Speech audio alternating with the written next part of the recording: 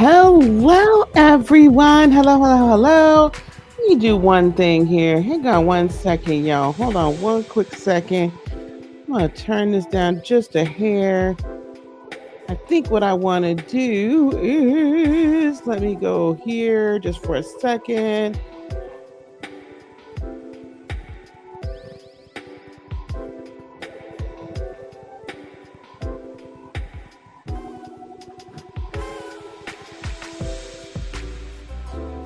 Okay, that's a little bit better. How is everybody doing today?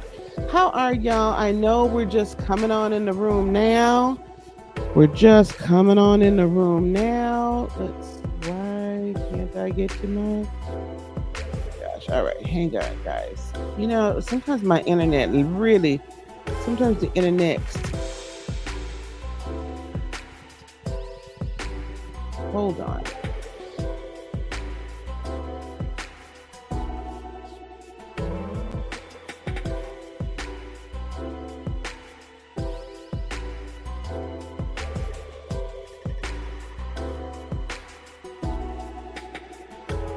Okay, so the issue now that I have, y'all, which is crazy, is it's acting like it does not want to let me. It does not want to let me turn my music off. All right, hold on, gang. I tell you what, we're not playing with these. We're not playing with this today. Hang on.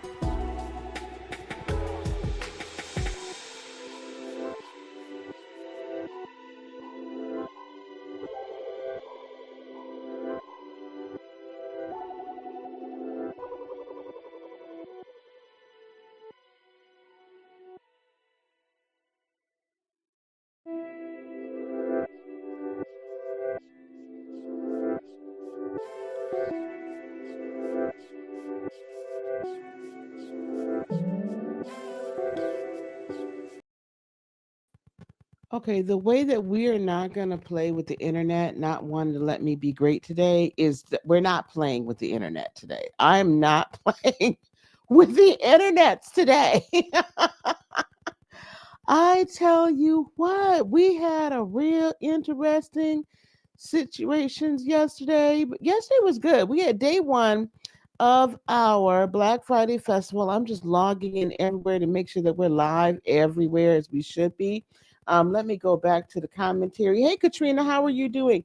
Listen, your service is not the best. Listen, why is the internet not wanting us to be great today? Mercury retrograde is officially over today for those of us who are, my Astro girlies, my Astro guys. It's over today. Okay, so we're not playing this. Oh, we're not playing this today. I tell you what, we're not doing it. So, anyway, here we go. Hello. I cannot wait for our passion pleasure coach Tamara to come on. Victoria, hello, darling. Hello, how are you? So I hope yesterday was really good for everyone. Let me just go on and make sure I'm live on all the internets. Let me do this because I be huge child on some of these internets. Okay, here we go. So, hello to X. I'm live on X. Let me go over to LinkedIn and make sure we are live. Yes, we are. Oh my gosh, it's working. Now, there's one more thing. Hello, Dr. Anastasia. How are you? Thank you so much for coming. Hello on LinkedIn. Who child? Anyway, so we are live, loud, live, and in charge. Let me try one thing. Are we willing to see if a girl can go live on Facebook? Let me see if I'm able to add Facebook to the mix here. Okay, we have a few minutes. For those of you all that were with me yesterday, I hope y'all had a great time. I hope y'all had an amazing time. And I know I did. I am in the middle of editing all of yesterday's interviews and everything like that. So, there's that. Now, let me make sure what's happening on my Facebook page because I think I was able to go live. It says we're live. It might not be letting me be live. Oh, cheese and rice. Oh, it says I'm live. Live now. Okay. View post. Am I live on Facebook? Oh, hi, Facebook. I am live. Well, there you have it. It let me be great. Facebook, let me be great. Be great. Come on over and join me for day 2 of the Black Friday Festival. Okay, and we're going to share it with everyone. Oh, I'm so happy. Okay. All right. Now, hopefully, LinkedIn will hold up and not act a little crazy.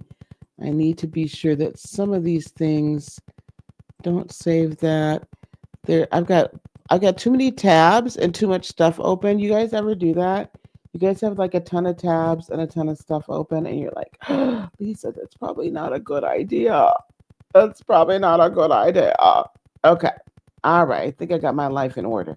Okay, let's talk. Let's talk turkey, shall we say? Let's talk what we're going to do today. So today, um, this is it's always interesting to me how things just kind of come together. I don't necessarily have a specific way that I put speakers in place for our events like this, and I let the speakers basically choose their days. And it's lovely how we are always guided, right? That we're always divinely guided to the topics just flow.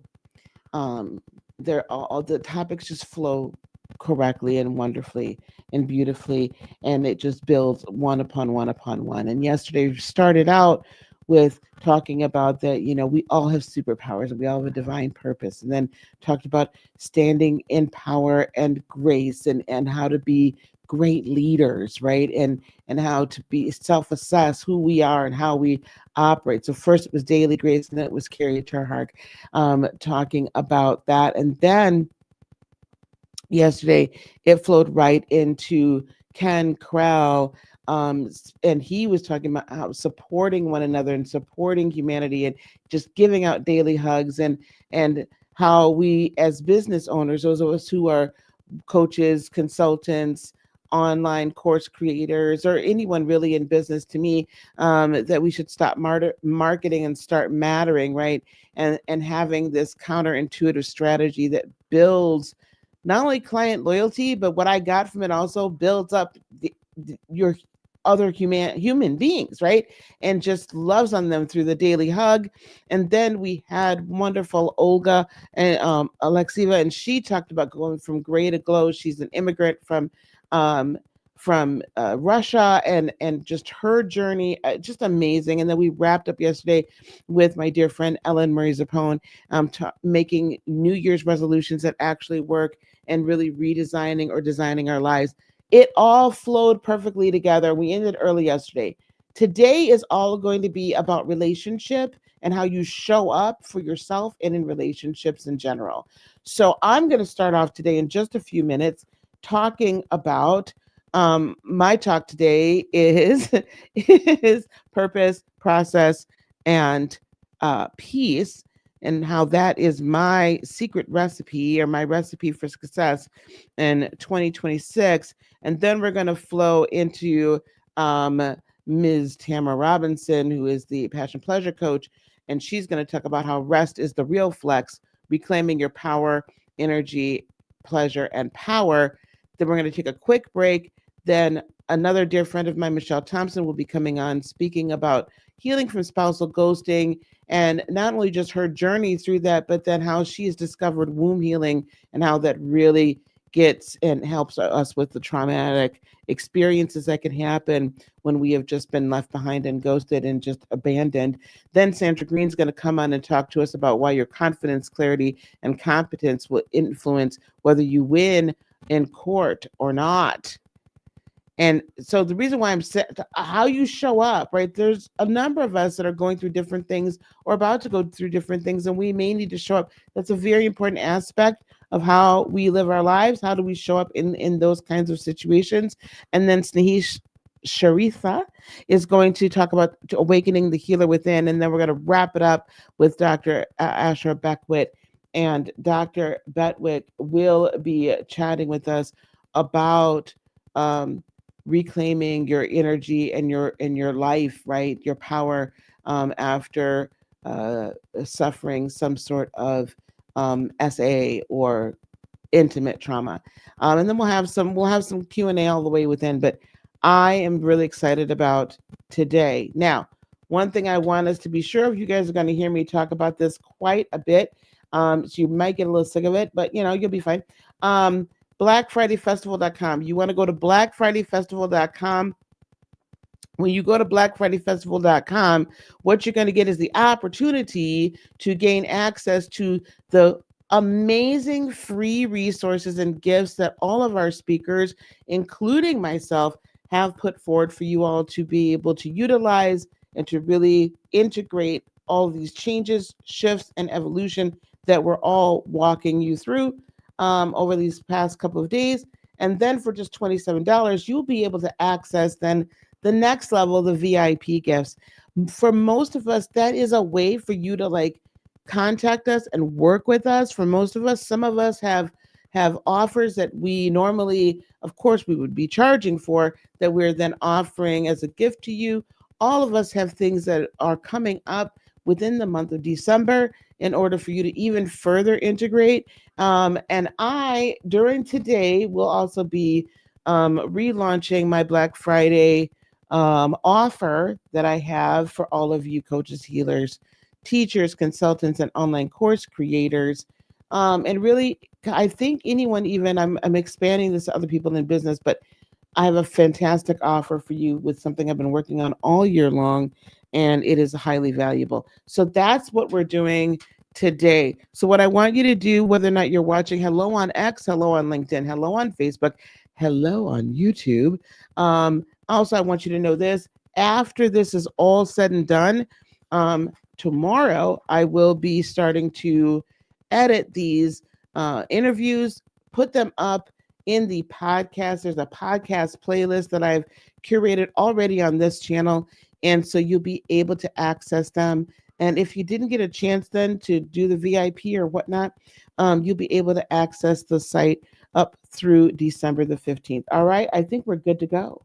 Let everybody know that we're here, please. Let them know that we are here. Let them know that we are live. Let them know that we are not only alive, but we are thriving. Let them know we're not just surviving.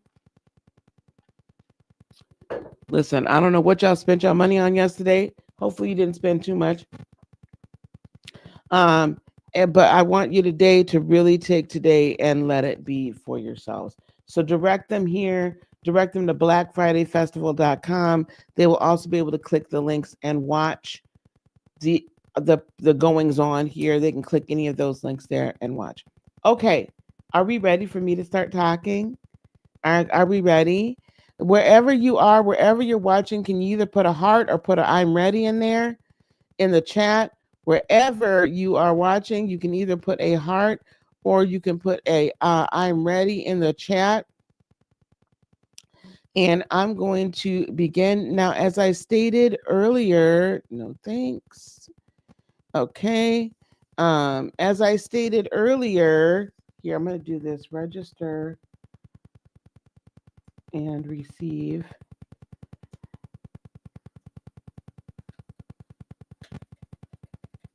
Register for the resources at https blackfridayfestival.com. Okay, so I'm going to put that here in this chat on YouTube, and then I'm going to pin that message. I don't know if I can pin a message here.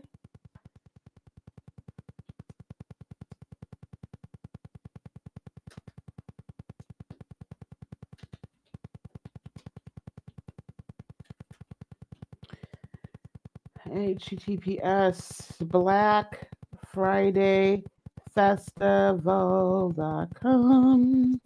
I don't know if I can pin a message on X. Oops, undo, Control Z, Control C.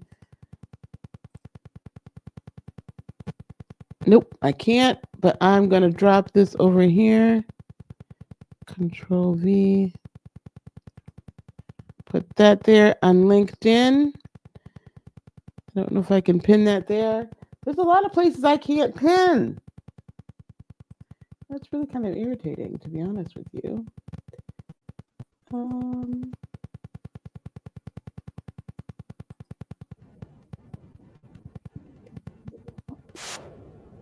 okay, okay, here we go. Okay, all right. That was a lot. Okay, you're ready. We're ready. Passion. Yes, the Passion Pleasure Coach says she's ready. Toshi, how you doing, darling? You're ready here? All right. Awesome, awesome, awesome. Okay, guys, let's chat, shall we? Again, my title of my chat today, let me put this in here. My talk title today is Purpose, Process, and Peace. That's what I'm talking about today. Purpose, process, and peace. That's what we're talking about today. Um, and that for me is my recipe or my guide to success in 2026.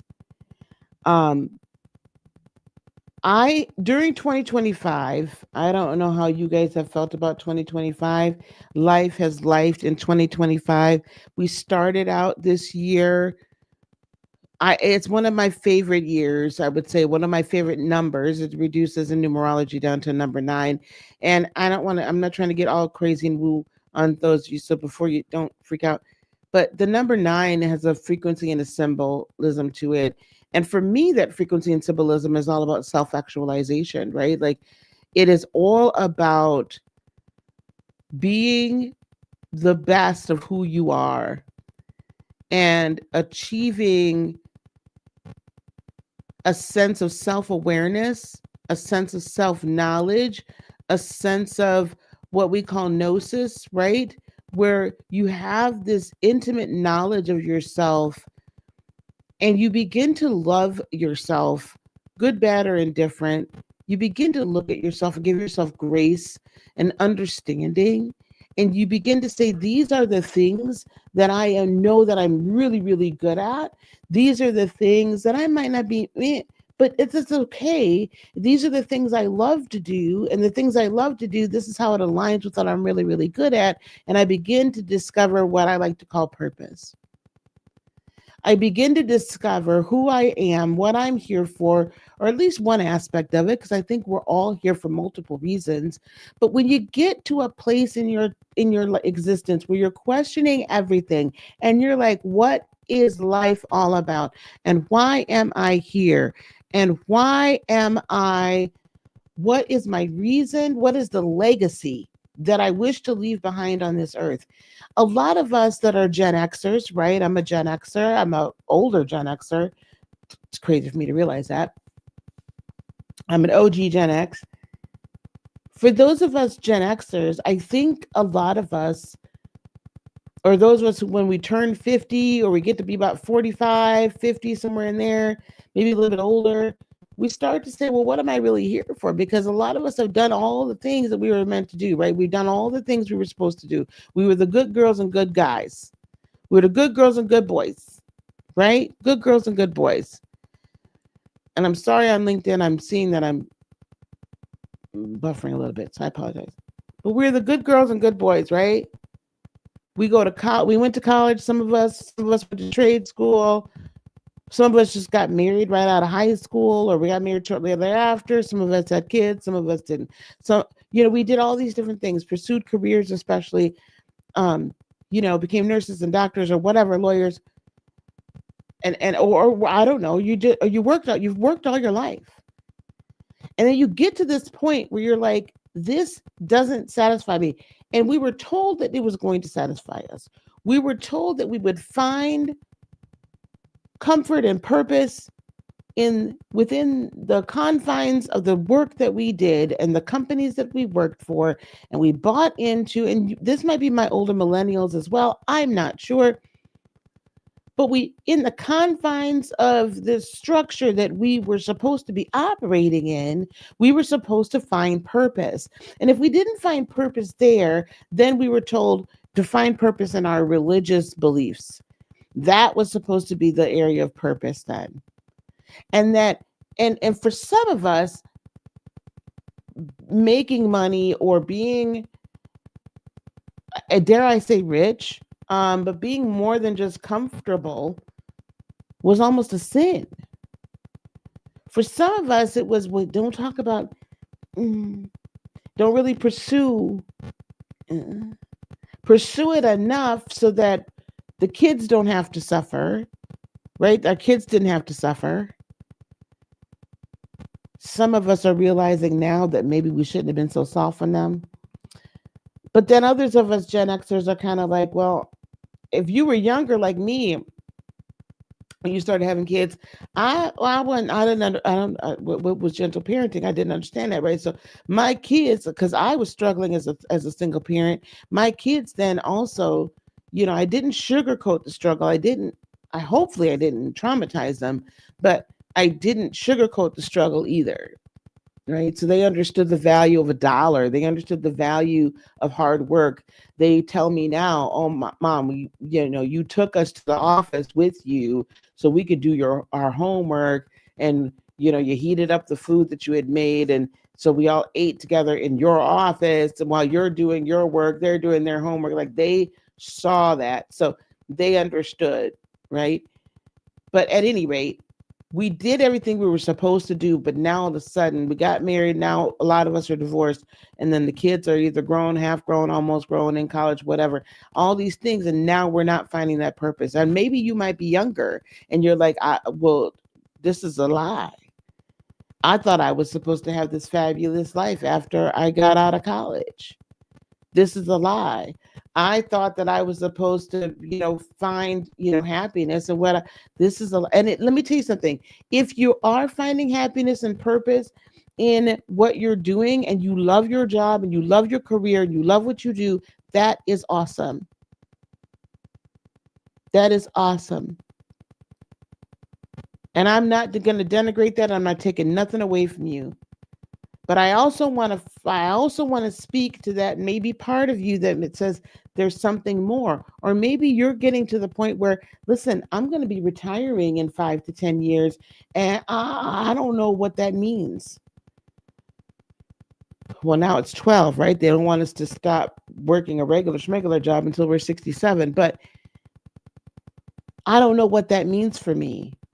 I've done all I can do. I've achieved all I can achieve in the midst of my career now.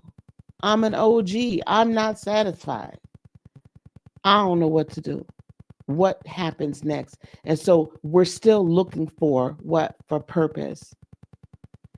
When I first, when I was younger, the first purpose that we were taught was, you get married and you have kids. So your mom and your wife, that's your first purpose. I go to college. Some of y'all that are in my age range will relate how we went to college in the mid to late 80s, maybe even early 90s.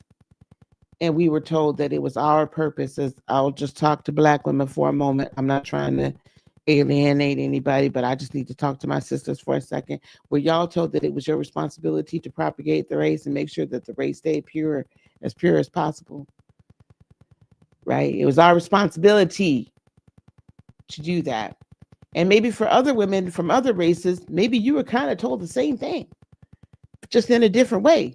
I was blatantly told that. But anyway, there's all this stuff that was piled up upon us that we were supposed to do. And so I thought that was my purpose.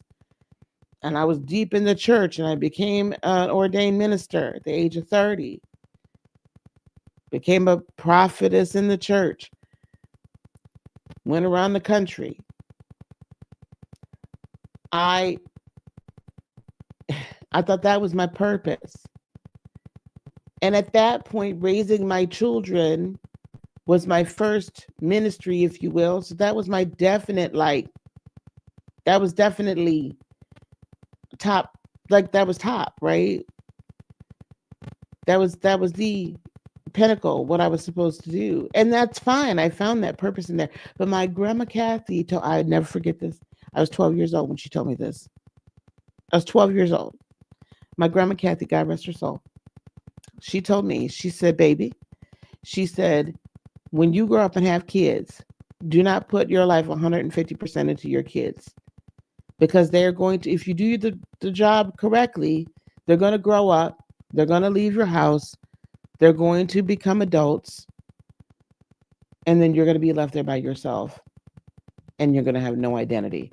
I'm paraphrasing the identity part because I'm sure she said it in a way that a 12-year-old would understand. But that's what I got from it. I would have nothing. I would be nothing because I would have poured all of me into them. Now, was she saying that because her youngest was getting married and all these other things were happening? Absolutely. However, I took that and I understood that. So I maintained an identity outside of my kids, but the kids were the first, right? And that's what I thought my purpose was. And then I thought my purpose was in corporate America as a sales and marketing professional. I used to always say that I was the kingmaker, because whoever I worked with became king. They became king of the hill. They were the best in sales. They had the best portfolio. They, no matter who I worked with, and no matter what industry it was, I was the kingmaker. And I used to say I was really, really happy just being the kingmaker. I didn't need to be out front. I didn't need to be this. I didn't need to be that. And I found purpose in that. I found structure in that. I found peace in that. I found all these things in that. And I was really good at helping create processes and procedures for other people to find peace and prosperity. However, there was always something missing. Do you know why I knew there was something missing? Because I was also the perennial entrepreneur. Honey, if you start naming different network marketing or direct marketing companies, I probably sold it. Everything from a very short stint to Mary Kay to Amway at one point. It wasn't Amway, it was something else that was their online version of that. Market America, Plexus, Leah Sophia, Pampered Chef. I think I even sold Tupperware at one point for a little while. I'm almost positive idea. Norwex. I was the one. That, I mean, I'm always, and almost all of them I was highly successful in. And what was the allure to doing that? The allure and the draw to doing that was that I did not have to trade what time for money, that I didn't have to work for somebody else. I was very good at what I did, but I did not want to continue to have to work for somebody else. I didn't find full fulfillment, even though I had a successful career across many different industries and many different companies. I did not find fulfillment in that career. I wanted out.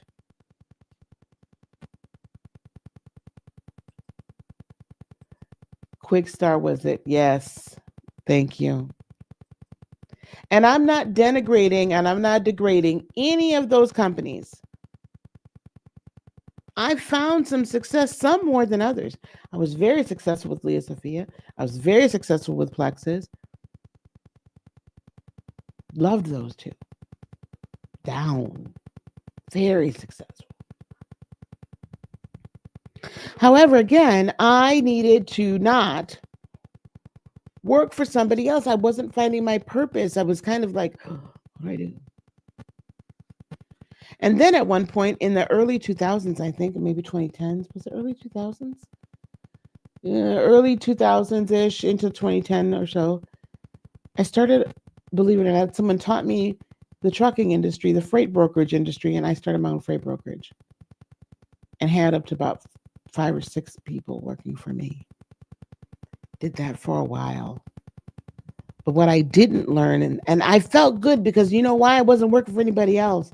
And I could do my sales, I could do my stuff, and I had people working for me, and it was great. It was awesome. It was amazing.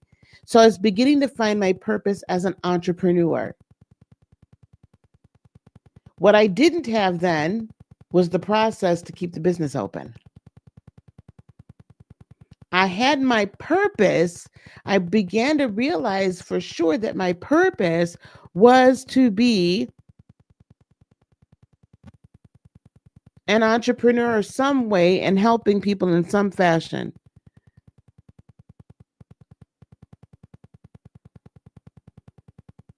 However, I didn't have the right processes in place in order to maintain that business. So, what was the result? I didn't find full peace. I didn't have peace. Nothing missing, nothing broken. We'll talk about that in a minute. So, I was beginning to find my purpose as an entrepreneur. So, I knew that was part of it. But I didn't have the processes in place in order to maintain that. What did that stint in entrepreneurship? It was about a year and a half, 2 years. I did it on my own. I was real. I listen. I was real good. We were making money. What I learned that I needed to be sure to have, first of all, yes, processes. I needed to have standard operating procedures, and I needed to learn how to be sure that I maintained a brand and continue to get business in the door. Now, yeah, this is going to be a little bit centered around business, but let me tell you one thing I want to put out here just so we're clear. One of the deepest, best, most thorough mechanisms for healing your soul, doing that dark night of the soul work, doing that shadow work, doing that inner child work, doing all the things that we talk about. One of the best ways to do it is to be an entrepreneur. You will uncover all of the ish and the garbage and the crap that has been implanted within you. You will uncover all of the myths and the limiting beliefs and how you were raised, how that affected you, and how society affects you, and how this affects you, and how that. You will learn that, and if you choose to embark on that mission, will grow exponentially and heal at such a fast quantum rate, it's not even funny. Because when it's you and you have to face your fears and face your purpose head on and go through the process of becoming a peaceful, nothing missing, nothing broken individual so that you can prosper, that's the fourth P I didn't put down. That's when you find success. Now, I'm I didn't find all this in 2025. However, remember, I said at the beginning of this, 2025 is a 9 year self-actualization, self-realization. 2025 is a 9 year self-actualization and self-realization. That's what we came into. Okay? That's what we came into. Now,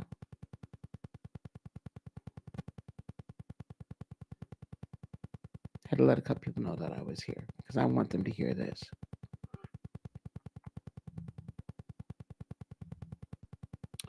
So, anyway, that was early 2000s, something, I think it was the knots, right?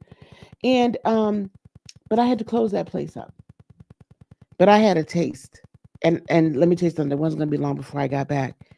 So then I go back into the career mode. I go back into work mode. I go back into sales.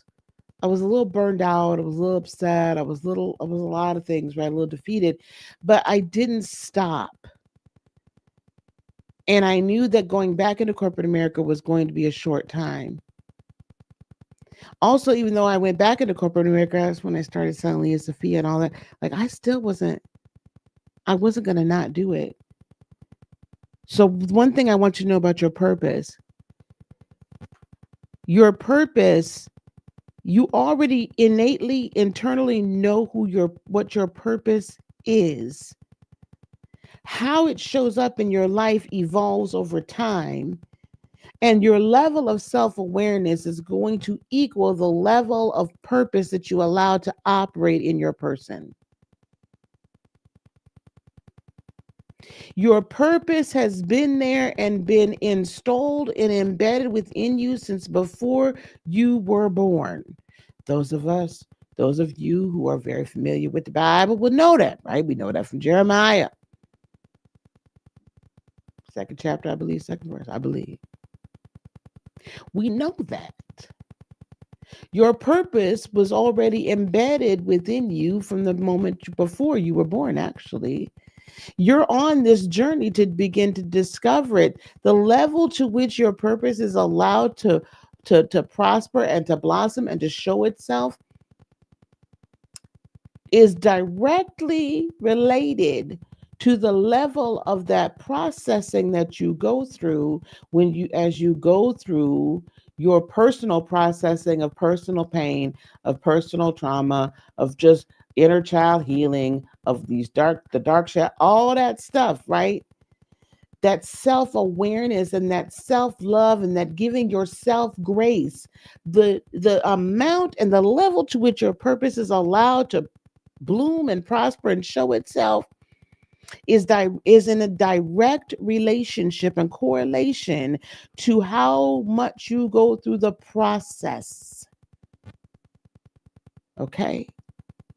Your prosperity and your peace is in direct relationship to how much of the processes you set up in order for your business or your purpose to provide for your person, aka your business, to prosper. Do you understand what I'm saying? I know it's early on a Saturday, and you know, those of you that hang out with me, I believe I heard mentioned before, I have been known to be behind the pulpit. So every once in a while, if I'm looking for my organist, I'm just going to need you to put that in the head. Okay. So if you're hearing me, I want you to say, I hear you today. Wherever you're listening to me, wherever you're watching me, I want you to say, I hear you today. Your purpose, right? And how much your purpose is allowed to prosper is in direct correlation to the process and how much you allow yourself to process your way through. Okay, that's in direct correlation. So I'm gonna fast forward. I went through a whole lot of stuff. So I'm gonna fast forward to when I got divorced for the second time in my mid to late 40s. Remember, I told you we would talk earlier about the fact that there's gonna come a time in your life and time in everyone's life where we are gonna have some type of a midlife or during life crisis. We're gonna have some crisis of purpose. We're going to have some crisis of why the heck am I here? We're going to have some crisis about what am I and what is going to bring me peace, nothing missing, nothing broken. What is going to bring me prosperity and abundance in every area of our lives, and how can I use my purpose in order to do that? And I also want you to understand this today. Your purpose, how it shows up in your life, is going to evolve deeper and become more revealed at different levels and different layers the more the process you go through. This is why being an entrepreneur can be and should be the greatest healing that you ever go through, because you are faced with all of the stuff. You are faced with all of the junk. You are faced with all of the myths. You are faced with all of the things that parents taught us, and they only taught it to us because they thought it was going to be our best. They thought it was going to do us right. They were like, okay, I get it. Listen, I need you to understand that you got to do this, that, the fourth, and the fifth. You got to get that. So But you got to heal from that too, because what provided you protection while you were growing up does actually hold you back now, because it's not what you need. It's not what you need. Now, I love this. I love that y'all are listening. I love that. Purpose, the reason for which something is done or created or for which something exists. Thank you. Thank you, Betsy. And prosperity, the condition of being successful or thriving, especially economic well being. Now, I'm going to take you then to the point where I get remarried. And I'm thinking this is for life, for the rest of my life. I'm in my mid 40s. Like, this is for me. My kids are grown. Everything is fine. And I do what I'm supposed to do. Remember, we do what we're supposed to do until it then don't work. And then we're like, well, what happened? And all of a sudden, one day I had nothing.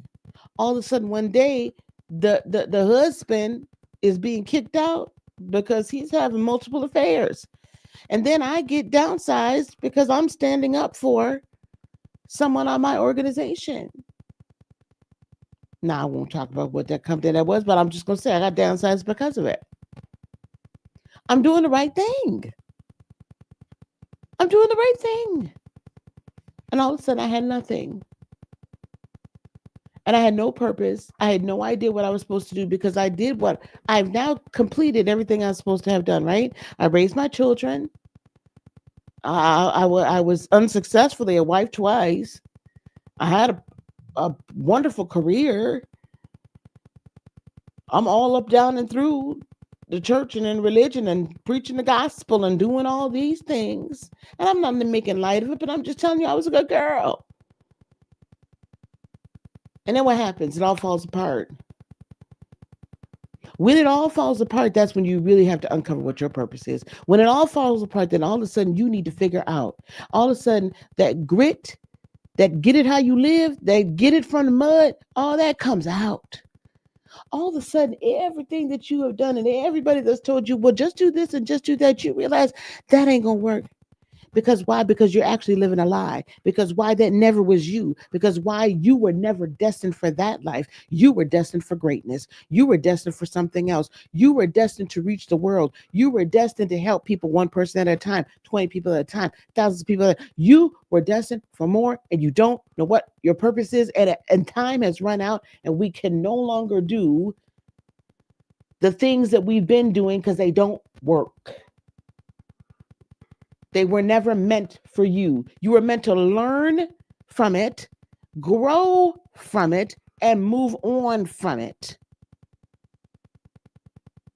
That is the moment that you have to decide. Am I going to push forward? Am I going to be brave enough to go within and then come without and decide what my purpose is and say, you know what? I want to build something nobody else has built. I want to build something that's based on me. I want to build something that's based on my greatest gifts and abilities and my lived experiences and my wisdom and my all of these things that I have been given and bestowed. Am I ready to do it, or am I still going to go back and go do what's safe and go back to the matrix, as they say, and just keep on back there? That's when are you going? So 2025, I'm going to go back to 2025 again. 2025 was a 9-year, and we started this year, and I was all like, yay, it's going to be fabulous. Awesome. Blah, blah, blah, blah, blah, blah, blah. Okay. Little did I know that the year of self-actualization was going to be one of the years of deepest growth and most challenges. And I had to decide in this year, who was I? And was I going to finally, really, honestly, completely choose me? Now, I didn't think I was going to go here today, but I'm going to go here today. For some of us, choosing me means that we have to leave We can't carry everybody else, family or dear friends, on our back and carry them across the finish line. Sometimes I don't know whose mama I'm speaking to. I might be speaking to myself. So if I am, that's okay. But mama, let me tell you something. You can't carry that baby. You carried that baby for 9, 10 months. That was your extent of carrying. Okay. You raised the child. You made sure the child, that child now walking, talking, laying down, they're doing everything. You can't continue to carry that child on your back because it's now time for you to step into your next chapter, your next level, the next area. You can't do that if you're burdened down because you won't let the child grow up to be the adult. That might have hurt. I'm sorry, not sorry. Okay. You can't carry your friends. If you are already a coach, a healer, a teacher, a consultant, or an online course creator, you can't carry your clients either. They got to put in, they have to put in effort. We can't carry them. Can I tell you something that for the first few years of my business, of my business strategist business, what I'm doing now, I've just celebrated my 5th year in business. Only 11% of businesses make it to this point. Only 11% of all businesses make it to 5 years. I'll be 5 years full time in February. Only 11% make it there. Less than half of that 11% ever generate $1 million worth of revenue I have. I'm here. And I'm telling you what happened along the way so that you don't hit them same bumps. We, as coaches, healers, teachers, consultants, strategists, we can't carry our clients across the finish line either because you're disempowering them. Once they discover their purpose, once you go within and say, this is who I want to help, and this is how I want to help, and this is who I'm meant to reach, you got to institute a process towards peace and prosperity. You cannot do it just willy-nilly running around. You cannot do it either just going, I'm going to go to this free thing, I'm going to go to that free thing. You can't do that. You have to invest in creating processes and procedures. You have to invest in yourself. You have to invest in the dream. In order for the dream to become a material being, in order to give birth to it, it takes what? It takes a fertilization of the egg. It takes a process of incubation, and then it takes a process of birthing. Those are processes and structures that have to be instituted all along the way. The problem is we have these dreams and we think that somehow, poof, the magic dragon, and I'm going to bippity boppity boop and just wave my magic wand, and all of a sudden it's here, that I ain't got to put in any effort. I ain't got to put in no time, sweat, tears, and I ain't got to put in no money. That's a lie. There is a process through which everything happens. You also are not going to reap. You cannot reap a harvest that you have not sown into. You cannot reap a harvest that you've not sown a seed for.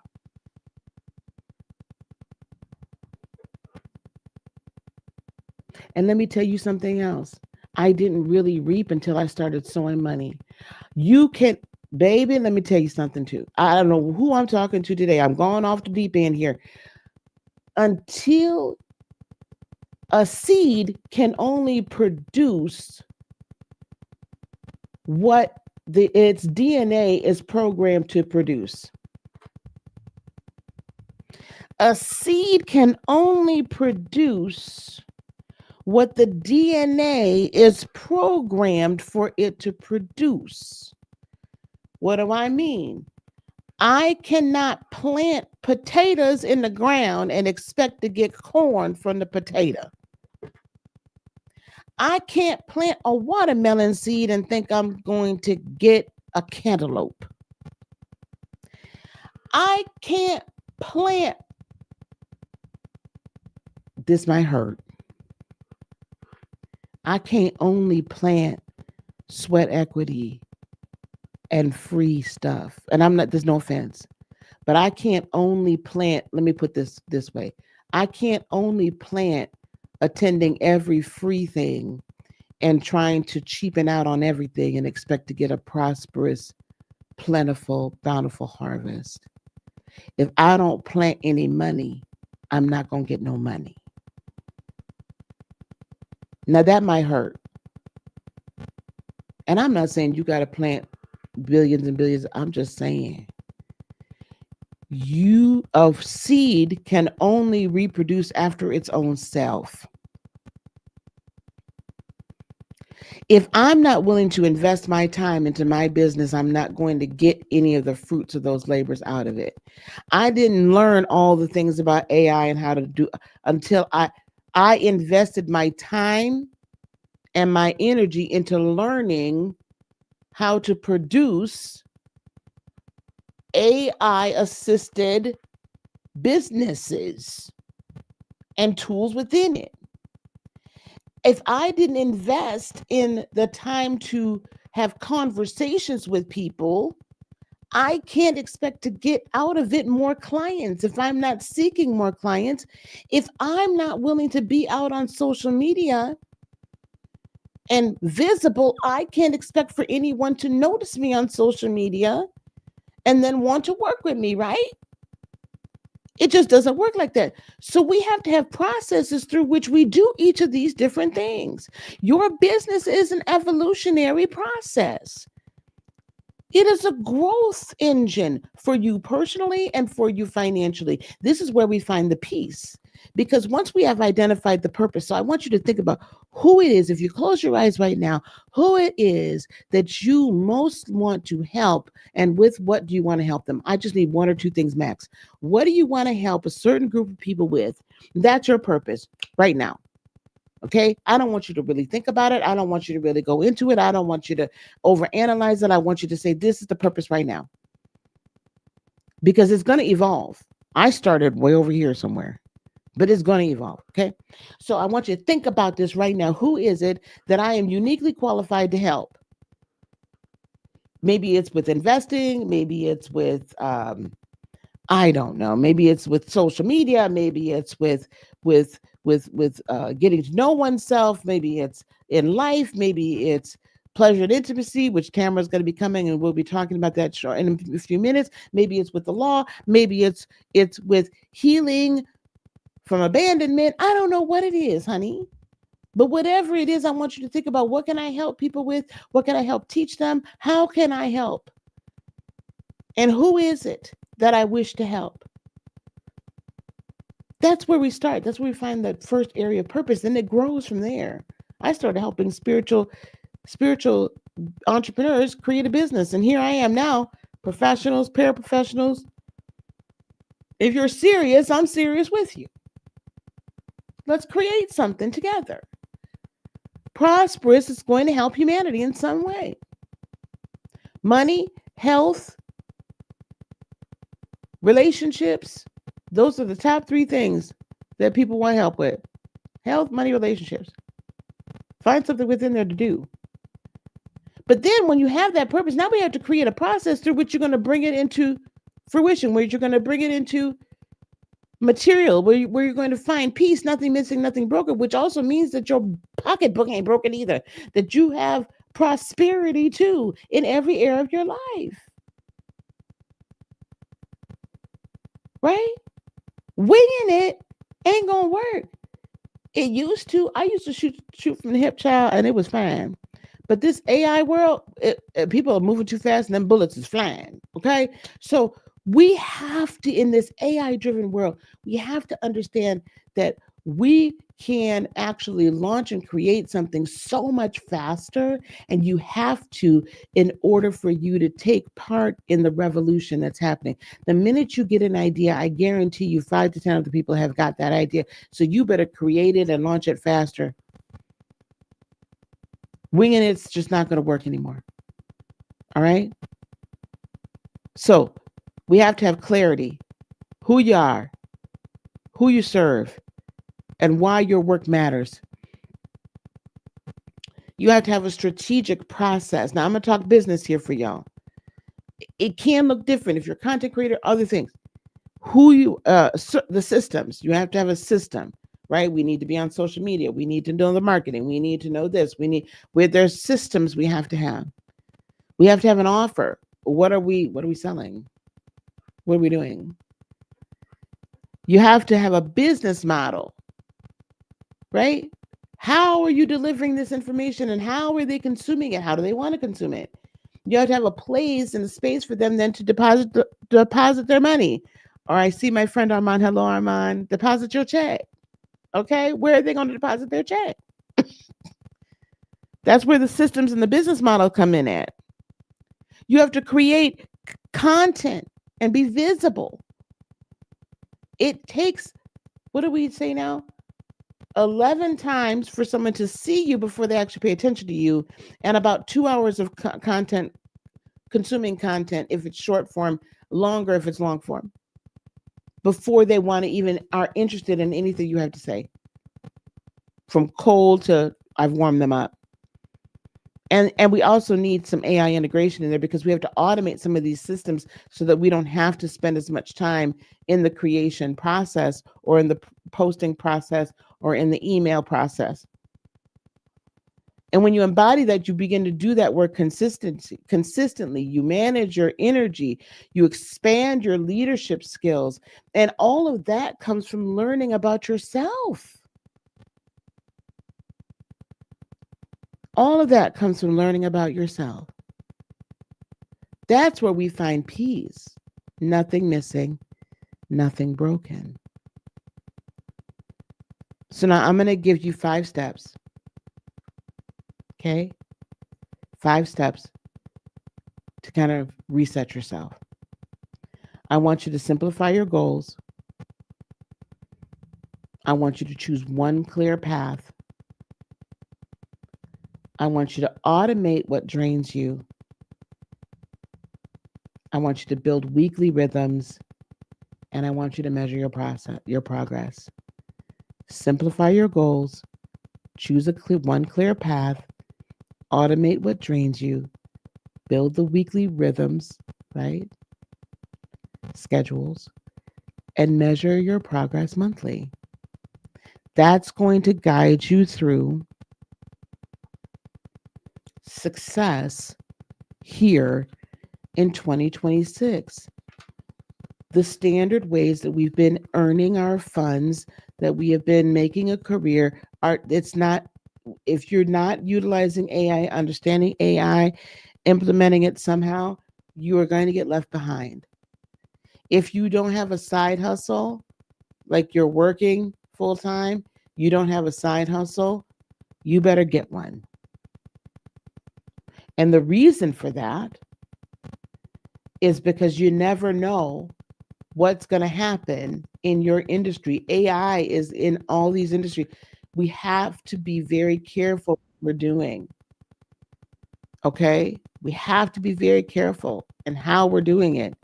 And we have to learn how to automate the things that can get automated so that the human aspect of who we are can flourish. The human aspect. Because there's one thing AI can't do. AI can't speak for me and get and convey the energy that I'm conveying to you right now. The AI can't listen to their higher self, and right? There's a connection, a human connection that AI will never be able to replace. That being said, we still have to understand how AI is going to change our world. And we still have to implement it. But the more that we hone in on this 5-step process, the greater our peace becomes. Because we're so clear on what we want to do, we're able to say no.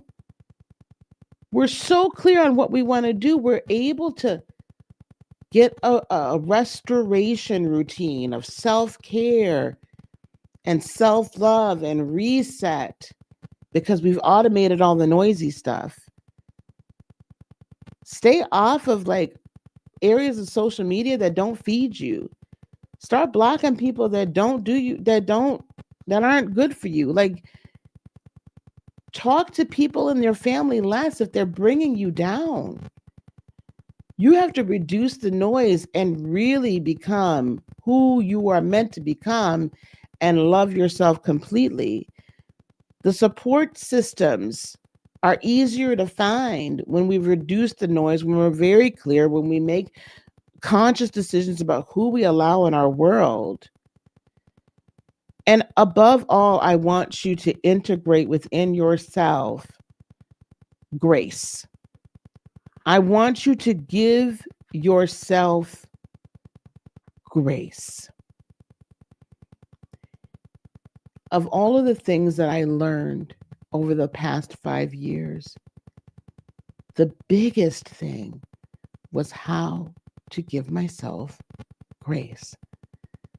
The biggest thing that I've learned in this last year, which it's been a good year, don't get me wrong, but I think it's been one of the toughest years, not necessarily just, not necessarily financially per se, but because I've realized that some decisions I make and some people I have in my lives and some people that I supported, or how much I give and how much I give to others is directly affecting my own peace, which then negatively affects my prosperity.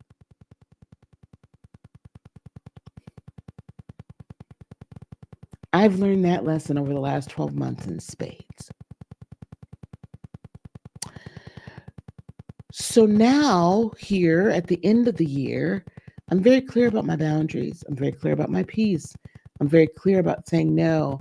I'm very clear about, I don't know if this particular type of client is right for me.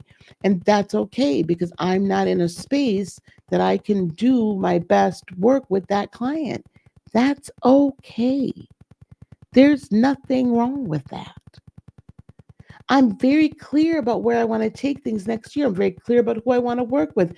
I'm very clear that it's okay for me to want to work with people who have a high ambition quotient, a high AQ, that they're motivated, that they're like, yes, this is what I want to do. I'm fine with that. And it's okay for me to say that. And it's okay for me to acknowledge that within you. Right? So being clear about where you're going and who you want to, and all of that, then allows you to be so much more empowered and allows you to move in a way that you've never thought you could move before. And the vision that you see, then it's so much easier for you to implement it because you don't have all the noise. And so at 2020, and at the end of 2025, now coming into 2026, I can finally say, I'm at peace. I'm at peace with myself. I love myself. I'm at peace with the direction that we're going. I'm at peace. Nothing missing, nothing broken. And that paves the way for great prosperity in every area of life. So I want you guys, I love Betsy. Simplify your goals, one clear path, automate what drains you, build weekly rhythms, measure your progress monthly. The number 5 is the number of change. The number 5 is the number of change. That's why I gave you 5 things. Okay? And no side hustle. You might need one for 2026. Now, I have one other thing. I want to remind everybody here. Thank you guys for being here. I appreciate you. Love y'all. Go to blackfridayfestival.com. There you'll be able to register and get my free gift, which my free gift there is the Launch Clarity Coach. And so if you've been thinking about having some type of a business, but you're just not quite sure what, and you're just not quite sure who, that's going to take you through the top 3 things that it's going to give you a choice, right? It's going to take you through a niche clarity so you can make that decision, create an offer clarity, right? So that you can create a clear offer, and then what should your next steps be? So you'll be able to go through that 3 times and get these different answers. And I'm going to send you via email the results of that. And then you'll also be able to schedule some time with me. If you do the VIP, when we go to blackfridayfestival.com for $27, you also get access to the gifts that are worth hundreds of dollars. And mine is Soulful Specializations. It's a 2 hour in-depth workshop that also has an accompanying workbook. Others are scheduled time with them. It's just a wonderful, all of my speakers have been great and offering that. blackfridayfestival.com. The one thing I do want to tell you guys, I haven't had a chance to even tell anybody this or very many people this. I am having a Black Friday special, believe it or not. We have, let me find it here. Here we go.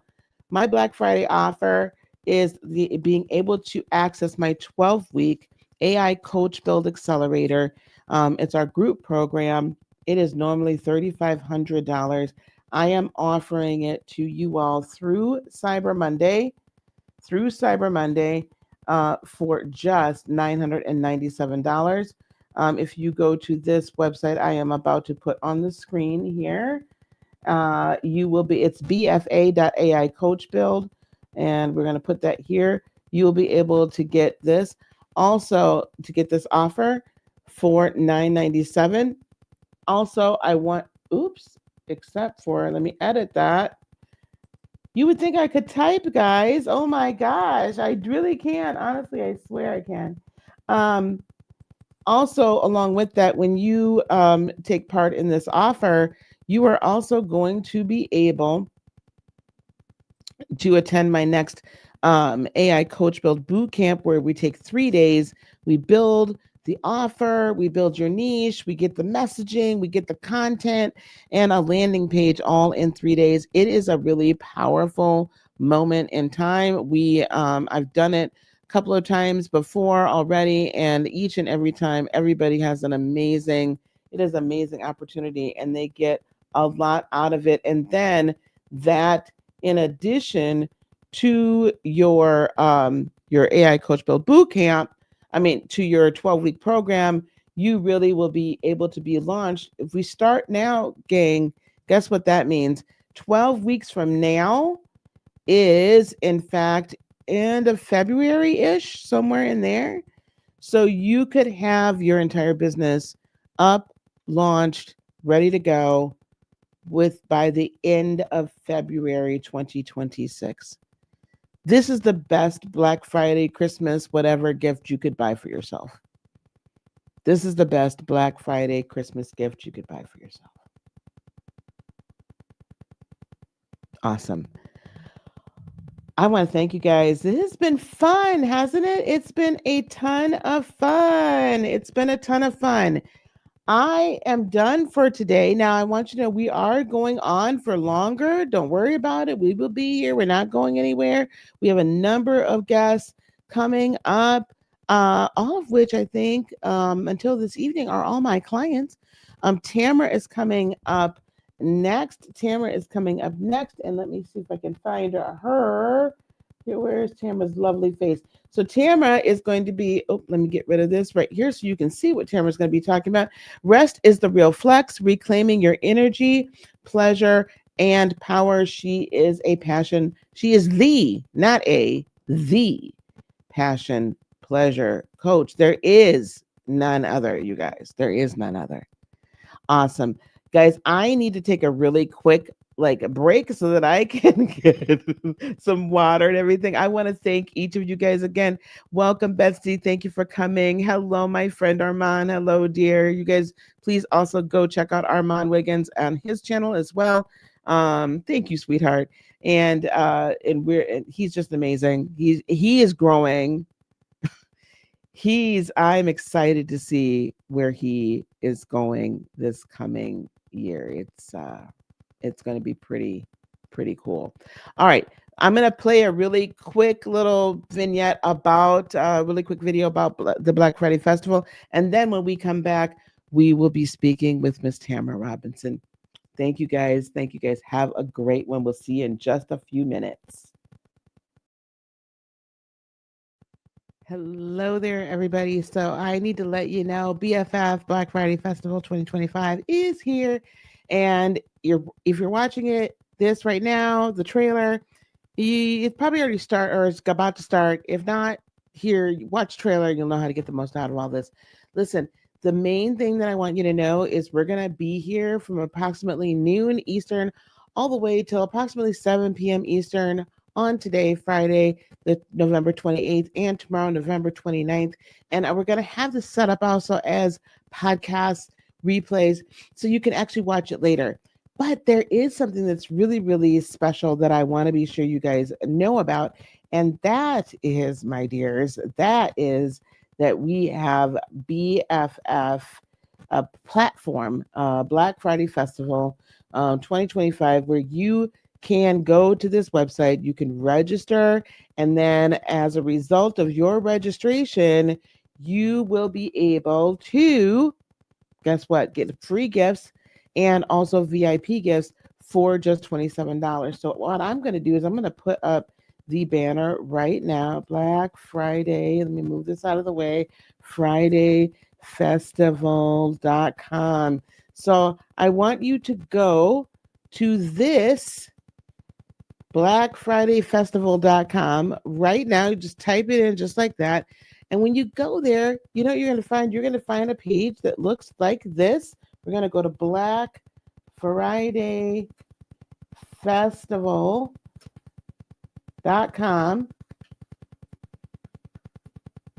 And let me show you what you're going to see when you get here. You are going to see this site.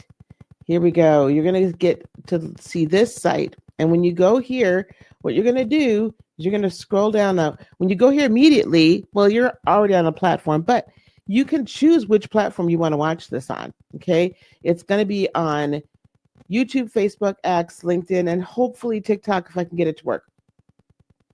Now, then what I want you to do is click the Join BFF 2025. Okay.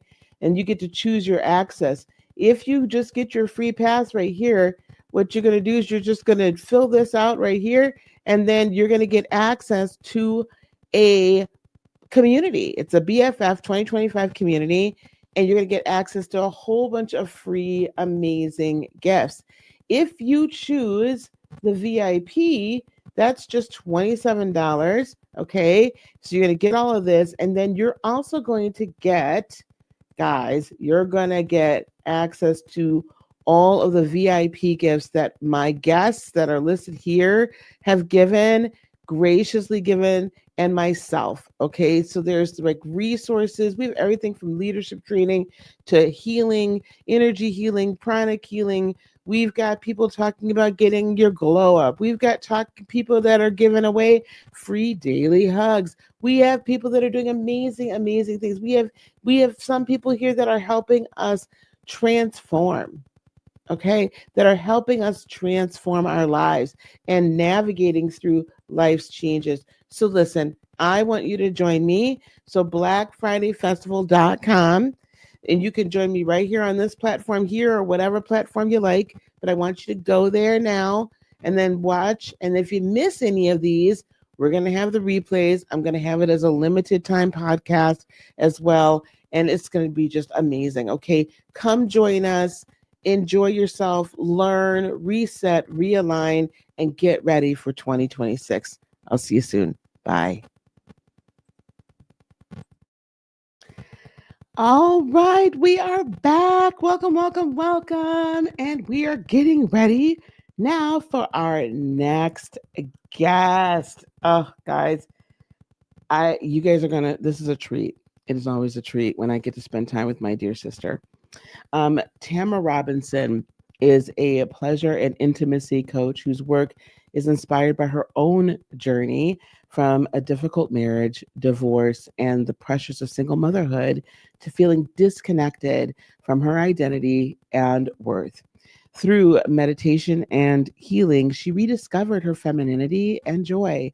Now, as a relationship and intimacy coach, she helps women over 40 uncover what's been blocking their intimacy, pleasure, and emotional fulfillment, guiding them back to a life that feels soft, grounded, and deeply aligned please welcome my very dear friend Tamara Robinson to the stage. Hi. Hello. Hi. Hi. I'm so happy to be here with you today. Oh, I'm so glad you're able to come. This is just amazing. It's Yes. always fun. Listen, guys, I'm going to warn you right now. We are the Giggle Twins. So, They're gonna get a sneak peek into our one-on-one oh sessions. my gosh, I hope y'all are ready for that. We are the Giggle Twins, but we always have a wonderful time. And Tamara is a fellow Gen Xer. Um, Gen X. she is. Gen I X. always, when this is, it's like, is this Wakanda or X? Okay. Oh, Um, Wakanda. Yeah. Sorry. I guess this is Wakanda forever. Okay. Um, this is the problem. But we're going to talk about something that we typically don't talk about, right? Especially, I mean, we just typically don't talk about this. We don't talk about intimacy. We don't talk about pleasure. We just don't talk about those things that are not supposed to be spoken of. And I have had the pleasure of working with. Has it been 2 years now? Almost. It's going on three, Two close years. to. Mm-hmm. 2 years. On this journey of creating something amazing, and 2026 is shaping up to be really her year. So, Tamara, first of all, again, thank you and welcome. Um, I What inspired you to come at this level to from this aspect today of talking about this idea that rest is the real flex? Well, first I want to say hello to everyone. Thank you. Thank you, Dr. Lisa, for having me. And I loved your talk. I enjoyed it so much. And I'm like, there's so many more things that we have in common to share, to talk about. but You know.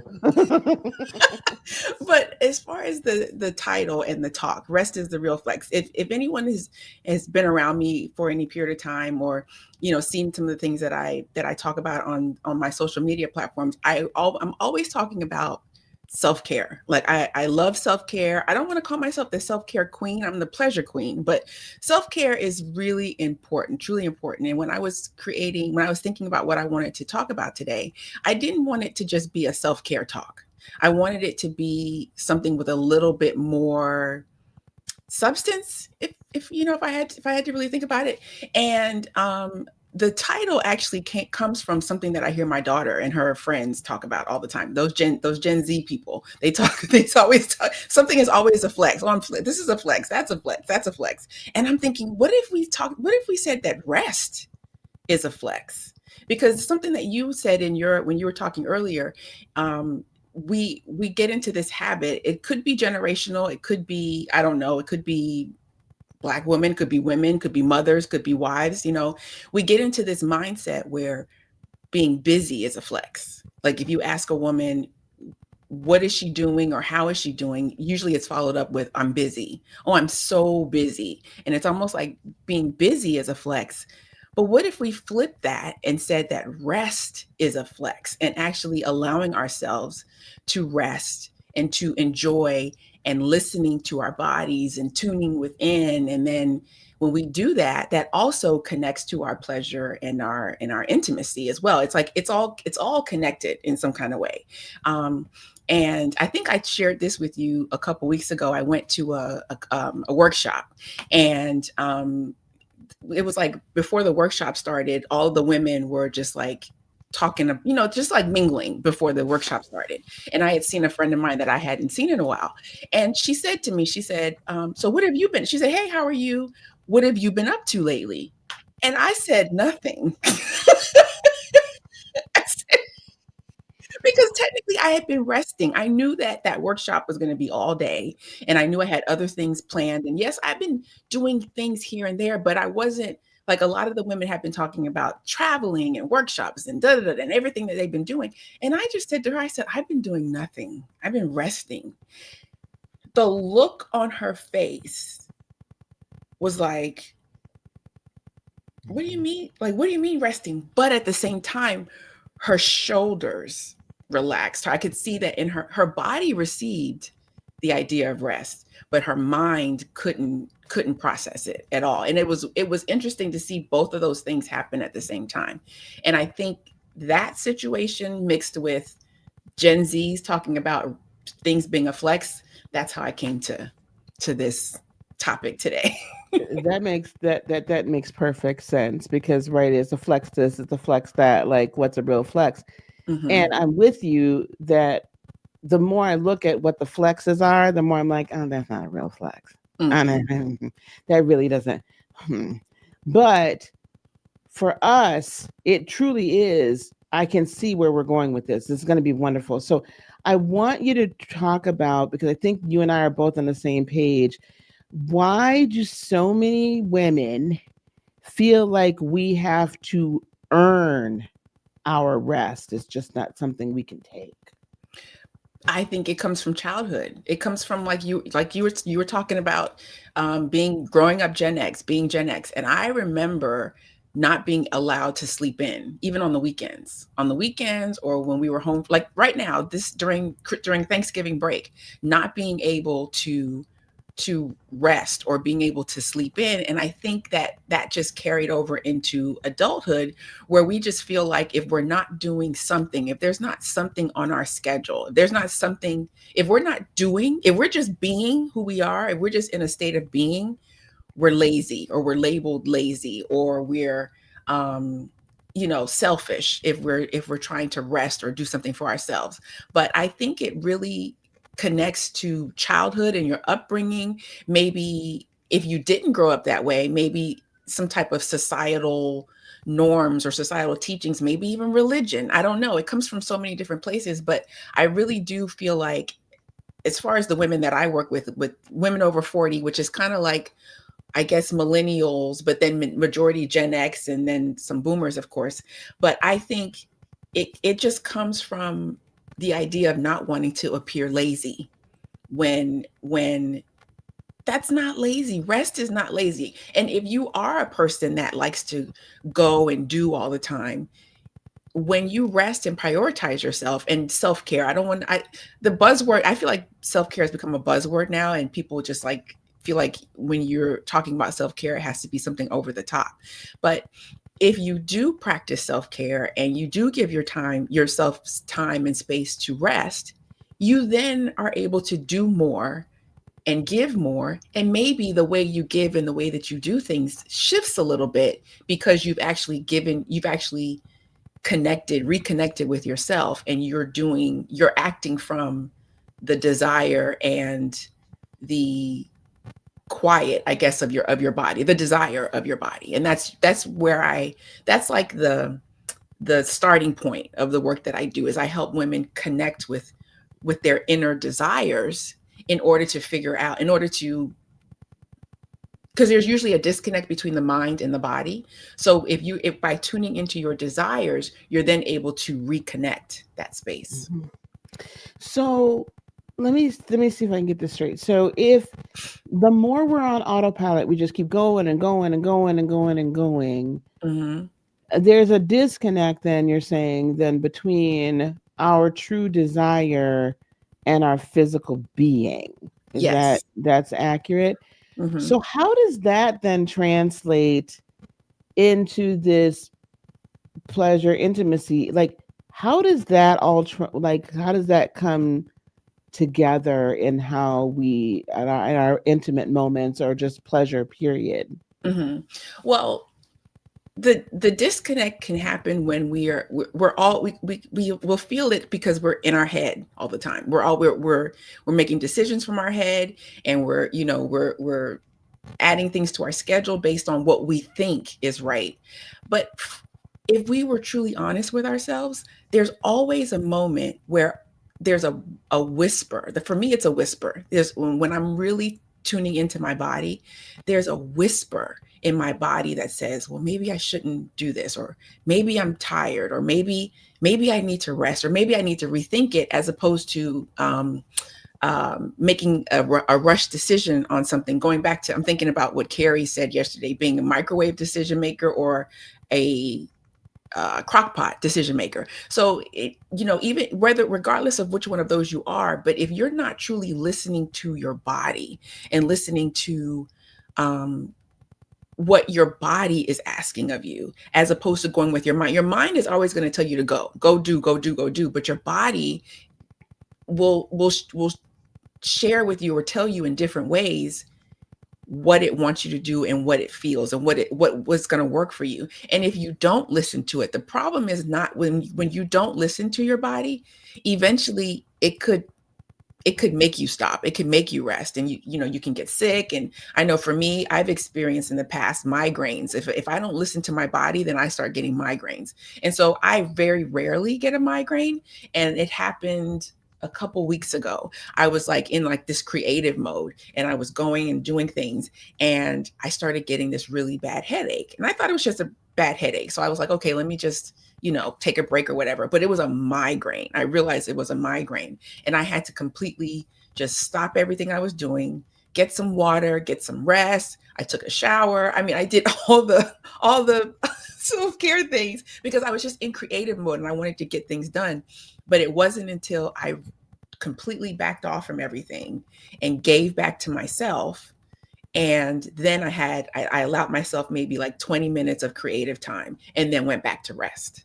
So Mm. the disconnect with the mind and the body and how it relates to intimacy is it's all connected, because when it comes to pleasure and intimacy, what I'm hearing from women that I've worked with, and then comments that I get on social media, is that um they're not enjoying pleasure, or they're not enjoying intimacy, or they don't even know what they want. And it's because they're in their minds, they're in their head the entire time. They're thinking about dinner, or they're thinking about the kids, they're thinking about work, they're thinking about whatever, as opposed to really tuning into what makes them happy and what pleases them. The only way for you to be able to share that with your partner, if you have a partner, because I don't just coach married women, it's also single women as well, because the only way that you can share that pleasure and intimacy with another person is if you know what it is that you want for yourself.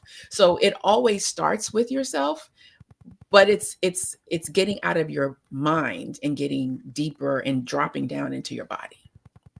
So I thank you for saying that, because what I think people need to understand, and I began to figure this out or learn this in working with you, is that the the intimacy in the boudoir, Yes.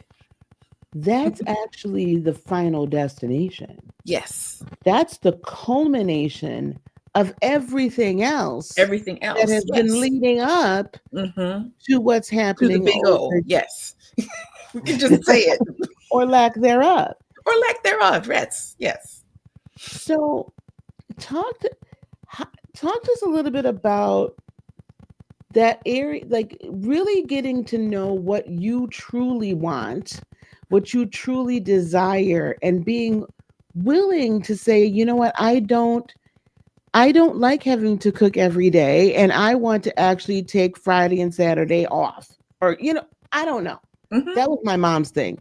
Friday Yes. she didn't cook. Hmm. Okay, that That's was me. just Yeah. the thing. Friday and Saturday, I don't cook. Every man for themselves.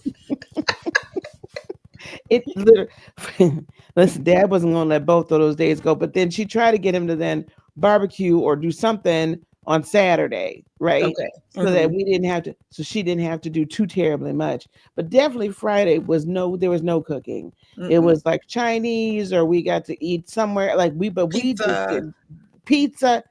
turkey sandwich. There was no cooking involved. Right. Okay, at all. Hmm. So talk to us a little bit about this concept of slowing down enough so you can actually listen to yourself. I know for some women it's difficult. That's a difficult thing to do, because we're pre-programmed to be on autopilot. We're pre-programmed to be in our minds. We're pre-programmed to not think about ourselves. That's probably the bigger thing, is making yourself a priority. And Mm. actually, I like to say I put myself number one on my priority list. But for some women, they're not even on their priority list at all. So first we've got to get you on your own priority list to take care of yourself and to think about yourself. And then as you climb the steps to getting yourself at the top of your priority list, then we can get into how that then affects your pleasure and your intimacy, when you're in that moment, when you're with the person, or even by yourself. We don't and sometimes we don't want to talk about, one on, intimacy by yourself. Maybe we won't talk about that today, but it's important. And even if you're with a partner, even if you have a partner, exploration of yourself can help with your intimate, can help increase the intimacy in your relationship, because you have to know what pleases you in order to know how to ask that person for that pleasure, or how to ask that person to join you in that pleasure. And Mhm. I think also women have to be comfortable with asking for what we want, because I think this is another Gen X thing too, the seen and not heard generation. Like, we didn't we weren't supposed to talk, we weren't supposed to question authority, we weren't supposed to ask for anything. And so because I coach women over 40, that same mindset is there. And when you can get to the point where you can not only know what you want, but then ask for what you want, or even, I mean, for some people, this is difficult. If your partner is doing something that you don't like, letting them know in a nice way, I don't like this, but what if we try this? Or what if we do this? This hurts me. I would prefer if you did it this way. Some women aren't enjoying pleasure and intimacy because it's painful, and they may not know why it's painful. So, but I'm just gonna say it. If you don't practice self intimacy, then you're not gonna know you're gonna always Mhm. equate pleasure and intimacy with pain until you understand how your body works. And that just means, and I'm not always saying that it's always sex related. Sometimes it's just being comfortable with your own body. Like, when I ask women to meditate, sometimes I'll say, put your hand on your chest and put one hand on your belly. And for some women, that's uncomfortable to even to touch yourself that way. So when you can tune into your body, you can have a deeper understanding of not only what you want, but then you begin the process of uncovering why certain things are uncomfortable, and why certain things don't feel pleasurable to you, when your mind is telling you it should be pleasurable, but your body is rejecting it. So that the only way to understand that is when you get deeper into an understanding and knowledge of your body. What I'm finding interesting is, here's the STEM side of me, right? Okay. What is Stem the hat. chicken or the egg? Where's the I love it. chicken? Which is the chicken? Which is the egg? And does it matter? So, is it like kind of a unfortunate cycle where, because we are completely unaware of and disconnected from what gives us pleasure in every other area, or what we desire in other areas of our lives, then we have disconnected this area as well? And or so, is it this first, then this? Is it this first, the sensual side, and then where do we start with this? Mm. That's interesting, because it's probably a little bit of both, depending on the person, because I a lot of my work somehow always goes back to childhood. Whether you had a great childhood or you had a difficult childhood, a lot of the things that we do as adults goes back to childhood. And you may not realize it. You may not realize it now as an adult, but sometimes the programming that we've experienced, or it could even be a trauma that was experienced, not always, but it could be something that you experienced in your childhood that caused your brain to reset.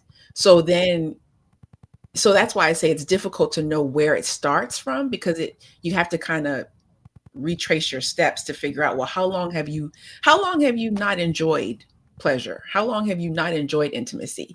Is it because of something that you were taught? Were you raised in the church and you were told that sex is wrong? Mhm. Were or did you just have a bad marriage, or did you just have a stressful day, and that stressful day at work caused you completely change the way that you view intimacy? Because whether we realize it or not, everything around us, everything that we do on a daily basis can affect our intimacy. It's hard to explain it, but because intimacy is mainly in our bodies, if we're disconnected from our body, if we're in our heads too much, we're not even enjoying it. And then another thing that I've heard women say a lot is that I didn't even think about is that a lot of women are just numb. And being numb is not necessarily, it's not like you're not feeling anything. It's an awareness of the feeling that should be there, but you're not feeling it. So not being numb, if a woman tells me that she's numb, I said, okay, that's good because we have something to work with, because we got to now uncover where that numbness came from and how to begin the process of replacing that numbness with some sense of feeling, but also understanding why you're feeling numb. So that's why I say it depends on the person as far as like the chicken or the egg But standpoint. it's interesting that one could create the other. Yes. You know what Hmm. I mean? Like, it's, to me, that's extremely interesting that one could create the other, and it doesn't necessarily have to be one or the other. But then again, okay, so now let's take it to the next level. So we're so busy doing for everybody else Hmm. that this feeds out, directly, like I knew it would, right after what I was saying, is that you don't even know what really makes you happy in the workplace or what makes you happy in general in life. So how can you be expected to know what makes you happy in the In bedroom? the bedroom, you don't know. And it also connects to, just thinking about myself, it connects to when you connect with your femininity, like you mentioned in the beginning, that the work that I do, or the reason that I'm connected to it, is because of my own experience. And I knew Mhm. that I was completely disconnected from who I was as a woman. Like I had the title of wife and mother and, and employee and then business owner, but I did not know who I was. I didn't know who Tamra was. I didn't know who I was as a person.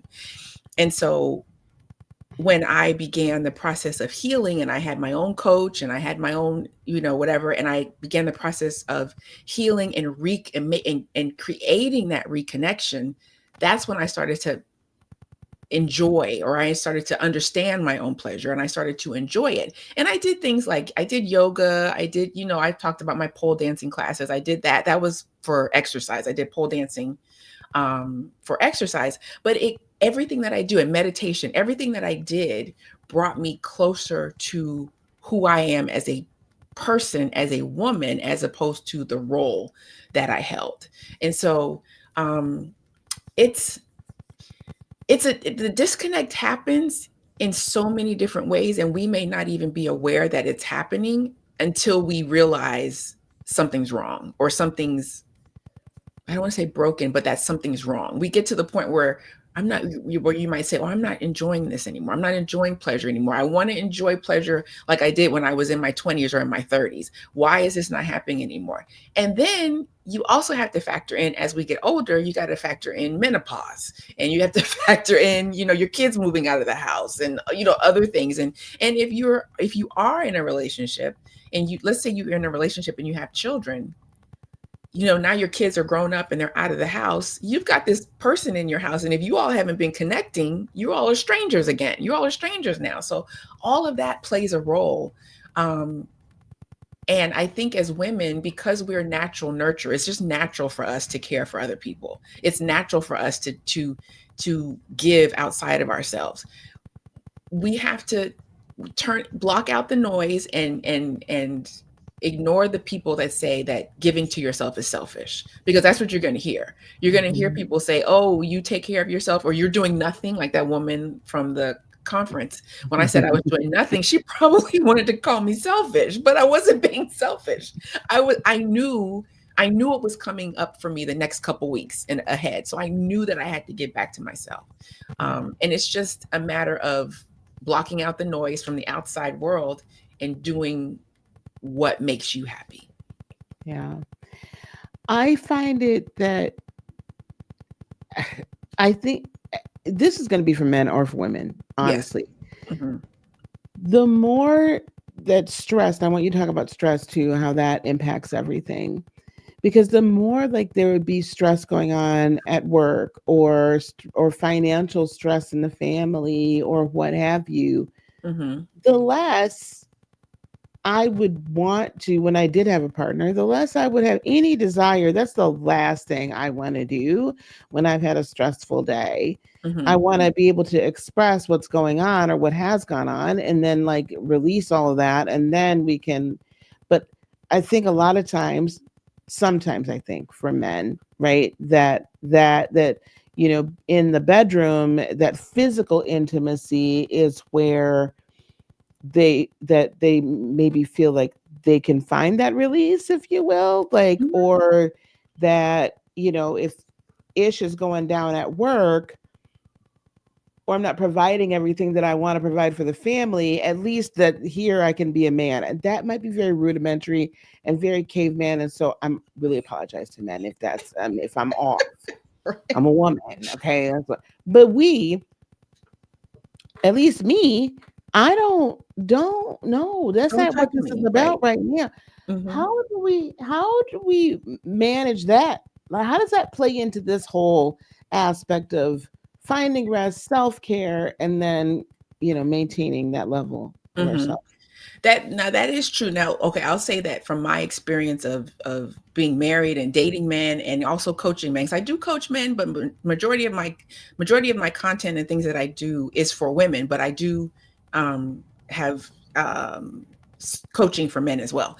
Mhm. And I'm thinking of a particular situation where um, there are men who, like you said, intimacy is a release for them. It is an escape for them. But if their partner is not on the same page, and majority of the time, if there's that amount of stress where the man needs that as his release, the woman is also experiencing that same stress, and that release is not what she wants. It's not, it may not be that she doesn't want intimacy, but she wants it in a different way than what he wants it. Like, she doesn't want to just, okay, let's go in the bedroom and just get it over with and let me have my release. She doesn't want that because her body's rejecting it.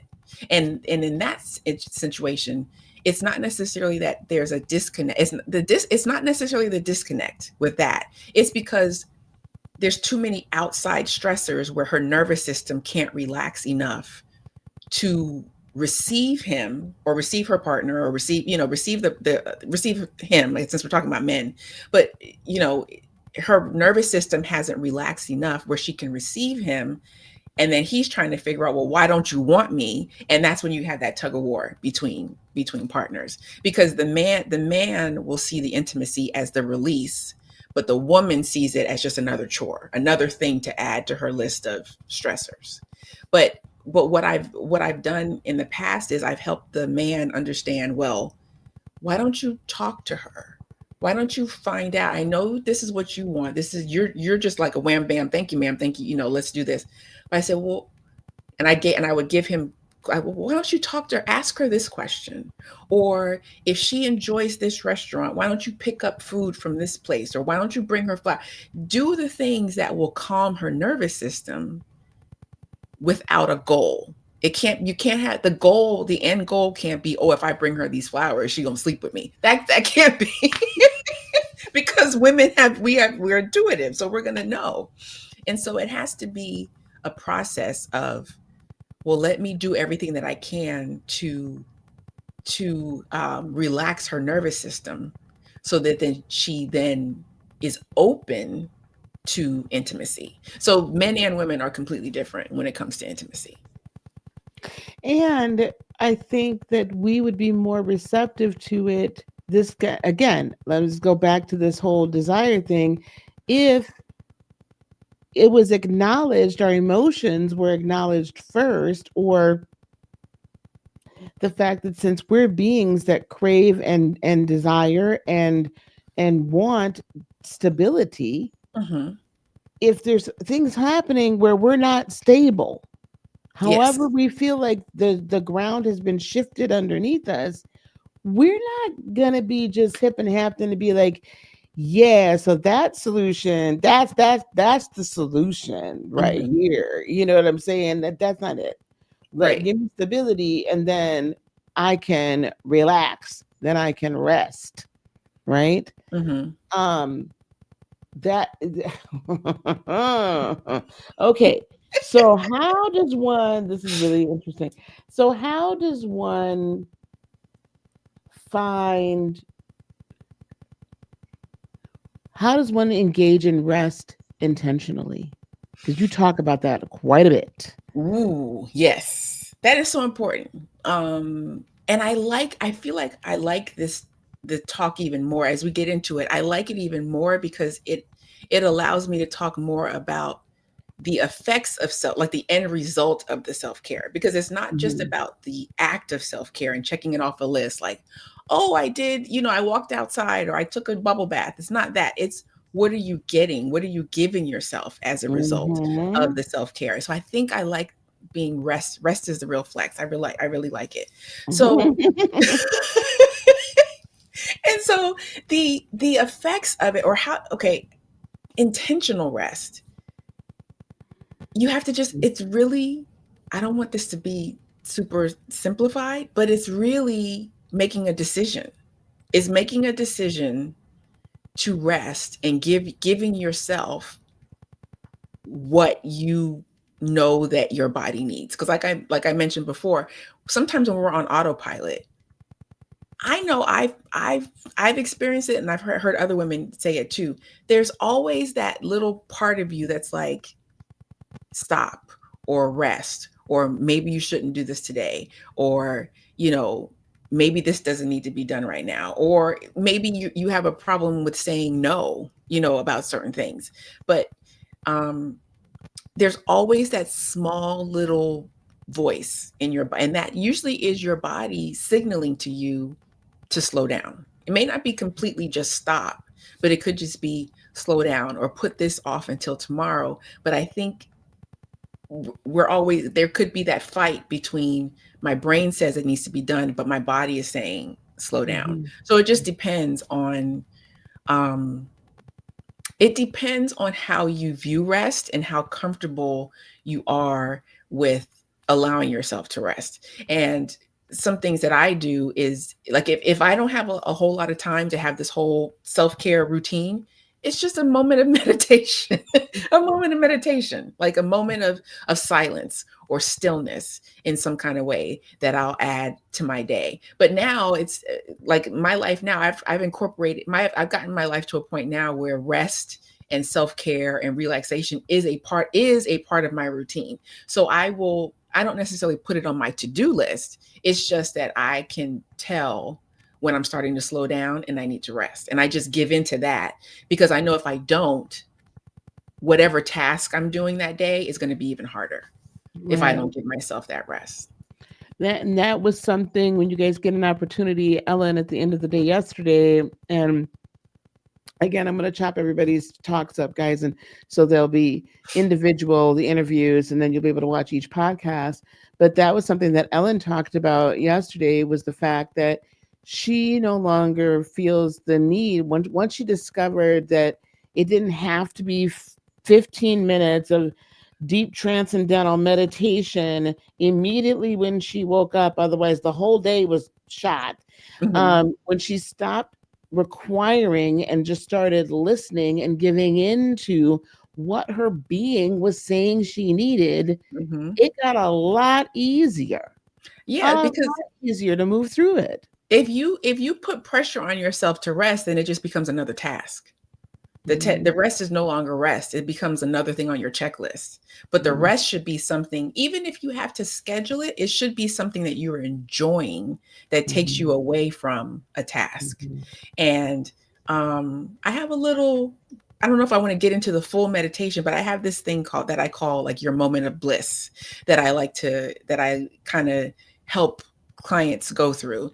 And it's just a moment of, and I'll just explain it real quick, but it's just a moment, taking a moment out of your day where you think about what true rest means to you, whether you want to, and it's a visualization exercise. So whether or not you want to visualize a full day of rest, or visualize a couple hours, or 10 minutes of rest, it's a practice where, you take a few deep breaths and project this image onto a screen, whether it's a movie screen, your computer screen, your phone screen, whatever. But you're projecting this image of complete and total rest. Like what does a moment of uninterrupted rest feel like to you? Like, just think about that for a minute, even without the meditation and the breath work. If you just allow yourself to just relax into what a moment, an hour of uninterrupted rest feels like. Like, I'm just me talking about it. I don't know about you, but I'm feeling a little relaxed. Like, what does that look like? And it just feels really good. And once you have that visualization, once you have that idea in your mind, just an hour, we can start with an hour of uninterrupted rest.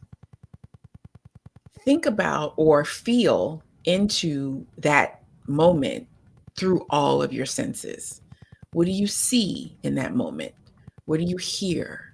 What do you smell? What are you tasting? What are you eating? What do you feel on your body? Or what are you actually touching with your hands? Or what's rubbing against your skin?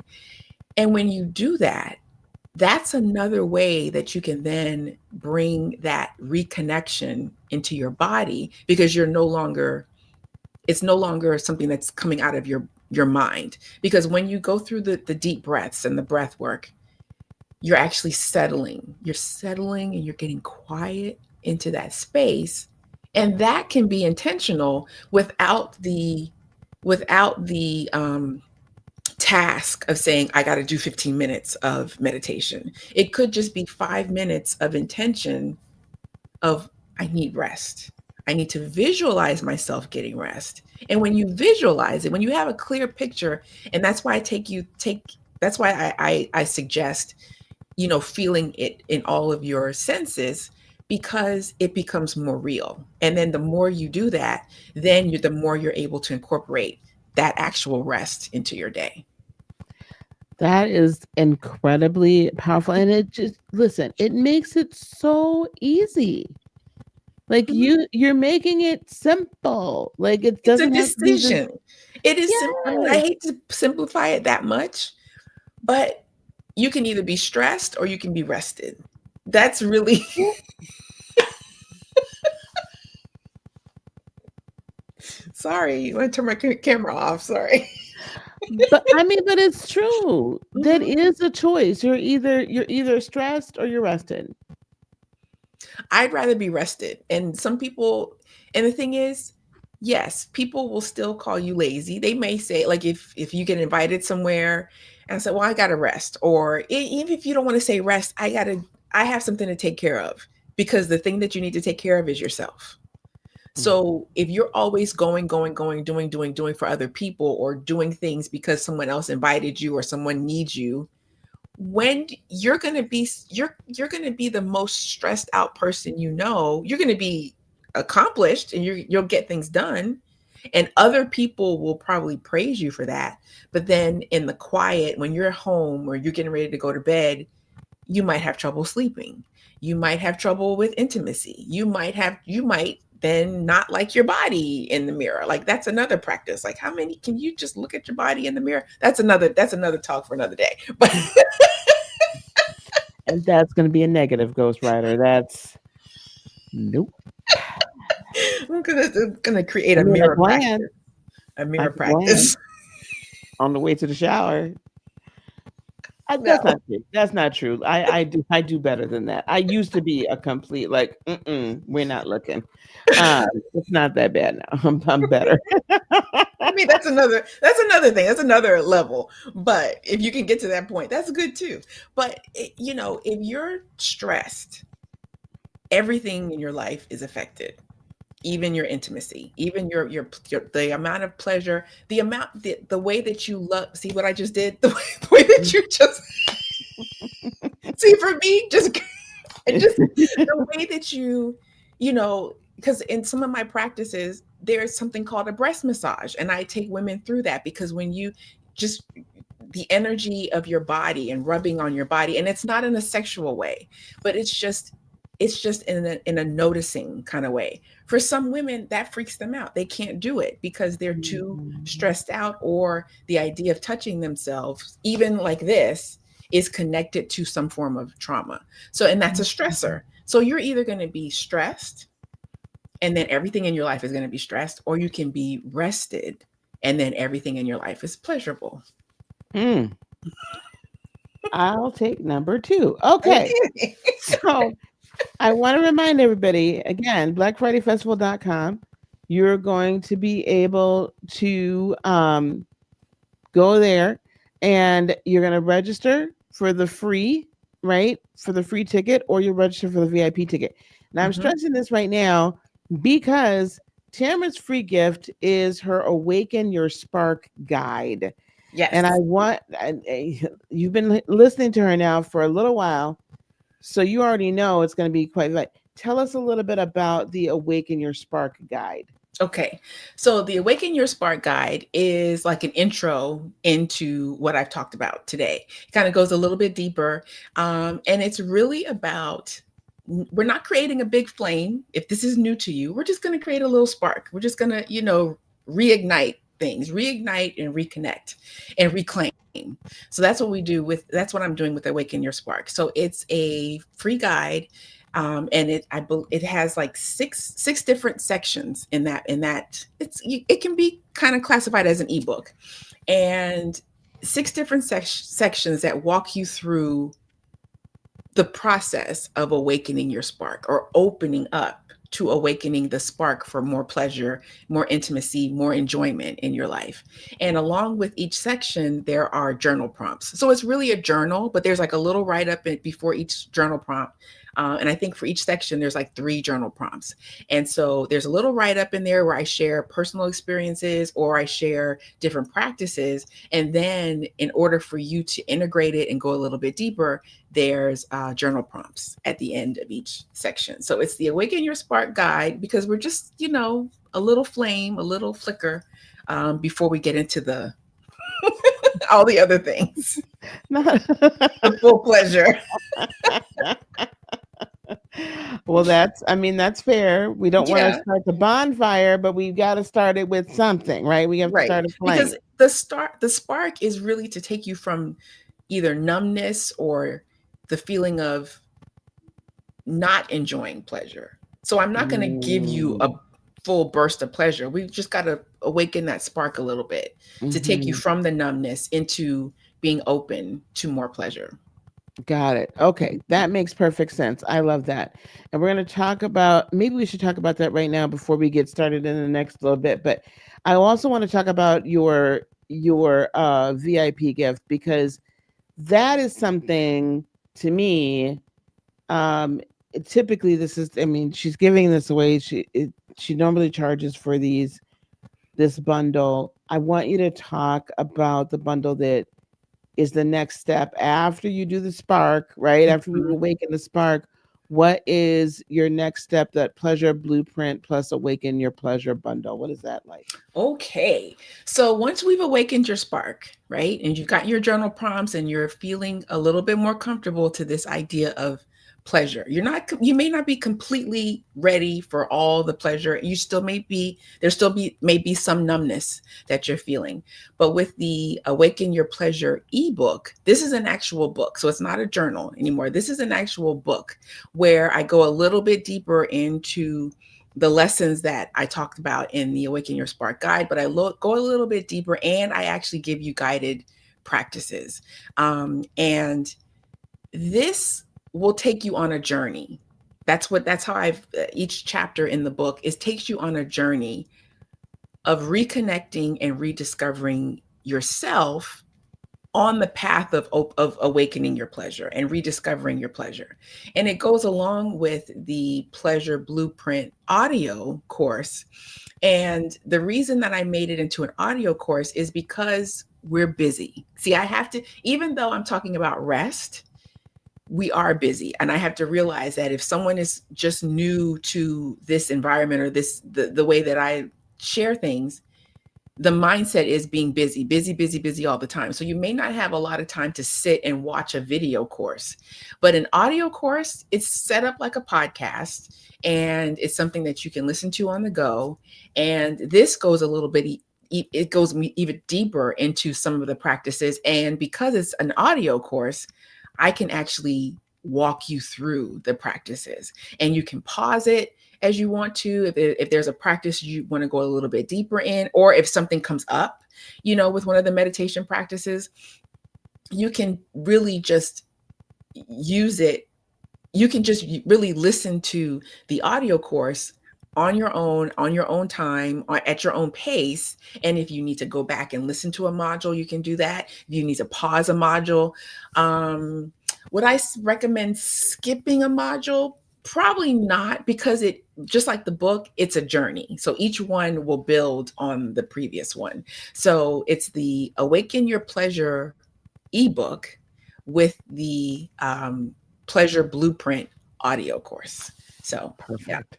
So Perfect. it's like each thing builds a little bit more into understanding. Like I said, I help women. I'm not a matchmaker, so I'm not helping you find love.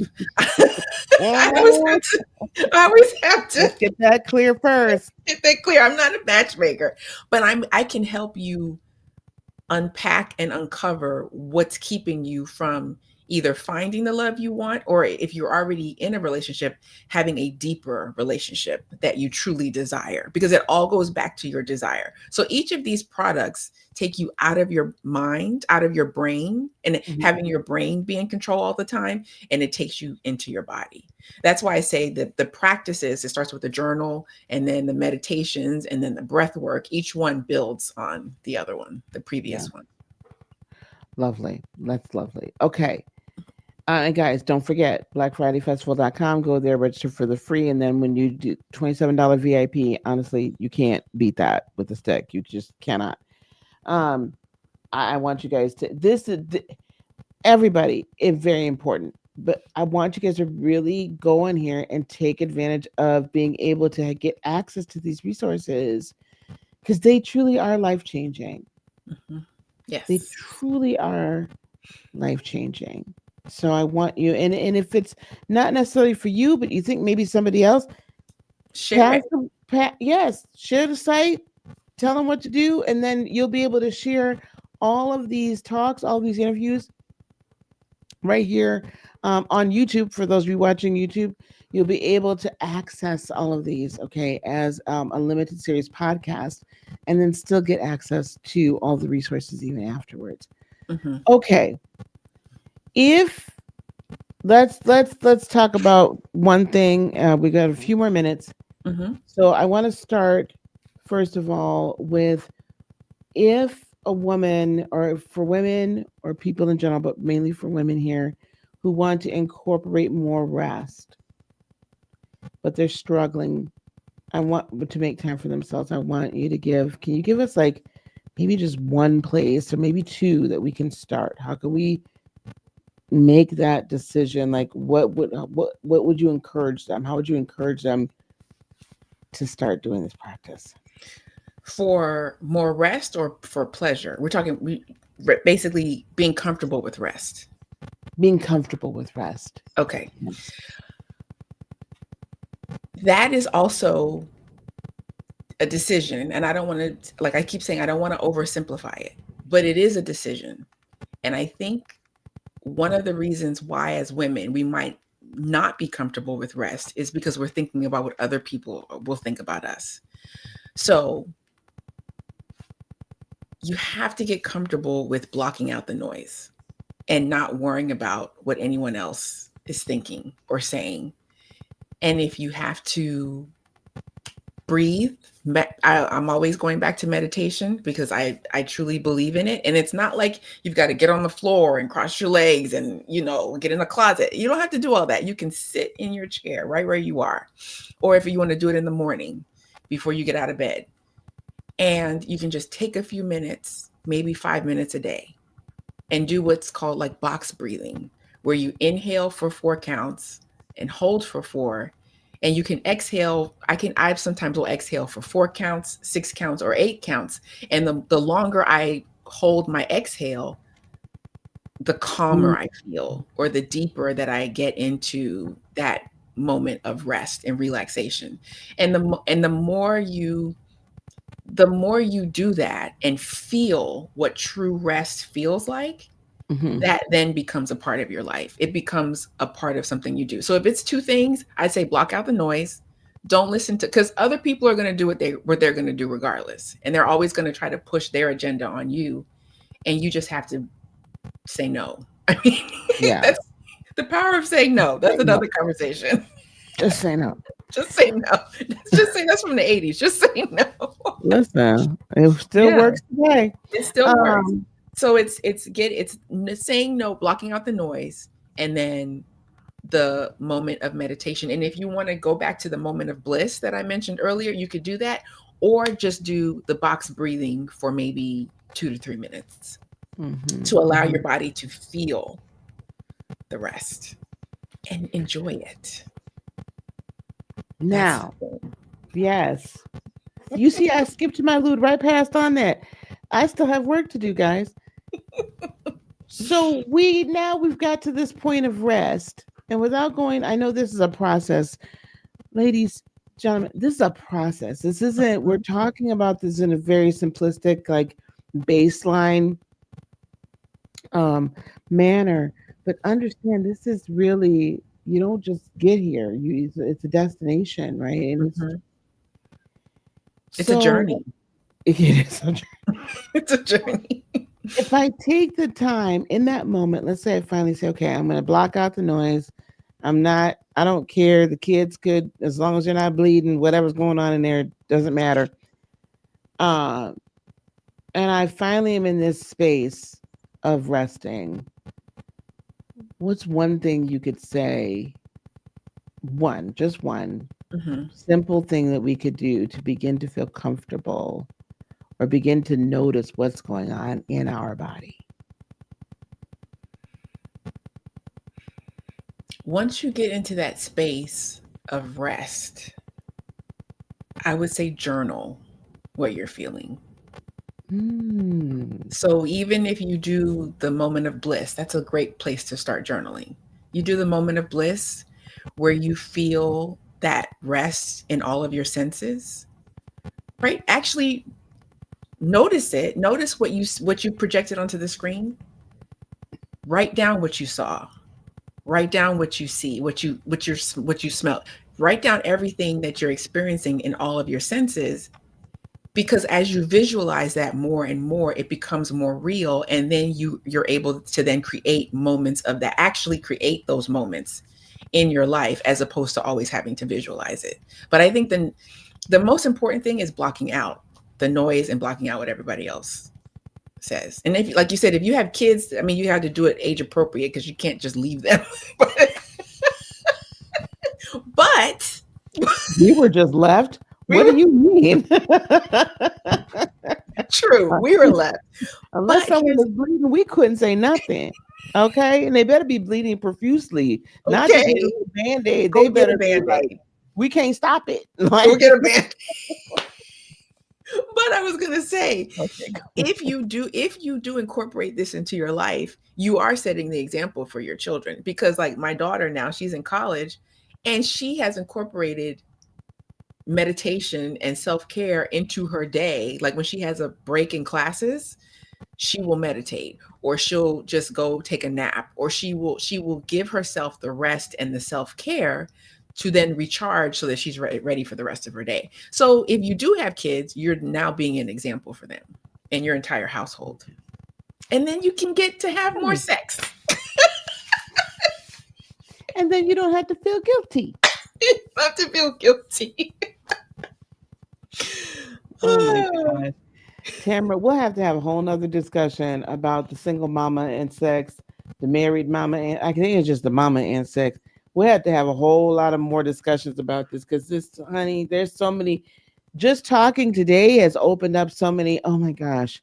Hmm. Okay, we have to wait till like 10:30 till they are for sure asleep and then feel really, yeah. But it doesn't have to wait until then. It can start with a little text message. Hey, what you doing? What are you wearing? What do you want to Right. do? Like, What, you know, what is that. it? We just associate because, oh my God, I It's can't a believe we're lot. doing this for It's a 4 minutes other left. discussion. I'm sitting here about to go talk about the whole misogynistic viewpoint, patriarchal viewpoint of intimacy, where I literally just fell right into it. Oh, I gotta wait till 10:30. These rugrats are still. Do you know I was grown? My child was grown. We're living in the same house together on different floors, and I was still trying to sneak and be quiet because my 20 some odd year old daughter was down 2 floors down. She knew what you were doing. Y'all go watch this lady and be like, I can't believe this lady. Yes, I swear to God. Uh-huh. And then some of y'all might be like, well, absolutely, because I wouldn't have wanted to hear my mama, but I'm anyway, I'm gonna move on. Okay, Tamara, what? But I wanted to say real quick, because you mentioned the patriarchal idea of sex. That's another thing too. That's another part of this process too, is when you actually get to that point where you're enjoying intimacy and pleasure, you're enjoying it for yourself, as opposed to it being a task or something that you're doing because your partner wants it. That's the ultimate goal, is that you're doing it for your own pleasure because you want to, and then you both get what you want. That's, that is lovely. Hmm. Guys, register, get involved. She has, she has master classes and everything. This is something all of y'all, all of us really need in our lives. We all want pleasure. Yes, we do. Yes, Yes. we do. This has been fun. Thank you. It has been. Thank you so much. This has been a pleasurable time. Ooh. You know what? I find myself now because I'm around you so much. I find myself doing this. I find myself doing like I find myself like, Because okay, you know I do that just naturally. she does it all the time, guys. You don't understand. She does it. So I find myself doing like, it'll be like 1, 2 or something. Like it's real, like kind of slow. Like I'm just trying to like ease it on it. Anyway, we'll have that. That's a whole conversation, you guys. Tamara, thank you so much again. I so very Thank much appreciate you you. here. I so very much appreciate you. And I've I can't enjoyed it. wait till our next conversation. Yes. All right. Thanks, dear. Bye bye. Guys, we're just getting started. Okay. So we are going to take a quick break, probably about 5-10 minutes. I've got a couple of videos I'm going to show you real quick. Um, and because I need to refresh my coffee and all that kind of stuff, but don't go too far because when we return, let me show you who is next up. Okay, who is next up? Next up is, where is my lady Michelle? Michelle Thompson is next, and the talk title is all about calling your energy back. We are going to discuss spousal ghosting, um, intimate partner ghosting, how to heal from that. We're going to talk about womb healing when she comes back. That is something near and dear to my, and when we get back here, I love, love, love. Okay. I love talking about this. All right, gang. So we are going to let me go on and get ready to share the screen with you guys. I have a really quick oldie but goodie video that's on. I don't remember where I actually specifically posted this, but I posted this somewhere and it was all about um, why am I not reaching my goals? So I'm going to play that first. And then we'll find another oldie but goodie to play, or maybe we'll chit chat for a little bit. But I gotta go start my coffee. We'll be right back, okay, gang? We'll be right back. Let me share my screen. Let me share my screen. I'm sharing the video. Here we go. The audio is there, and I'm gonna bring it here, and we'll see you guys very soon.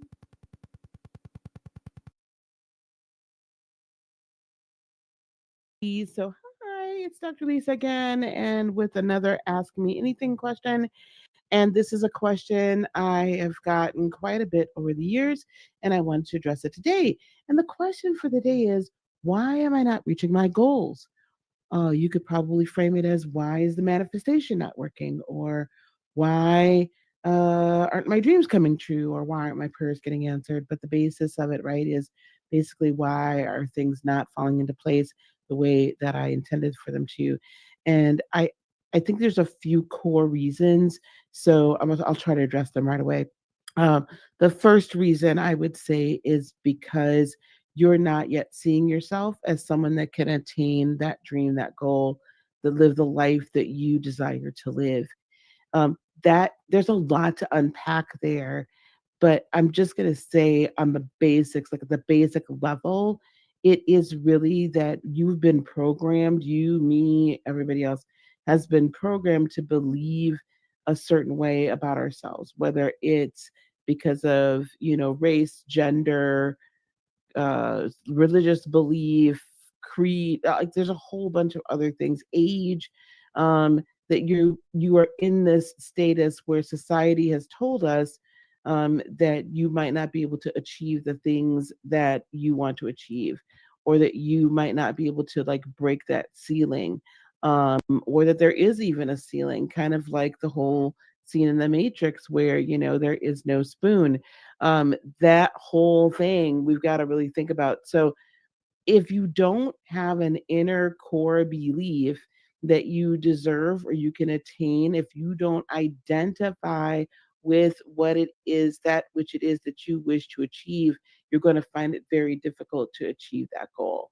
You're going to find it very difficult to realize that dream. Well, how can one change that? It literally is bit by bit, layer by layer, taking this apart and deconstructing your identity, deconstructing how you feel about who you are, what you can achieve, what you cannot achieve. That's step by step. So I'd go with that first belief. So if it's, I don't believe that I could be a successful entrepreneur, okay, well, why? Well, no one in my family, maybe no one in your family has been a successful entrepreneur. Well, I need you to look at that and then say, does this really apply to me, or does that really apply to everybody else? And if it applies to everybody else, but not me, I can choose for it no longer to apply to me. You can release that thought, you can release that belief system, you can release all of that and not keep it into onto yourself. That's one of the first things you can do. And you take it bit by bit. You take each bit, each layer, each belief, and you then peel back that layer of the onion, peel back that next one, peel back that next one. And then what happens at the very end? You get to the core of why you believe the way you believe. And hopefully by that time you get to that core, you already begun to see little things happen all along the way that make it possible for parts of those goals, steps within those goals, steps towards realizing your dreams, that they start to fall into place. So that would be my thing. We might touch on this again next week, but start with your basic beliefs, like, and say, okay, this is what it is. I don't believe that I can attain whatever. And then ask yourself a very simple question: why? And you'll be surprised what happens when you ask yourself why, what pops up. And then I need you to release those things that don't serve you and that don't really apply to you. That's this week's question. Thank you so much for joining me. Don't forget, go to my link tree, a link in the bio or a link somewhere. I do have some opportunities to schedule a call with me to talk through your entrepreneurial desires. I have ways to book different readings and things like that with me. So if that is something you're interested, please feel free to do that. And I hope to see you very soon. Have a good one. Hello there, Bye. everybody. So I need to let you know BFF Black Friday Festival 2025 is here. And if you're watching this right now, the trailer, it's probably already start or it's about to start. If not, here, watch trailer and you'll know how to get the most out of all this. Listen, the main thing that I want you to know is we're going to be here from approximately noon Eastern all the way till approximately 7 p.m. Eastern on today, Friday, the November 28th, and tomorrow, November 29th. And we're going to have this set up also as podcast replays so you can actually watch it later. But there is something that's really, really special that I want to be sure you guys know about. And that is, my dears, that is that we have BFF, a platform, Black Friday Festival 2025, where you can go to this website, you can register, and then as a result of your registration, you will be able to, guess what, get free gifts and also VIP gifts for just $27. So what I'm going to do is I'm going to put up the banner right now. Black Friday, let me move this out of the way, fridayfestival.com. So I want you to go to this blackfridayfestival.com right now. You just type it in just like that. And when you go there, you know what you're going to find? You're going to find a page that looks like this.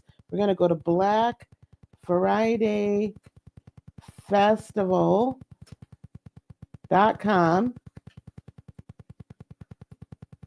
And let me show you what you're going to see when you get here. You are going to see this site. Here we go. You're going to get to see this site. And when you go here, what you're going to do is you're going to scroll down. Now, when you go here immediately, well, you're already on a platform, but you can choose which platform you want to watch this on. Okay. It's going to be on YouTube, Facebook, X, LinkedIn, and hopefully TikTok if I can get it to work. Now, then what I want you to do is click the Join BFF 2025, okay? And you get to choose your access. If you just get your free pass right here, what you're going to do is you're just going to fill this out right here, and then you're going to get access to a community. It's a BFF 2025 community, and you're going to get access to a whole bunch of free, amazing gifts. If you choose the VIP, that's just $27. Okay. So you're going to get all of this. And then you're also going to get, guys, you're going to get access to all of the VIP gifts that my guests that are listed here have given, graciously given, and myself. Okay. So there's like resources. We have everything from leadership training to healing, energy healing, pranic healing. We've got people talking about getting your glow up. We've got people that are giving away free daily hugs. We have people that are doing amazing, amazing things. We have some people here that are helping us transform. Okay, that are helping us transform our lives and navigating through life's changes. So listen, I want you to join me. So blackfridayfestival.com. And you can join me right here on this platform here or whatever platform you like. But I want you to go there now and then watch. And if you miss any of these, we're going to have the replays. I'm going to have it as a limited time podcast as well. And it's going to be just amazing. Okay, come join us. Enjoy yourself, learn, reset, realign, and get ready for 2026. I'll see you soon. Bye. All right, let me do this because we're not. All right, hello everyone. We're back. Yay. I'm sorry, on some of these platforms, it looks like the streaming is not as robust or it's not as high quality as I would like it. If you guys want to get the best quality, join me on YouTube. Heart of Inspiration is my channel, or you could just search the Black Friday Festival. And you can join us here and you'll be able to get the highest quality. I'm not sure, like I looked over on LinkedIn, it's not as good as I would like for it to be. Okay, we have 5 more minutes until Michelle is coming on board to talk to us. So we have 5 more minutes. I did see a couple of questions in the chat, so let me see if I can answer. Quick question. Does tiger's eye and lava beads in hermits? I don't understand that question. Deshaun, all of those things protect you from evil energies at work. I mean, tiger's eye is definitely a protection stone. I don't I don't usually do too much with lava beads. Um, I would tell you, for me right now, the best quote unquote protection from energies is really self protection. And what do I mean by that? I mean growing to the place where it's not, other people's energy just doesn't affect me as much. Getting to the space where I'm operating in a level of neutrality. And because I'm operating in that level of neutrality, I have the capability of now, it's like I see people more so in their pain than I do in anything else. So I don't automatic, like it's if I see someone in their pain first, then I'm not allowing that energy to kind of blow back on me because it's not mine to begin with, so I don't take it on. Then that to me is the best level of protection one can get, if that makes sense. That's the best level of protection that one can get. Um, let me you, okay, I'm just texting Michelle really quick to make sure that she comes back on screen. Next year, just coming back on screen, or coming back. I just saw somebody text something. So for me, that is the best level of protection. For anybody, honestly, is I just really make it a, I make it my business to not, to try my hardest not to like take it on and internalize it. Um, so, um, I think that all human beings have some level of pain. All human beings, we've all experienced some level of trauma. We've experienced some level of pain, and it's caused us to be who we are today. And because of that, then we act and react to certain things from the lens of our unhealed trauma. And then as we've healed it and our unhealed pain and unhealed shadow work and all that kind of stuff. And because of that, then we there's certain things that will be now. Yesterday, I don't know if you were here for Carrie's talk. She actually spoke about this, how when she's working with people in facilitation management, that the smell of smoke for her may invoke happy memories of sitting by a fire, a bonfire, whatever, right? And maybe if I've been in a house fire, the smell of smoke would not do that. For me, maybe it would invoke like a sense of fear, right? So I'm gonna have a different trigger. Um, so so everybody has some lens that they're working through. They have some lens of something and that they're perceiving life through.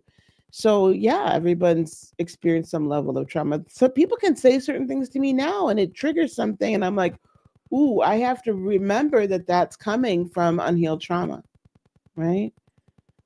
Spiritually in pain because of what they're doing.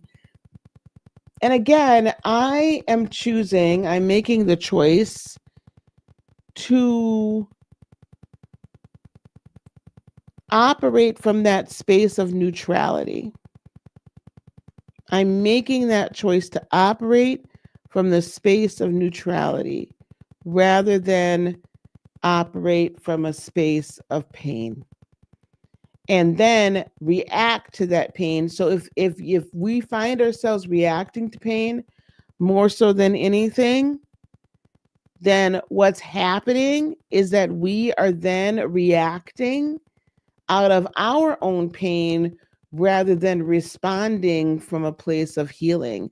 Then that's yet another area that we then must take responsibility for rather than reacting in a way that just feels good in the moment, right? Rather than reacting in the way that feels good in the moment. Okay, I'm going to go through a couple things I'm hoping. Michelle, you may need to drop out and come back in, but I'm there. You are. Okay, I was like, where's my girl at? My girl has come into the house. So we are going to now move forward to our next very, very special guest, Michelle Thompson. And Michelle's story is one, I'm going to let her tell a good chunk of it because that's a huge part of it. But Michelle has lived a pain that most have not, right? And that pain is, well, I shouldn't say most, but probably more than I realize. That is the pain of spousal ghosting and being abandoned by the spouse, by her spouse. She woke up to the silence of a relationship that vanished without any level of warning, replaying every detail, trying to understand what she did wrong, and carrying an invisible grief, the kind that nobody, right? Nobody, people just don't validate that. They don't understand it. And then left her questioning her own worth.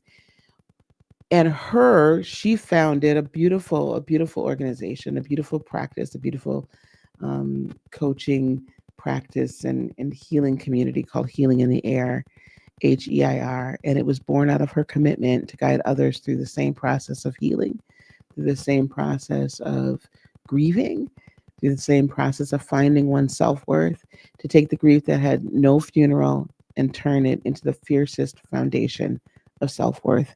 I want you all to welcome to the stage, to the podcast, Ms. Michelle Thompson. Hello, darling. How are you? Hello, Dr. Lisa. How are you? I am very well. I'm very well. I've been looking forward to this for days. You know, I always love Hi. it when we can talk and when we can share our conversations with others. I absolutely love that. So thank you so much for taking time to be here with us. My pleasure. Thank you. Can you see me? I just want to make sure that you can see me okay. Yes, ma'am. Yep, you are in frame perfectly. Awesome. Awesome. Yeah. Yes, ma'am. Yes, ma'am. Now, I gave a very brief introduction to you, but I want you to talk to us about healing in the air and how it can give us a little bit of the backstory. How did we get to this place here today? Okay, so I'm going to begin in Genesis, okay? So in the Okay. Genesis chapter 1, chapter verse 1, 1. verse 1. So in the beginning, so the husband that ghosted me was from my second marriage. I Mhm. was married before the first time, and only was married for 3 years, but we only lived together for 1 year. So I really didn't get a chance to like really experience what a marriage was. That was pretty much like practice for me. Uh, Mm. so that relationship didn't work out because of an affair. And of course, a love child was born during the marriage. Fast forward 10 plus years, and here I am ready to marry again. I was a little reluctant, but I married anyway because it just seemed promising, and who doesn't want to be loved, and that's what I wanted. So I went ahead and I remarried.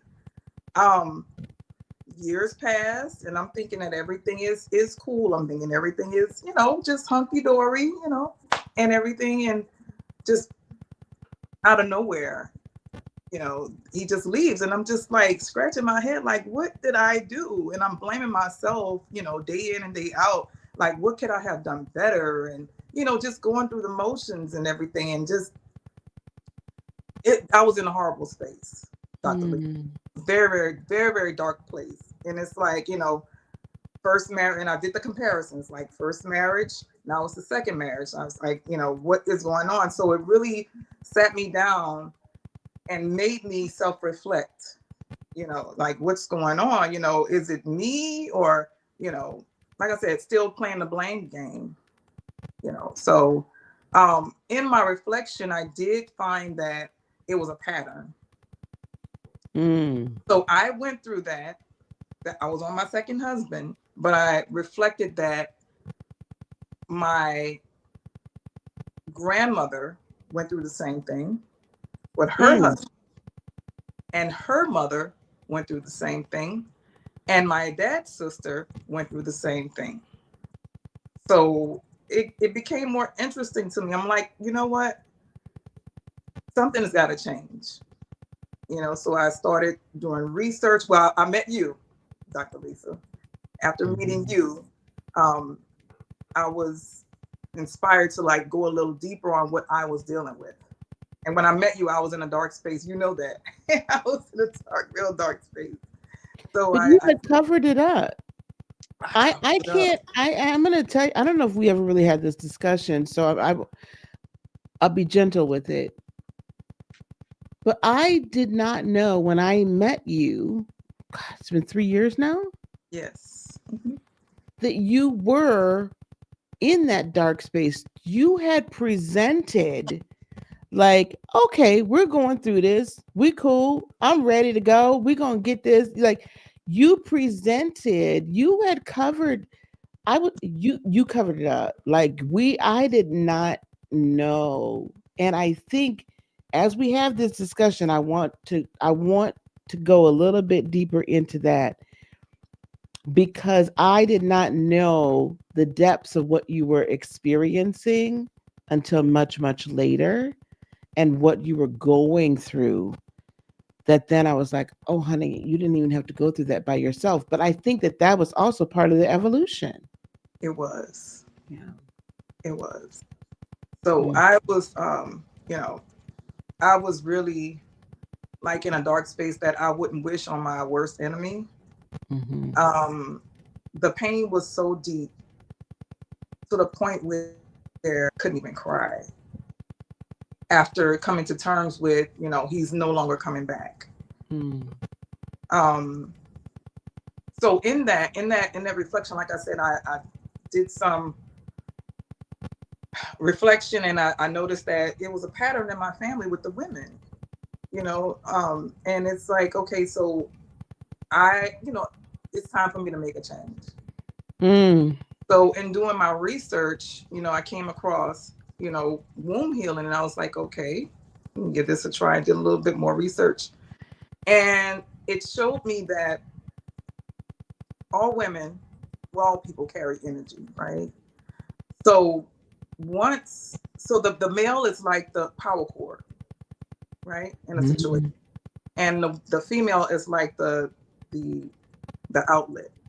So once the cord connects with the outlet, they pretty much get their energy, right? Mm-hmm. Mm-hmm. Right. So in my case, my husband's, they powered up, and they pretty much powered up off of my energy, which is in my womb. Mm-hmm. And from that aspect, they started to, with my power that I carried in my womb area, they powered up off of that, and they were able to look better to people on the outside, if I'm making sense. Mm. They were able to look better to people on the outside. Now, when I got with my first husband, he's not he's handsome, but he started to Mm. look even better. Now, the second one, he wasn't all of that, but he started to look even better, started to look better physically, started to dress better. So he was taking on my energy. Mm. And what was happening was, you're siphoning my energy. So now I'm, in a sense, losing my hair. All my edges were leaving me. I started to feel, I felt physically drained Like you in were the relationship. literally having that type of a reaction or the result of what was going on was literally that physical. It was physical. It was physical. Energy is real. It is very real. And he was draining me. And the draining didn't start until like year number 3. That's when I felt like a huge shift. And I didn't understand what it was. But that's what was happening, because that's when my hair started to like thin out at the top. I'm like, oh my gosh. Mm. But I didn't pinpoint it to that. So yeah, slowly but surely my energy was being drained, and I had no idea. I had no idea. Okay, so let's take a big step back because I know we want where we want to go. We want to get into this the concept of the womb healing, but I want to take this step back into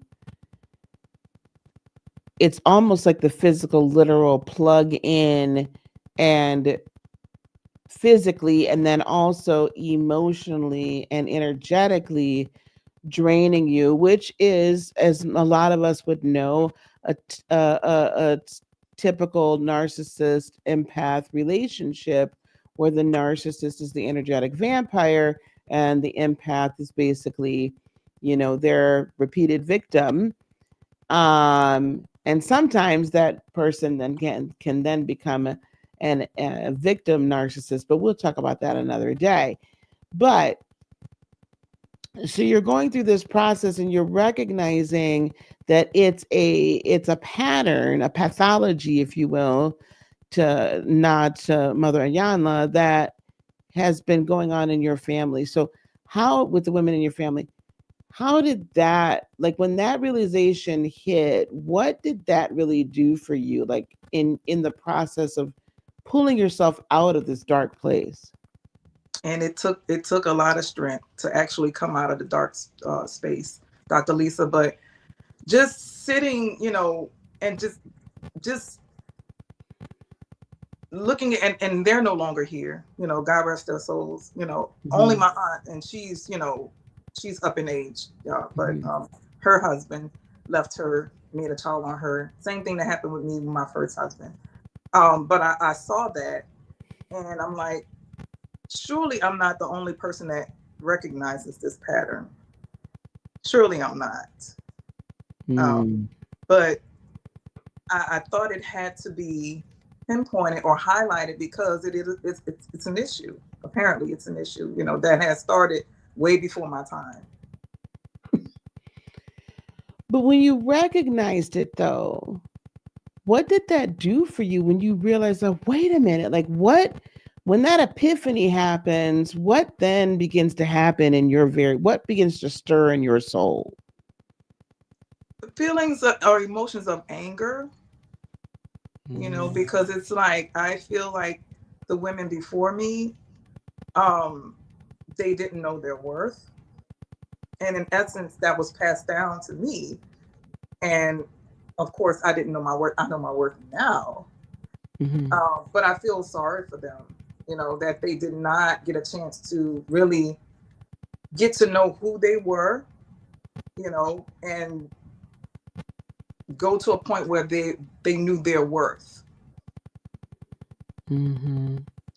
So are you, and I know we're harping on this but I feel like this is the place that people kind of they can get a little stuck in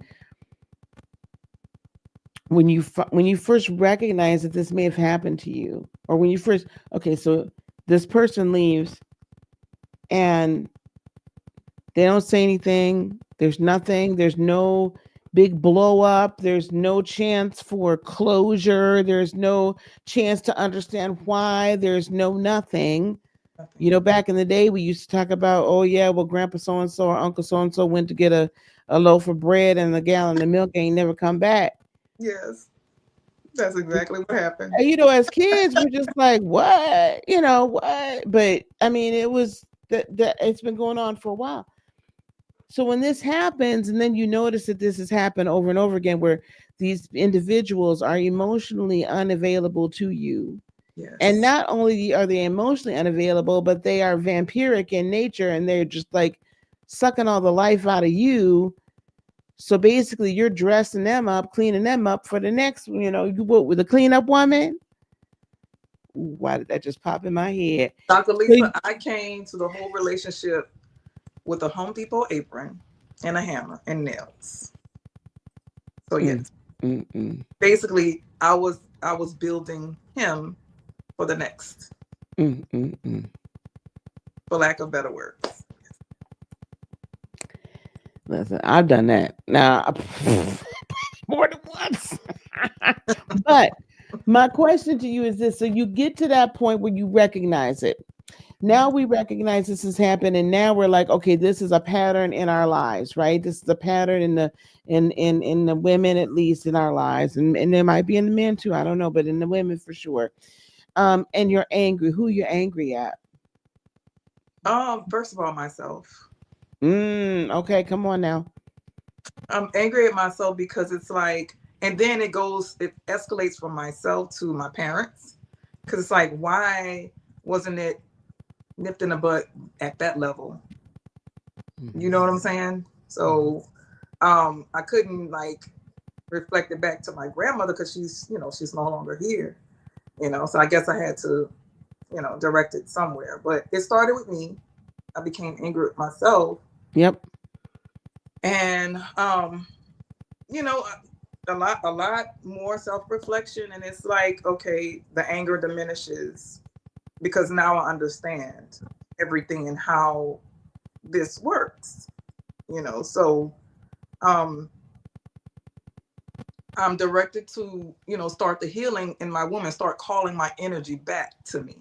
Because that's the first step I wanted to add. I wanted to put that forefront. Calling your energy back to you is the first step that you want to do. And then right after that is the self-reflection.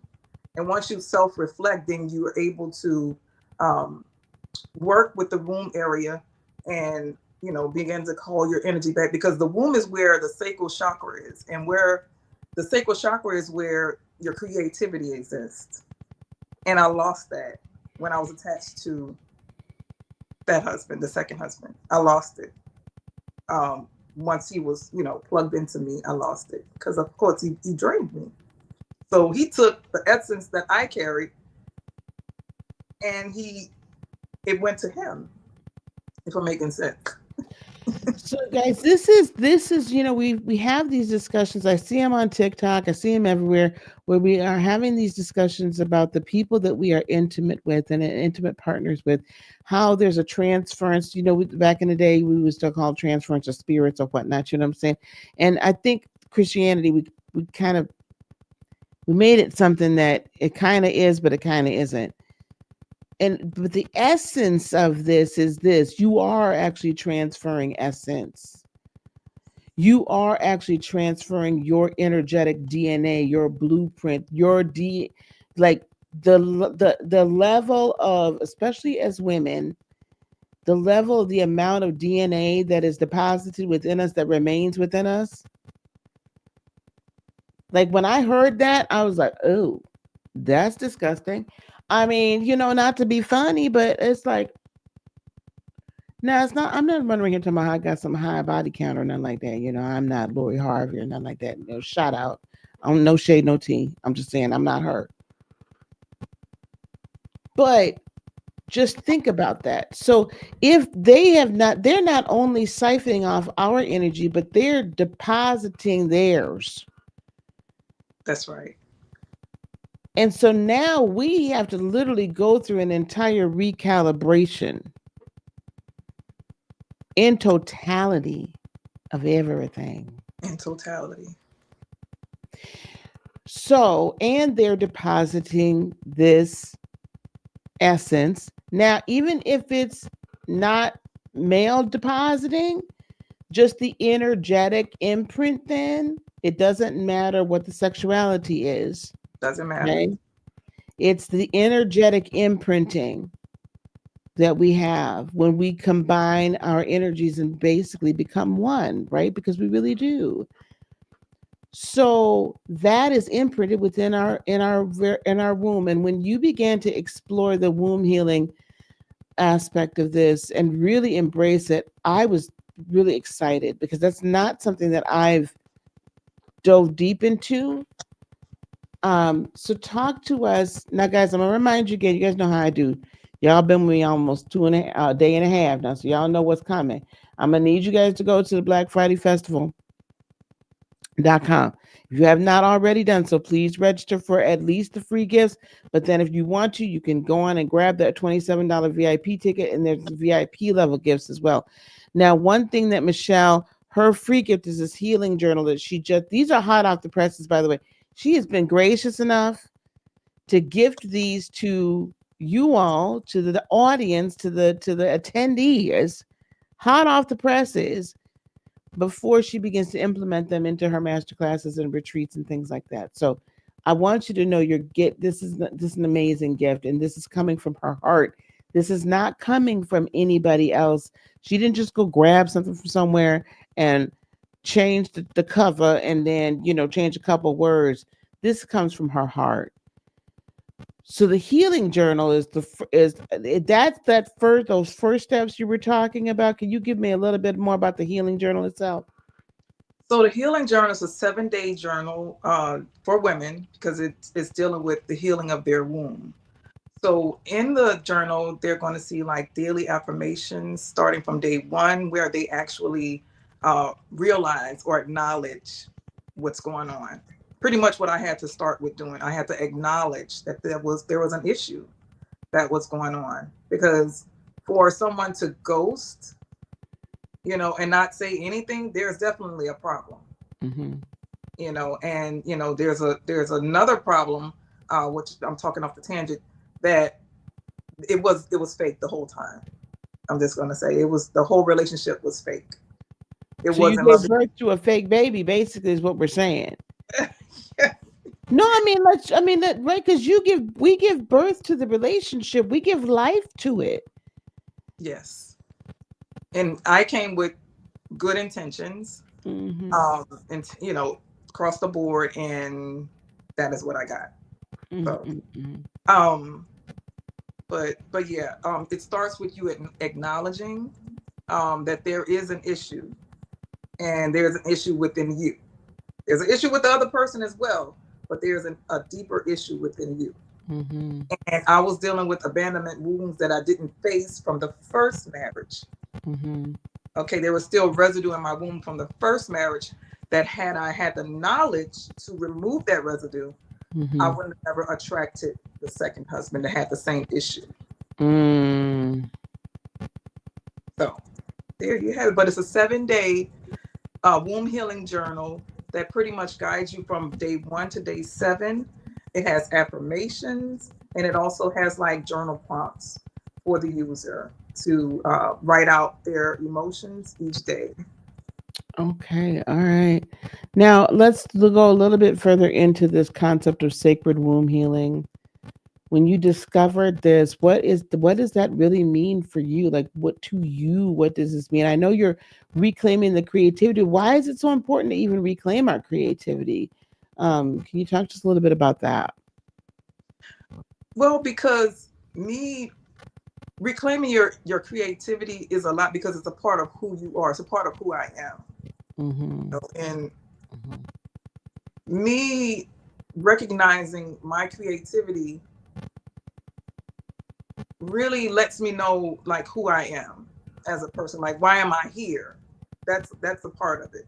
So in the relationship, I had a kind of really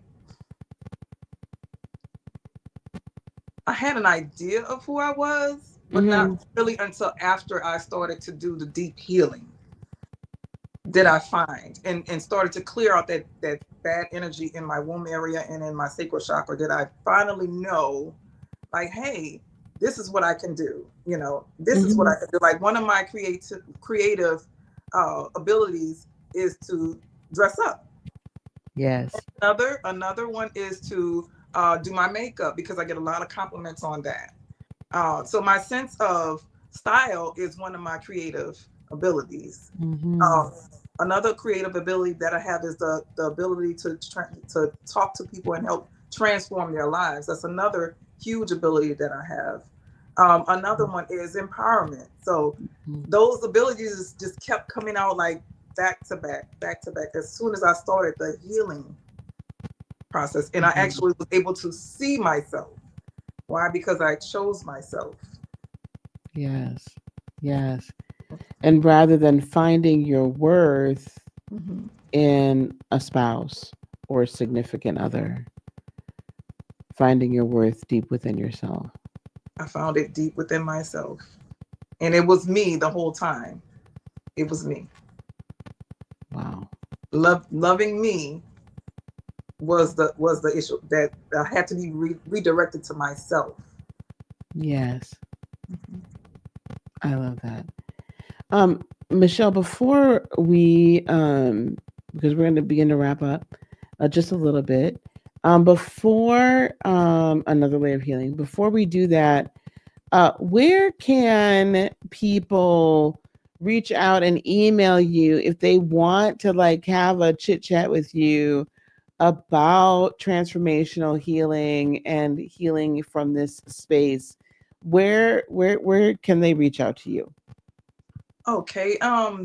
You can email me at healingintheair, HealingInHeir.com. You can email me there, and I am here for you, and I understand.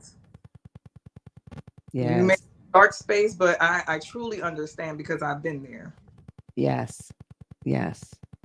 Um, and also don't hesitate. Please go download.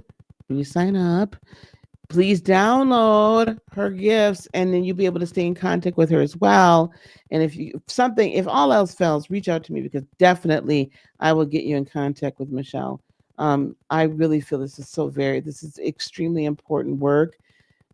A lot of us, this is not something. When Michelle and I first met a few years ago, I said then, and I still hold to it now, this is not something that we typically discuss.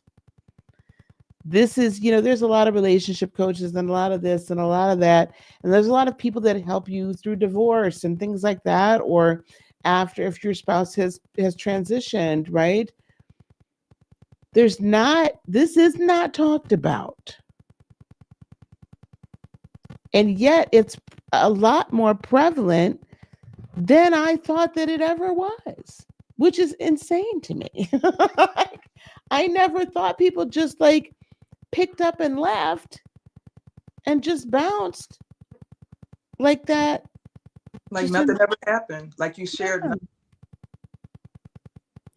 it's incredible to me. So I honor and I respect the work that you're doing with people, and I cannot wait to see 2026, because coming up in 2026 we're going to be doing master classes. You're going to be in to have retreats and things like that. That is correct. And I am so excited, you guys, for what's coming your way and the amount of healing, that the level of healing that you all are going to get. So she definitely is cultivating a community where you don't have to feel ashamed, because there's nothing to be ashamed of, nothing at all. Um, thank you, Michelle. Do you have anything you would like to leave us with today? I just want to know that there is hope. When I was going through my dark night of the soul or dark space, I had no one to turn to. So my community is for those who are in a dark space, have feelings of embarrassment, have feelings of, not being understood. That's when my community comes into place. And I like to have you join my community and heal for good. Awesome. Thank you so much, Michelle.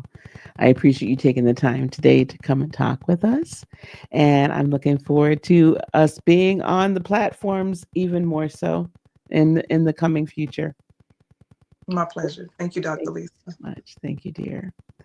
All right, we guys, this has been such a powerful day. Another powerful day. Yesterday was amazing. Today is equally as amazing. I hope that you guys are receiving um all of the love and the positive energy and the transformative energy that all of the guests are bringing to you, because it truly is. Let me tell you something. All of these folks that I know, some of them I work with more so than others, but each and every one of them are so gifted and they care. That's the one thing that I have to say about that they care. They truly care about people. They truly want you to live a life of empowerment, that they truly want you to thrive. and they truly want to make a difference in the world. And I love that. I love that about everyone, and they've begun to find their own purpose. So I really want to thank them. Now, moving right along, we have our next guest coming to the stage, an accomplished attorney, Esquire. Okay. But an attorney with a heart and an attorney with a soul. And not that attorneys don't have it. I'm kidding. I'm kidding. Um, but she is coming to the stage, Miss Sandra Green, and she's going to talk to us today about why your confidence, clarity, and competence influence whether you win in court. And I want to embrace to help you to embrace this. She has been an attorney for more than 30 years. She's practiced law. She sat across from clients whose futures and families and reputations were on the line. Some of them had strong legal cases, and others had very deep uphill battles to win. But no matter the facts, one truth became clear to Miss Sandra, and that's how a client shows up in court can shift everything.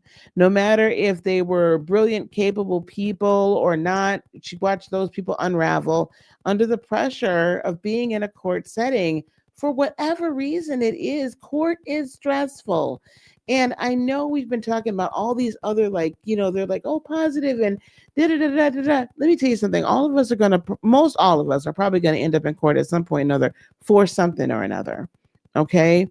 And it's best to know how to, especially like, let's say you've got to go through a divorce, or you've got some traffic ticket, or you've got a civil case, or maybe someone's stalking you and harassing you, and you got to go and get a restraining order. There's so many different reasons that you may have to go to court, that you may be the one that is the petitioner, or you may be respondent. But how you show up and how you present yourself and the energy through which you do really makes a huge difference in whether you win or you lose, and how well you're able to help your own counsel then represent you makes a huge difference in as well. So she is the founder of Translamation and also the creator of the Law Spa app, which we'll talk about a little bit today. I'd like to bring to the stage Miss Sandra Green. Hello, how are you? Hi. Hi. Happy Saturday. Happy Saturday. How are my hype woman skills coming? Are they still on point today? Yes, yes. Thank you. Very impressive. Awesome. Sandra, thank you so much for taking the time on a busy Saturday to chat with us. I really do appreciate it, and chat with the folks. Um, we've known each other for a few years now as well. So, but I feel like all the time I get to know a little bit more and a little bit more and a little bit more about you. And so I am very thankful for that. Tell us a little bit about transformation, about this. How did you arrive at this place where you're like, okay, I'm gonna help people avoid the chaos. I'm gonna help people. I love your headline, finding confidence and avoiding court chaos. Um, share with us, how did you and why did you arrive at this after 30 years of practicing law? Well, it was a slow journey because, of course, in the beginning in law school, you're taught about the law. You're not really taught about, being concerned about how the law is impacting your clients, right? It's just assumed that they'll figure it out, right? Yeah. And unless they do something that impacts your representation of them, as lawyers, we don't really think about it too much. But as I began practicing, it began to happen more and more that people would do subtle things to sabotage not only what I was trying to do for them, but also how they were coming across to the court. And it's kind of hard to rehabilitate that sometimes when it's done. And it happens in very insidious ways people don't even really understand. Like most people don't understand that where a judge has discretion, which means a judge can say yes about something or a judge can say no, just based on the judge's observations, right? Sometimes people will do things that a judge will take or interpret as negative. Like sometimes people have stuttering issues, right? Now, stuttering sometimes is a medical condition, right? But judges are allowed to look at stuttering as an indication of somebody not telling the truth. So if you have a judge who is very um, to the book and very, stern and very conservative, and you're stuttering just because you're nervous about the situation and you're not trying to deceive the person, but you're stuttering, the judge can interpret that as what you're saying is not truthful. Another thing that happens to people is that, sometimes they'll fidget, right? Either, they'll tap their legs, or they'll, you know, shift in their chairs, or whatever it might be. And sometimes that's interpreted as being an indication of you avoiding something or not being truthful. Like I had a colleague, a prosecutor, who would always come in court and, shake his leg, like move his knee up and down, up and down. It was like just a habit that he had. But the judge would never look at his doing that and saying, Mr. Prosecutor, you're trying to deceive me, right? The prosecutor is given the space to be human and have certain ticks and have certain, personality, whatever you want to call it. But if you, as a litigant, go into court and you do something similar, the judge has a right to use that against you. I never would have thought something that, to me, it's innocuous, right? I mean, I'm coming in, I'm a litigant. Let's say I'm a pro se litigant, right? And so I don't, which means for those of you that don't know, I'm representing myself. I don't have an attorney representing me. And I'm nervous. I'm going to I mean, that's a normal human emotion. I'm nervous. This is not my daily practice. Right. And that the judge, wow, even though they're not supposed to, they're still human. So what you're saying is there's going to be some potentially some biases that may come into play because they're trying to assess your credibility. Right, because we think, or the public thinks that going to court is all about what you say, right? But we forget that most communication between humans is nonverbal, right? A lot of it comes Mhm. across in body language, right? And so judges are human. Now, judges are people. Most of them, I think, try to do the right thing, and they try to be fair, but they are human, right? And so they have the capacity to get things wrong too. So the more that you understand the things that the judge can take into account, and then model your behavior to make sure you don't, you know, instill some kind of negative idea in the judge's mind about what it is that you're trying to communicate, the better off you are. But people think of courts as this magical system where if you just show up, everything's going to work out. It may, but sometimes it doesn't. And sometimes when it doesn't, it's because there's something that you're doing, not to put blame on people, but it's something that you're communicating to the court that you're not aware of, but that the judge thinks is very important, and it can be used against you. I think now that you're saying that again, and it's kind of sinking in. As you know, some of the people watching this may not know, but I'm an avid like real courtroom. Like I love to watch courtroom clips. Like I'll watch a trial, like the streaming of it while I'm working, like start to finish. And I can remember now hearing over and over again, especially when it comes to like sentencing or something like that, or when the judge is about to, pass judgment, if you will, or rule on something, they will comment. And as I'm sitting here and watching you, observing you this whole time, I'm not observing what they would deem like it might be remorseful, or I'm not observing where you seem like you're real clear on the facts here, or I'm not, and it would be nothing that they necessarily said, or it could be the tone that the person has used in delivering their statements that then causes this judge, because the judge basically has to weigh, if I'm correct, even your testimony under oath, that's considered evidence. Is that true? Is that It's, correct? it's yeah, yeah, yeah. So every statement that you make, basically what I'm saying in court is kind of almost every statement, but it holds weight. Very much so. Yes. Wow. And most people understand that. They know if you say something out of your mouth, the judge can use it to make a decision about your case. But the more subtle things that come across in body language and just the vibe you give off, that also has an impact. Absolutely. So without divulging anything that shouldn't, when you say that you've historically seen people sabotage themselves in the court, right? Mhm. Can you give us maybe some just kind of, we went in a little bit of the general examples, but how does one exude confidence as opposed to I've got a lot of doubt, so that's gonna give like what do you see differently? Like how do people just self-sabotage without even quite realizing, even when they have someone like yourself representing them? Like they can be sitting there and they're still undermining the case. So how does that stuff happen?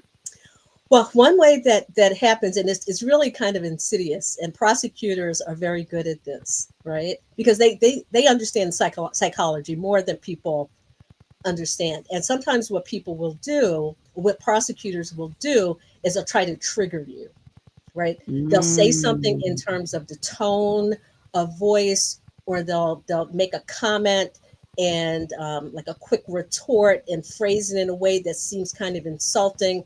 And people already in a situation where they're under pressure, they feel like they're being examined, they may feel a little bit of shame, they feel the need to defend themselves, right? And so sometimes what they'll do is they'll lash out and give the prosecutor the same energy that the prosecutor gave them. It's not a good idea, right? Even Mm. though as humans, we can understand why somebody might want to do that. In terms of making an impression on the court and making a good presentation, that's exactly what you don't want to do, because you're falling into the prosecutor's trap to portray you in a certain way before the judge. Now, the prosecutor has a great deal of leeway to be very harsh with you on cross examination. You, however, have to always have a certain amount of decorum about how you respond to the questions that you're asked, even whether it's by a judge or a prosecutor. Now, normally, me as your attorney, I'm going to ask you questions. You have a relationship with me, so you're going to be calm for the most part. You're not going to get upset or flip out or anything like that. But also, oftentimes, prosecutors will bait people into responding in a aggressive way, in so as to paint a certain picture of them before the judge. And also, what that does is it takes them off their game. It takes the person off their game, because now you're so riled up with emotion that you're not focused on what it is that we prepped you to do. And it's going to take a while for me to get you back on track, even under what's called redirect. Like after the prosecutor asks the questions to you on cross examination, I, Mhm. as your attorney, get a chance to try to rehabilitate you, right? To try, if the prosecutor did anything to take you off track, I get a chance to come back and say, let's regroup and answer this a different way, right? Mhm. But the impression's already been made, right? Even if I try to rehabilitate you and you calm down, you've already shown a side of yourself to the judge that is not favorable. Right. That So we that's didn't a want big way that people to sabotage see. themselves. And even though we as attorneys tell them often, be very careful, don't let the prosecutor, trick you into being hostile, Mhm. always remember that you are making a case to the judge, right? Sometimes it's hard for people because they're human and they're not used to this environment, and they take it very personally because they have so much on the line and they have so much at stake. Wow. Okay. So there's a couple of questions that have popped up. So I'm gonna ask the first one first. So what I'm observing, and I don't know if any of y'all out there have observed, court proceedings and stuff. And a lot of times, if it's streaming like on a court TV or Law and Crime or something like that, they'll show the defendant while the prosecution is questioning maybe another witness on the stand. And they'll show the defendant at the table, at the defense table. How important is it, or have you had anybody that maybe was not the best example, or how could we be a good example of maintaining composure at the table? And is the judge paying attention, the judge or the jury, are they paying attention to the demeanor of the defendant at that table while things are going on elsewhere? The judge is paying attention to everything. And the other thing that people don't realize is the judge also has extra eyes. Okay. The judge oftentimes has a law clerk who's in the courtroom observing as well. So even if the judge doesn't get it, the law clerk may get it. And the law clerk has a very important role because the law clerk helps the judge frame whatever the decision is going to be by doing legal research and providing other insight to the court that might be helpful. So you always have to understand you're on display, right? Until there's a verdict or a decision in your case, you're in court, you are being observed by somebody, and whatever you do can be used against you, right? Unfortunately, whether you realize it or not. So sometimes what'll happen is there'll be like an outburst. A witness will be testifying, and the defendant or the respondent or whoever it is, the opposing party will be listening, and they'll outburst and say, "You're lying. This is not true." And sometimes you'll see this like in Judge Judy. I mean, those types of courtroom kinds of cases where you'll see somebody respond as the witness is testifying, saying, "That's not true. That didn't happen." And it doesn't help you, right? Because the judge is trying to concentrate on what the witness is saying. You're interrupting the judge, which is not a good thing for you to do. So be aware that the judge is paying attention. But even if we don't see the dramatic, like made for TV stuff, I've seen plenty of times where someone has been sitting at that opposing table and the witness on the stand says something, and they, with the nonverbal, they'll be like, right? Sighing, Eyes rolling roll, they eyes. Yeah, sigh, yeah. slam a pen down, or the slick one is when they start trying to write furiously. Mm-hmm. I'm like, okay, we all know you didn't agree with what this person said because they're just writing stuff down. They got a whole scowl on their face, and it's like, But see, that's this is okay. That's okay because you can take notes and give them to your attorney. That part is okay. The sighing, the rolling the eyes, but the not the stopping scowl on the. the face. I mean, write it down, right? But don't make it real apparent that we just really, I don't know. Yes, writing down is great, but I guess do it with some level of modicum of, like, I don't know, respect, class, something like restraint, Yeah, right? there's I think something what to you're be said saying, for having a poker face when you go to court. So, maybe that's a class you could teach, the poker face, the courtroom poker face. but it's very hard. Like I don't know if you remember the whole trial down in Atlanta with Fonnie Willis and the attorneys and going back. Even lawyers don't get it right. When lawyers are defendants or lawyers have to go to court and testify, even they don't get it right. I mean, she was mouthing off to the judge, and one of the witnesses was saying things that didn't seem to be very credible, even though he had a law license, and you're not supposed to make false statements to the court. I mean, there was a lot of stuff going on. So if you ever want to see in real life what I'm talking about, go back on YouTube and get those clips of that whole Trump, Yeah, whatever was going on down there, right. because it's very hard when people who have been practicing law for 20 years, 30 years can't get it right. Imagine how difficult it is for somebody who has once in a lifetime requirement to go to court on something that's a very big deal. It's very hard. Yeah, it has to be difficult. I mean, it is. I haven't been in court that often, thank God. Um, but watching her, and this was, guys, if you don't recall, this is when they were trying to remove her as being the prosecutor on the case. It was this whole scandal about her and her then, at that point, paramour, Nathan Wade, or ex paramour. And there were, some improprieties. Odor of mendacity, I think was. I love that term. Now there was an odor of mendacity about what they were doing. Anyway, she was the epitome of eye rolling, head weaving, da da da da da. Well, and then I was like, oh girl, this is not good. This is not. And you're an elected official.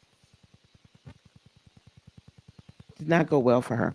Um, okay, we talked a lot about that aspect of things. Now there to me that's a level of confidence, right, that you can exude by not doing a lot of like whatever. um Clarity, can we talk about clarity? Because I find this when I'm talking with people that are dear friends or family of mine, and they're like, I'm going to file a suit or I'm going to do this, and they may be pro se in this situation, and they want to, like, they're telling me the whole entire thing, and I'm just like, there's not a judge on this earth or on the moon or Mars that's going to want to hear everything. How important is clarity and having clarity of mind and presence and knowing what we're here for? How important is that? How important is that? It's very important. And, people have to remember the court system is a system, right? And the courtroom is part of an institution. So there are rules, there are procedures, there are, times to do this, there are times to do that. And sometimes what will happen is people will come in and they'll have an opportunity to make a statement to the court or testify, whatever. And they'll want to just like say everything in one fell swoop. But the judge can't really pick through what it is that you're trying to say, because you're saying everything out of order, and there's no rhyme and reason to how the judge should put together what it is that you're trying to say. So unfortunately, a lot of it gets lost because there was no order or structure to what it is that you're saying. It's not clear to the court what's important, what's a little bit less important, what's a supporting fact, because you're just bubbling everything out as if everything is of equal importance. So it is very important to be clear, not only in what you're saying, but how it is that you're saying what you're saying. So there's a clear path for the court to follow to get to the main idea and main point of what it is that you're trying to say. Mm-hmm. And I want to ask you though. To me, so you're trained, right? You're more than trained. You have a ton of experience. So you're gonna have a very clear idea on A, B, C, what should line upon line, precept upon precept.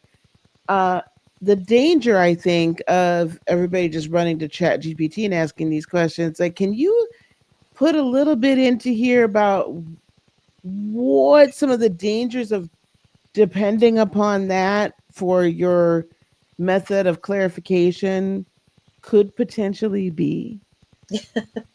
Well, you can ask some lawyers about that, because there are lawyers who have been running to GPT to write briefs only to find out that the cases that they're citing don't exist. Right? Mm-hmm. So you have to remember that ChatGPT, for all that it, not only ChatGPT, but any of the AI programs, for all the benefit that they can give you, they're limited in terms of how much they can help you in your specific case, right? Because each case is different, each case is unique, and it's not like a cookie cutter, right? In many ways, if you're filing, incorporation papers, of course, there are certain steps that are going to be followed every time that you do that, right? And so ChatGPT is probably good for something like that. But in terms of when you have to make a presentation to the court, it's very dangerous to rely on the information you get from ChatGPT, because what it gives you is based on what's put into it, right? Mm-hmm. So if some unique circumstance or unique fact about your situation isn't part of the database that ChatGPT relies upon in terms of how things happen in court, you might miss something that's important. So you just have to remember that every case is important. Sometimes people are involved in cases of what's called first impression, which means that it involves an issue that the court never heard of before. right? Or some aspect or some unique circumstance about the case is so different than what has happened before, the court has to consider it as something new, right? So if Mm, that's the situation that you're dealing with, it because it's new, ChatGPT doesn't have any data to help you with that, right? So use ChatGPT, to the extent that you can, but don't rely on it so much that you damage yourself, because it can't really help you specifically in your unique type of situation. that's very interesting. It may be able to help organize thoughts, but when we're talking really about clarity, and I think I want to go into a little bit about one of the very wonderful gifts that you're giving everyone today, um, and how this whole concept of transformation and your app came about, because there's clarity and no one's expecting for you guys to digest 3 years of law school and 30 plus years of practicing and being able to pass the bar, somewhere in there as well. But when we're talking about clarity, there's also kind of a separation from a calming of, let's not say separation, a calming of the energy surrounding your case that is so vital to you. And of course, it's important to you, but there's a need to calm that down and see really kind of where we're at so you can be organized and present with clarity of thought. Is that kind of where we're going with that clarity discussion? Yeah, because the other aspect of clarity is competence, right? And part of the issue is that people aren't competent about how things play out in court, right? Because they don't have the personal experience of seeing it happen. So a Mm-hmm. lot of times what'll happen is that somebody um, will say something to the court, or they'll try to file something, but they haven't taken the time to go back and research what exactly the policies and the procedures are in Mm-hmm. court, that they get something wrong. And so, even though they have the potential to be clear, because what they're doing is not according to the court rules, then they have an issue with it being accepted or possibly rejected by the court, because they didn't do something right. Mm-hmm. So, what one of the gifts that Sandra has put forward for you guys when you go to blackfriday.festival.com and register for the free gifts again. Um, well, if you've registered once, you're going to already have access to this in the general attendee section of the attendee membership area. Is her client warrior assessment quiz. It's a very short. It's not going to take you long, but it's so powerful because this quiz will help you understand how ready you are, the client readiness. How ready are you to face the court system? Like, how ready are you to appear for yourself for court? And also, and or how ready are you to assist your representation if you have it? Can you explain a little bit, Sandra, about what this is, how this kind of came about? And I think this is also a very good place to help people understand what your role is or what you would like your role to be in helping them with this process. Yeah, the quiz came about just to give people. I thought if we could put to people some questions, right, just to see what their answers would be, and then compare those answers to what we know typically happens in court, that would be a good way to assist people in making sure that they have all their ducks in a row before they actually step into court. Now, of course, this is not an end all be all quiz. It's only, 9, 10 questions, but it does bring to mind certain things that have to be taken into account. Like when you go to court, who's going to be impacted by the outcome of your case? Okay, because that knowing that will influence how you manage your emotions during your court proceeding. What are your expectations for how the case is going to play out. That's an indication of how competent you are about what the process you're going to face is going to be. So, like I said, it's not end all be all. It's a very short 10-question quiz, but it does give people an idea of how much they know of what they need to know at the start of the litigation to map out a successful journey throughout the litigation. And you're not proposing to be anyone's, like, you're not proposing to be their counsel of record. Like, you're not proposing to represent them. So, but you are saying there might be some ways that I can help. So, can you explain to people the difference in kind of being a consultant almost, right? I guess that's the only word I can come up with right now. I'm sure you can come up with something better. Being a consultant and being a guide, and talk a little bit about what your role is with people in this process. Yeah, now understand, I'm an attorney. I have a whole, roster of clients. And so those clients are not, that's why this business, this transformation is not under the name of my law practice, right? Because the people I help as an attorney are people who come to me and I help them under my law practice, right? This program, Transformation, is completely different. I don't give people legal advice in the services offered by Transformation.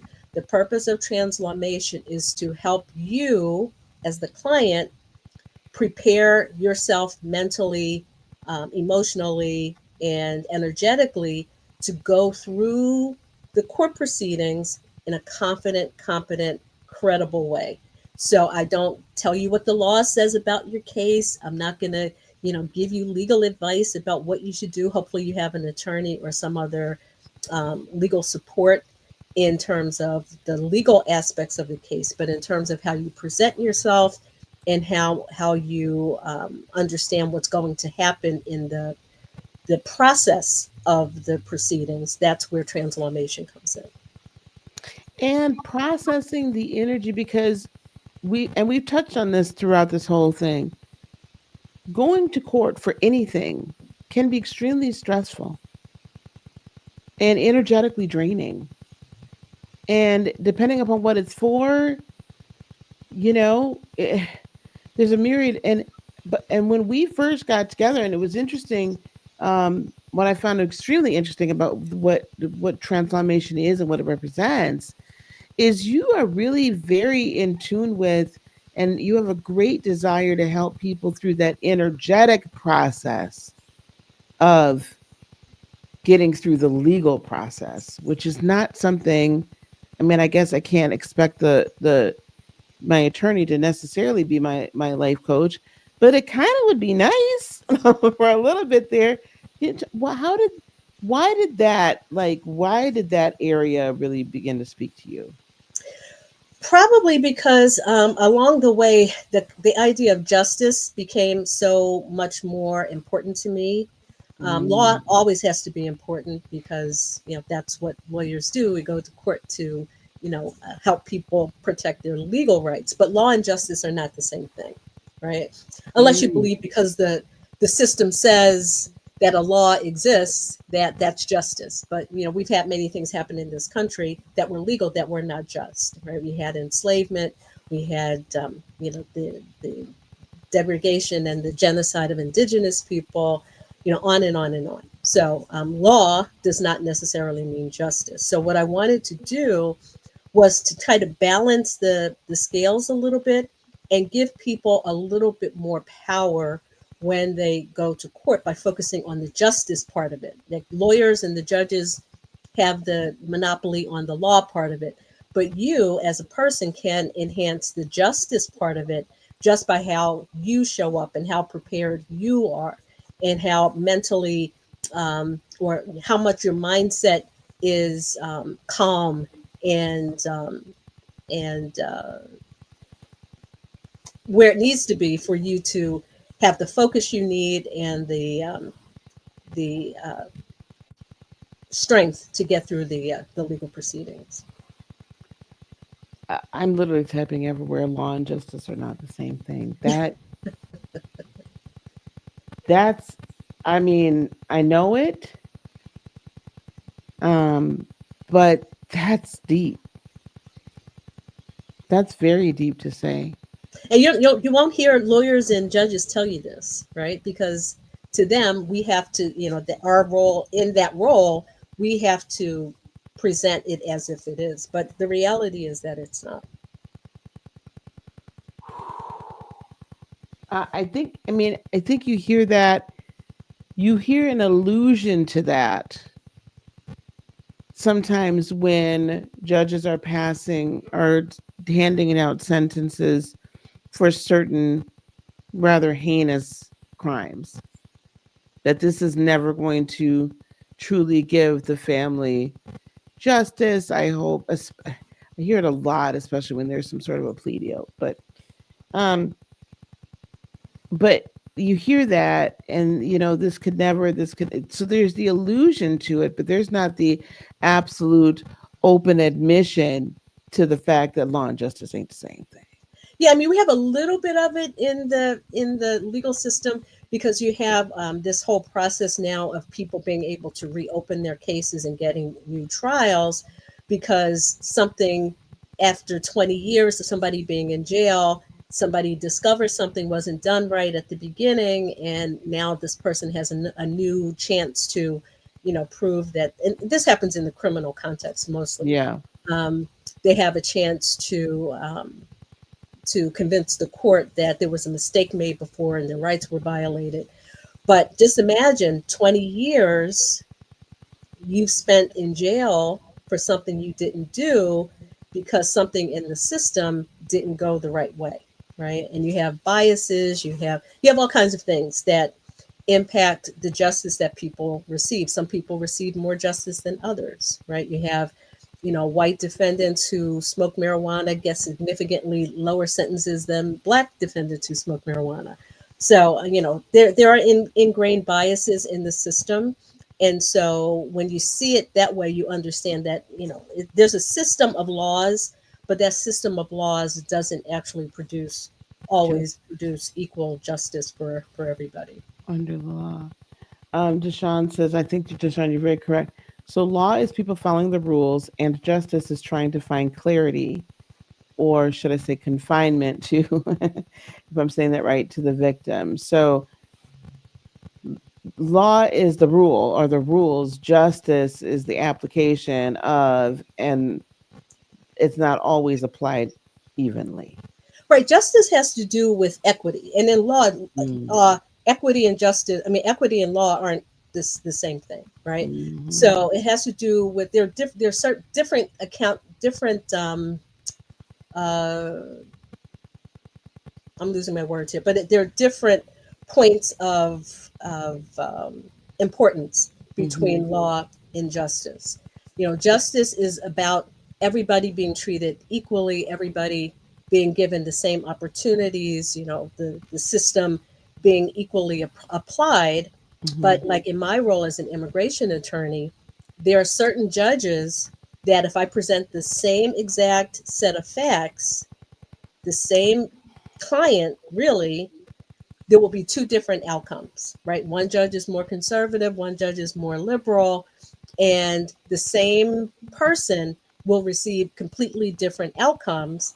And that's not the way it's supposed to be, right? Justice is supposed to be blind and everybody's supposed to be treated the same way. But in reality, that's not how it always plays out. But it's still considered justice under the law, but it's not really fair. It's not really equity. It's not really Wow. it's not justice. Wow. Wow, that totally made me lose my whole other train of thought. Yeah, That is, but that's, thank you for sharing that, because that, anything that then can help us to receive an equitable outcome, a just outcome, rather than just by the letter of the law, and any advantage that we can have in that regard, I think is just absolutely critical. That's just amazing. Thank you for sharing that. and the important thing is that this is an area where people can really make a difference for themselves. If they Mm. are able to get this part of the process right for themselves, they enhance the justice that they will receive in their particular case. But if you sit back and you lay back and you wait for the justice system to work its way around your particular circumstances, you may or you may not benefit. So there's a benefit to being proactive, I guess, is the long and short of what it is that I'm saying. I love that. I love that. Um, I thank you because the other thing, the other aspect of this is even if there was something where you're representing yourself, I want you to take, or you're about to do something, you're about to file something, you're about to do something. I want you to take the quiz. I want you to blackfridayfestival.com. I want you to, and I want you to find Sandra's client warrior assessment quiz. I want you to find that. I want you to take that quiz and you're going to get the results right away. It's just going to pop up. It doesn't take much. It's right there. But I want you to take the quiz. And this is why, because I don't want you to go into this without having an objective point of view, not your friend, not your mama, not your auntie and your cousin. Because listen, we'll tell you, oh, honey, you're going to win hands down, right?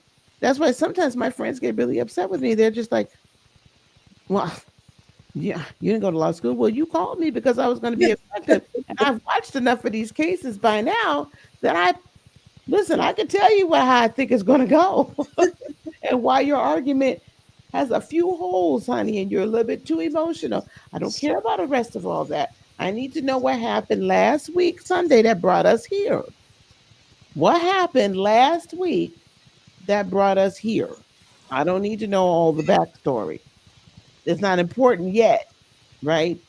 So I feel like having you, someone like you, and having you specifically to come in and say objectively, okay, I got it, but we got a little bit too much happening here. Let's get distill. Let's refocus our energy. That's going to be 90% of the battle Hmm. because I feel like, and you can tell me if I'm wrong, a judge will forgive. Like there'll be a little bit more grace given if you got your energy in check and you're organized. Will you get a little bit more grace maybe in a court?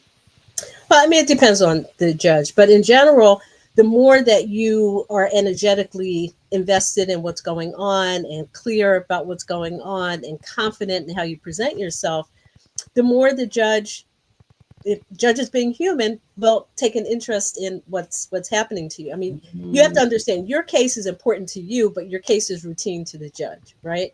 So mm, anything that you can do to take that limited amount of time that you have with the judge to show why your case is important, even if it's only important to you, can only benefit you, right? To take it a little bit more out of the routine mm. process that the judge has to go through every day. Wow. Okay. Well, that's a see now you remove some of my energy from being all like. But no, that's I mean that's it's you do have to remember that. I think that when I think back to my divorce, my most recent divorce, yeah, that judge sees divorces all the time in family court. That's a normal everyday thing. Mhm. Sometimes with children in custody, sometimes with a lot of money and property involved, sometimes not. And it was very I mean, it was routine. It felt a little cold, but I can say that the ex, because the ex like hauled me in court, wanted to hold me in contempt for something I had nothing to do with. The fact that the quadro, which for you guys that don't know, it's like the retirement thing, and you gotta blah blah. Anyway, the company hadn't paid him yet. I can't make them cut a check. But here he hauls me into court saying somehow that I magically that somehow I made them not cut the check and it wasn't even supposed to be cut for a while. That's not the point.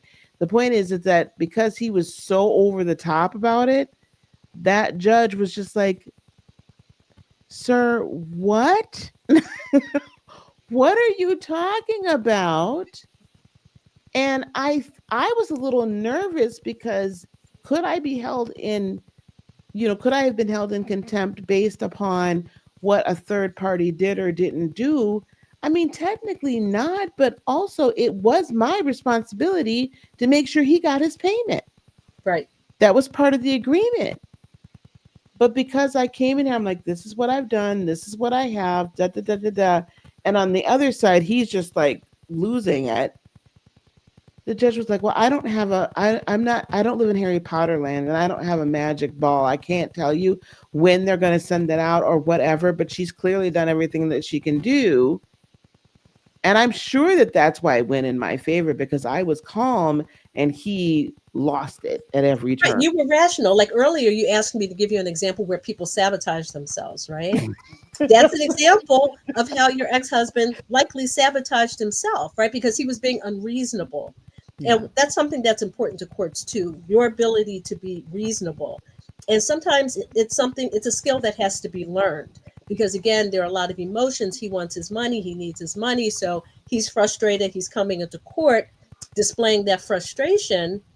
But the judge has to put everything into context. And you allowed the judge to do that because you came in and said, look, I did this, I did that, I did that. It's out of my control. I'm on top of it. I'm trying to make sure that it happens, but it's something that I don't control. The judge has to look at the situation and say, which person is likely the one who should prevail, right? And because you were the more reasonable person in your presentation to the court, it was very important, likely to the outcome of how things worked out. Yeah. It's crazy thinking about that now. I mean, I guess I knew it internally, but then now analyzing it, I'm like, yeah, that's right. So in that regard, then let's also talk about the VIP gift you have launched. Now I will say she launches unbeknownst to me. So this was new to me. The Law Spa app. I had not known that this is I love Sandra. Sandra is like, I want to do this, I'm gonna get this done. The Law Spa app. Talk to us. Why did you create that? What is that? And you're giving people access to that as a result of their VIP purchase. What's that all about? What are we doing in the Law Spa? So the app is a way for people to benefit from the services that we offer without having to speak to me directly, right? So on the app, there's a dashboard and you have a way of getting affirmation. It's basically offering ways for people to manage their emotions, their mindset, and their competence, right? So for the mindset part of it, we have affirmations. You can do journaling. Um, for the court competence, we have a section where you can learn terms that are frequently used in court proceedings and take a quiz about, court related terms. And so it's just a way for people whenever they have an urge to, you know, um, pay attention to what's happening in their court proceedings, but they don't necessarily need to talk to their attorney, but it's something that relates to their mindset, their emotions, or their energy. They can go to the app and look at the dashboard, see what it is that would be helpful to them, and then get the help that they need in the moment, and take a worry off their mind because they've been able to at least do something for themselves, something proactive to address the situation. And they can also book a consultation as well, a law spa consultation with you. Mhm. Invaluable, guys. Invaluable. Like you're going to get so much. I'm sure you can already tell how much your confidence is going to increase, just how calm. Sandra, we've had the opportunity finally to meet in person. We were all in New York for a workshop a workshop boot camp I was doing. And let me tell you something. Sandra is probably I've met known a lot of attorneys in my lifetime. She is to be the calmest. Like I'm used to attorneys just like because that's what you do for a living. You Right. talk and you some are some attorneys are litigants, some are just, they're more like, whatever. But you're always presenting a case of some sort, right? That's just who you are, right? And analyzing a situation and then She used to be the most calm, like cool, collected, not over the top, not I mean, I was like, wow. I felt I was a lot more hyper. And but I loved that. The reason why I mean, there's more than one reason, but you want that kind of a person in your corner, even if it's on the outside of the corner looking in, saying, okay, let's do a little breath work. Let's, where are we at? Like, make sure that you don't do this and make sure you do this. Or, did you tell your attorney that? Or she's going to be the one that's going to guide you and be that kind of where you can breathe. So I can attest for the fact that, I mean, and go with the flow. I mean, I could just go on and on, but just very much go with the flow. She's definitely someone that's going to keep you on and get you to an even keel and keep you there. And that was a completely unsolicited response here. Thank you. Um, just amazing. Um, I have a few minutes remaining, so I want to just kind of dive in just a little bit into where we're at is coming into this coming year.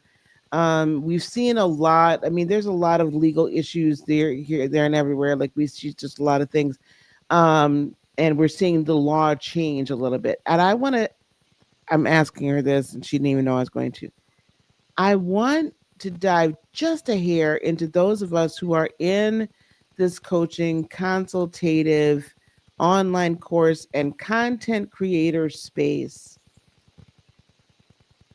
How can we, just high level, make sure that we're keeping our energy in a way that doesn't get us into some legal issues, right? Like, what would be kind of a guideline, do you think, for making sure that we're not getting ourselves into, let's say, a defamation space?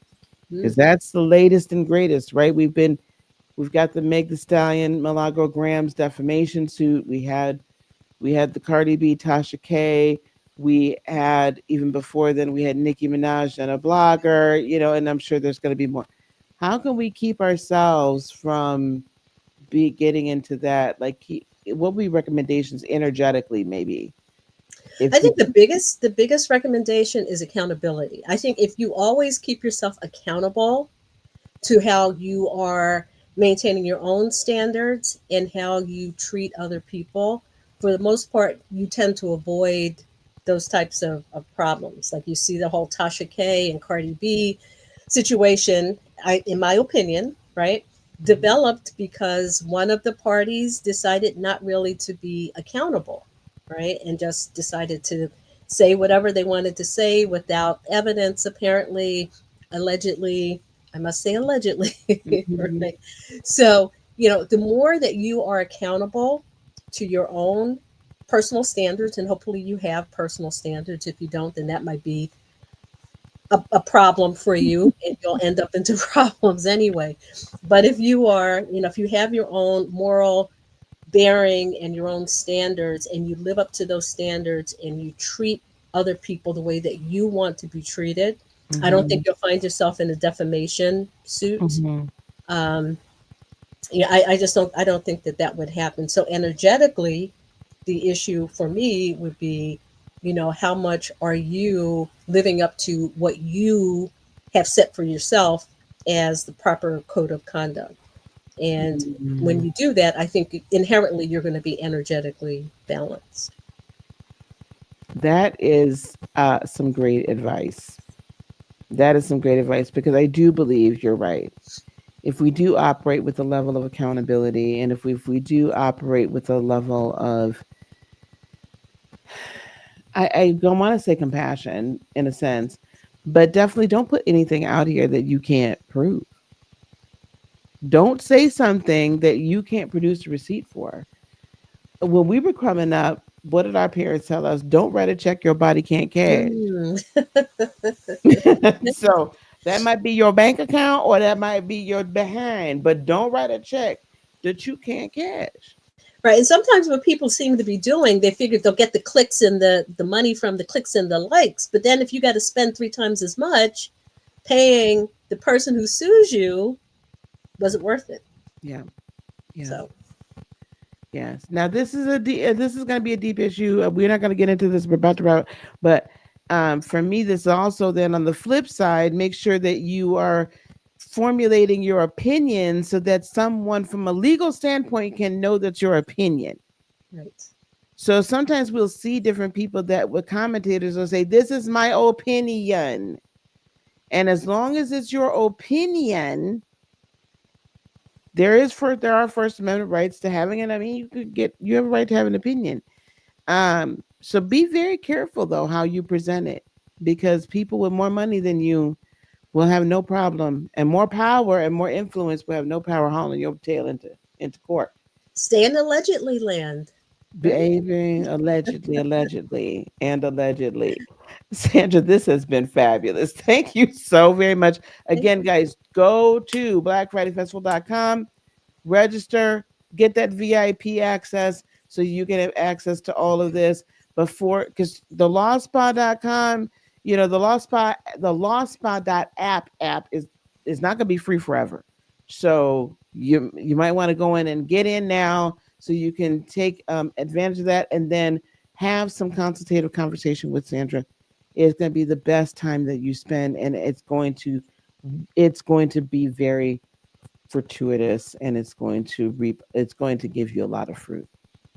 Thank you, Miss Sandra. Thank you, Dr. Lisa. It's always a pleasure to talk to you. Thank you for having me today. I appreciate it. I appreciate you.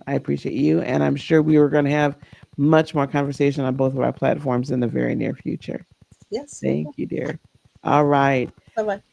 Bye-bye. Oh my gosh, we're having a great time, guys. We're having a great time.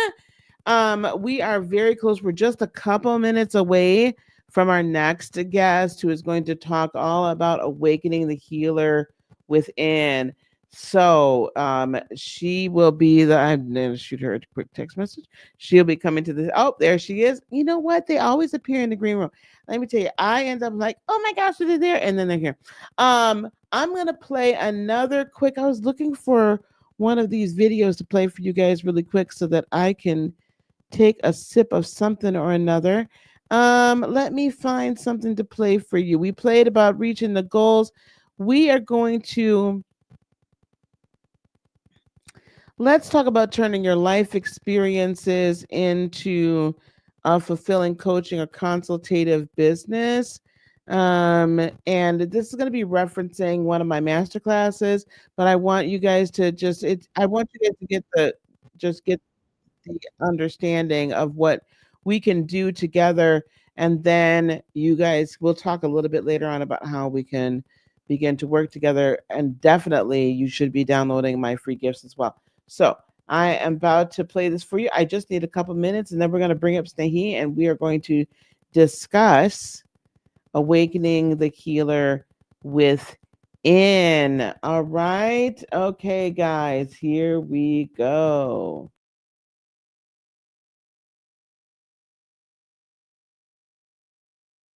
Opportunity to learn how to create your own business, to take what you know how to do, your skills, your life experiences, and create a fulfilling, transformational coaching or other type of business, then I have a really, really special opportunity for you.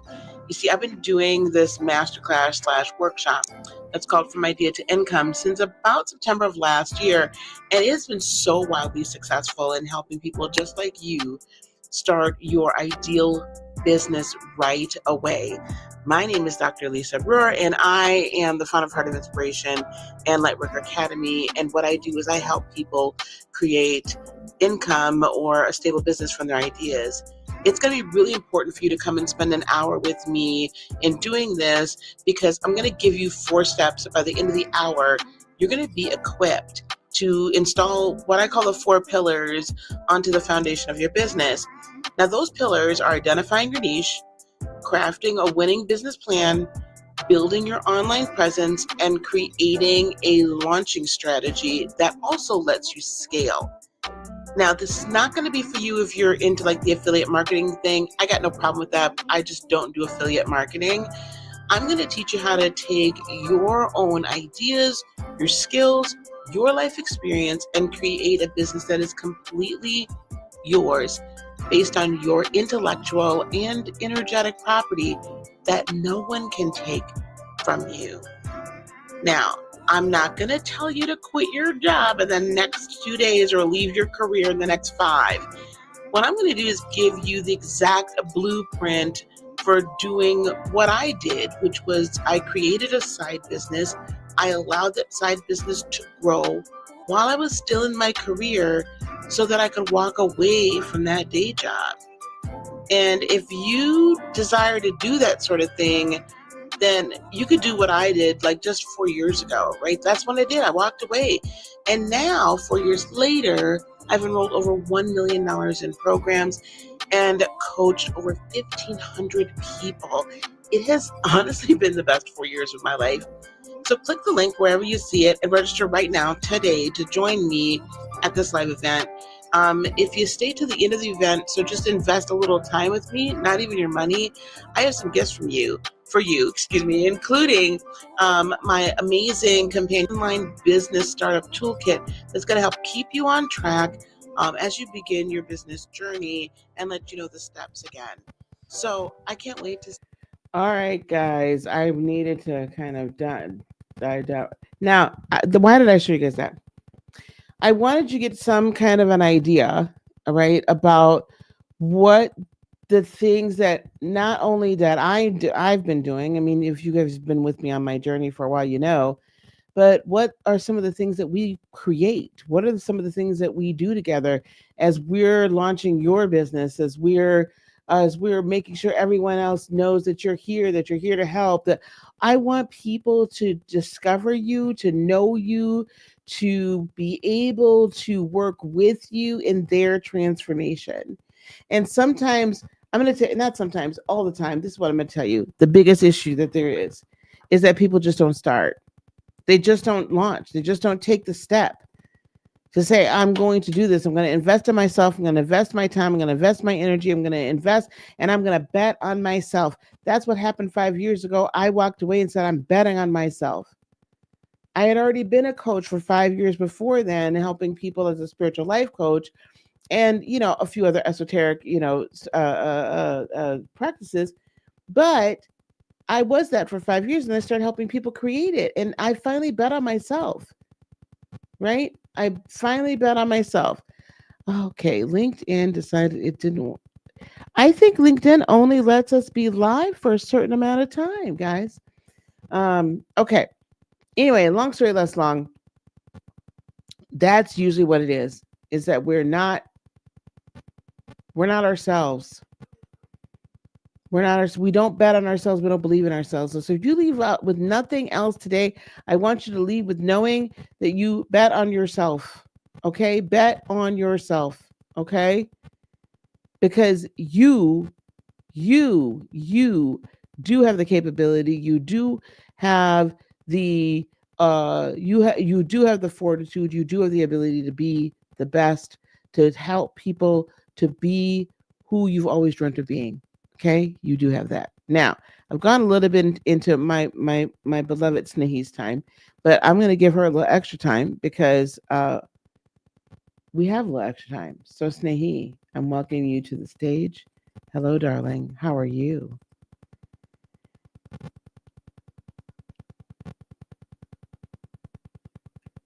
Here, let me unmute you. Let me see if I can unmute you here.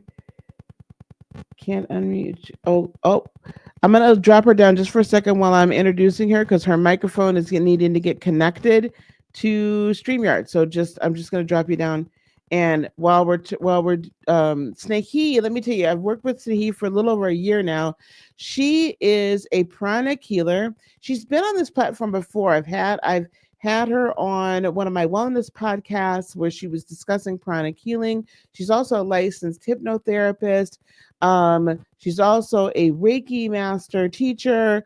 She's also, I mean, she is a myriad of she is just a healer in everything that she does in every way. She is the embodiment of that healer. She's also a mother of two wonderful young men.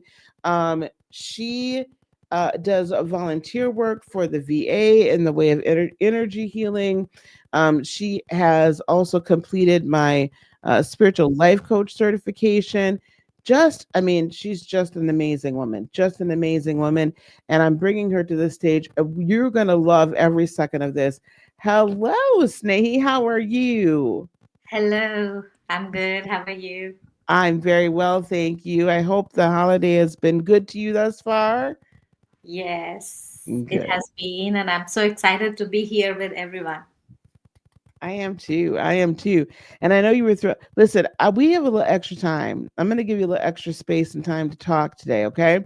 Okay, Because I want people to really get this, and I want this is extremely important as well, awakening the healer within us, and then hopefully some other people will then take that next step and become a healer for others as well. Okay. that's And so we're going to open it up for a little question and answer too, because I know you're always down for that. You are down for that for sure. yeah. um so I'm going to let me go on. I'm going to bring up, you have a slide, you have a bit of a presentation here. So I'm going to bring that here, and I'm going to mute myself, and hey, the floor is yours, dear. Let me know when I need to move ahead, okay? Thank you, Dr. Lisa.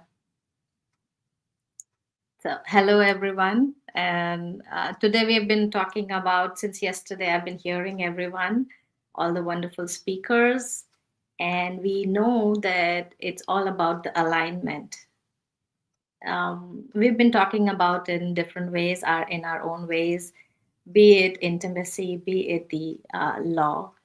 So it's all about integrating yourself and giving yourself that space. So um, I'm Snehi. Apart from an MBA in HR, I'm a certified clinical hypnotherapist. I'm an associate pranic healer, yoga instructor, and I founded my Snehi's Healing Hands, where I provide the space for the healing to happen. So I was born a light worker, so which um, I should say I recognized that when I was about 9 years of age, and I knew I was different. I didn't know what I was, but I knew I was just different. And I've been working on and off, learning my experiences. So I can say that it was a long journey of actually experiencing and learning how to be present for myself first, and then be there for my loved ones and people around me. It was exciting and a lot of turmoil journey, but I take it as a learning experience. I always quote myself saying that I was always on a journey. So I combine hypnotherapy and pranic healing and my intuitive gifts to help people connect with their root cause. To do that, I like to go into the subconscious mind because that's where the roots are mostly. And with my space and a trusted space, we get there, we talk about it. I believe for every human being, the root, you may be experiencing some same things, but the root probably mostly are different, and it's unique for everyone. So we've been talking about the alignment. So I want you to I'm sure you're not, it's not the first time you've been hearing it, that um, alignment means mind, body, and soul.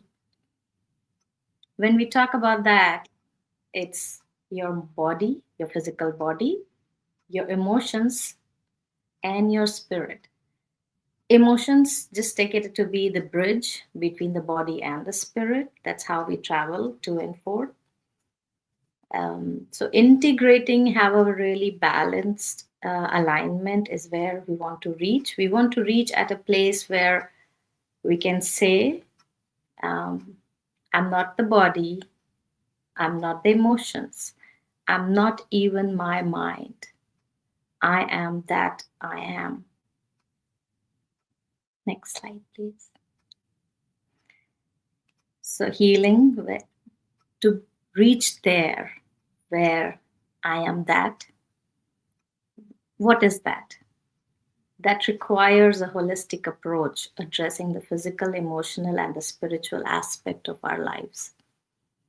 Nurturing your emotion, it fosters resilience. So it acts mostly like a bridge, as I mentioned. It helps you to release, to feel, to be in the moment. And spiritual growth enhances our inner strength. It's the anchor where we all want to be, but with the life situations, we just get out of it.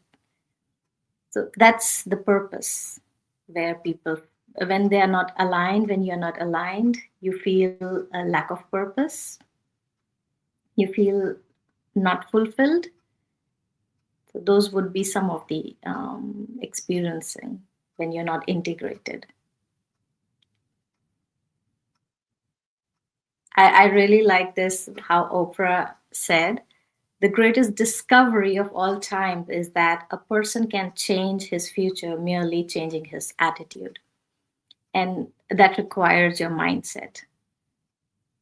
So it's a good news for everyone that it's never too late. We've been hearing this since yesterday that now is the time. The I remember Olga saying that the most expensive ground is the graveyard. So it's the time. Just change your attitude. All it requires is simple change. Next slide. So here, I want you to, everyone watching, just we'll go through this quick 3 minutes questionnaire where you will discover about your current alignment. And I give you just 3 minutes. Next. Can they read it? Do we need to make it bigger? I'm not. Let me see if I can make it bigger. Hang on one second. Why don't you start going through it, and I'll see if I can make Okay. it bigger and bring that up on my end. Okay. Sure. So the first question is, you guys can keep on going with ABC, whatever your options are, and how aligned you feel over on in your life right now. So the first option is very aligned and balanced. B is somewhat aligned. C is frequently aligned. And D is feeling disconnected or overwhelmed. So you go with your first answer, only one answer that you feel right now. The second question, how consistently do you take care of your physical, emotional, mental, and spiritual well-being? That's daily, a few times a week, occasionally, or rarely.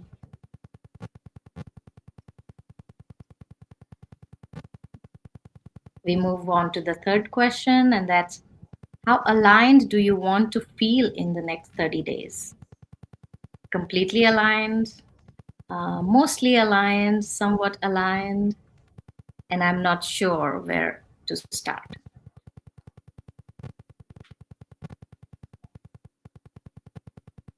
Choose your best answer. Fourth question, how committed are you to creating change in your energy habits and mindset? Are you fully committed? First option. B is ready but needs guidance. C, interested but inconsistent. D, unsure or hesitant. So we're going to give this one more time. I know it might be difficult, especially if you're watching on your phone. I'm just going to go through it again really quick. The first question: how aligned do you feel overall in your daily life? A, very aligned and balanced. B, somewhat aligned. C, frequently misaligned. Or D, feeling disconnected or overwhelmed. Question number 2: how consistently do you take care of your physical, emotional, mental, and spiritual well being? A, daily. B, a few times a week. C, occasionally. Or D, rarely. Question number 3: how aligned do you want to feel in the next 30 days? A, completely aligned. B, mostly aligned. C, somewhat aligned. And D, I'm not sure where to start. And then the last question is: how committed are you to creating change in your energy, habits, and mindset? A is fully committed. B, ready but need guidance. C, interested but inconsistent. Or D, unsure or hesitant. So if you've written that down, we want to jot that down. And now we are going to then give you, here's the next slide. Oh, there's more questions. Sorry, gang. Here we go. Do Yes, you want me that's to read these off for you, Snehi? yes, sure. Okay. The next question then is number 5. Question number 5. What currently creates the biggest misalignment for you? Is it A, emotional heaviness, B, mental overload, C, physical fatigue or pain, or D, spiritual disconnection? Number 6, what stops you from staying consistent with your well being practices? Is it A, time and routine, B, motivation and discipline, C, lack of clarity or direction, or D, emotional overwhelm? Question number 7. What style of support do you feel you most need right now? A, physical, structure, habits, or routines. B, emotional, release, grounding, regulation. C, mental, clarity, focus, strategy. Or D, spiritual, guidance, intuition, and inner peace. All right. So how do we, let me get us back here. How do we score that then? How do we I score that? want to hang on with the Okay, we're not scoring yet. I'm jumping ahead. Okay, go ahead, dear. Sorry. yeah. And no, you're good. So I want to people to hold on to their scores for now. Um, but if you want to, then option A is 4 points, B is 3, C is 2, and D is 1. Because it takes a little bit time to calculate for some people, so maybe that's what I should let you know. So, as I said, the questionnaire will give you your, with answering all those questions, you already have an idea of where you are and what it takes to be aligned. So, let's start. And I want this it to be experienced. We heard everyone say about that you should give yourself time, there's a resting time, and how you come back to yourself. So I want to give you that experience today, like how you can go about it. How does having listening to yourself looks like? So at the very physical level, where we start, because that's the first thing we notice. So, healing through awareness and connection at the physical level. Our body is just not a messenger, and it's not your enemy. So every ache, every pain that we experience, your body is trying to talk to you. They're trying to tell you something. So this, it has its own wisdom. So first of all, I want to also clarify that healing journey is a journey of wisdom. Knowledge is what we collect as information, and how we apply it is the wisdom. So when we talk about healing, it's a wisdom. The same knowledge everyone has, but differently we practice it. So, uh, so at the physical level, it's healing through awareness, connecting to your body, uh, breathing with it, honoring your body, um, actually connecting and accepting yourself at physical level. Next slide. So I want you to go through this. I'll guide you with this very short meditation where we will know how it feels like connecting with the body through your touch, smell, and sound. Let's begin. Just make yourself comfortable, heavy on your couch or wherever you're sitting and watching. Make yourself comfortable. Hands are the first thing we feel the touch with. So I always like to start with the hands, rubbing of the hands. That that gives you warmth building. It builds really close to you. That's how you can feel. And I want you to just relax and inhale. And as you inhale, you feel the expansion. And as you exhale, just feel the release. Your body relaxes with each inhalation and exhalation. Let's do this few times at your own pace.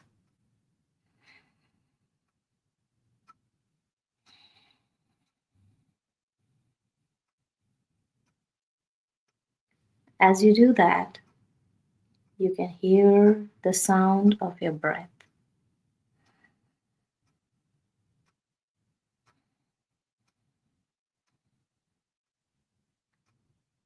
And that sound is the energy moving through your body.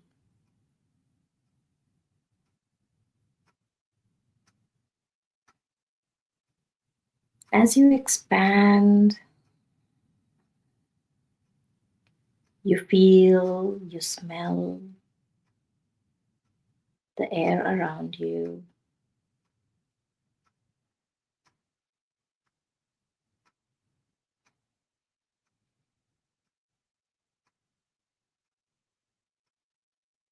And I just want you to be aware of your whole being.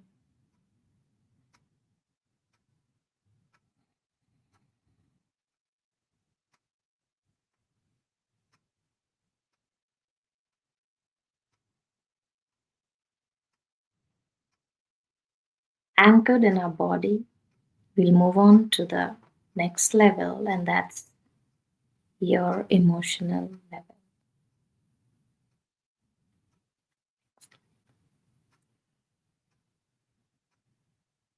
When it comes to the emotional level, as I mentioned, it's a bridge between your physical body and your spirit. And the clearer the bridge is, the easier it is to reach your spirit, and it's in an alignment. So it's a tool. Just consider it to be a tool more than anything else to anchor yourself.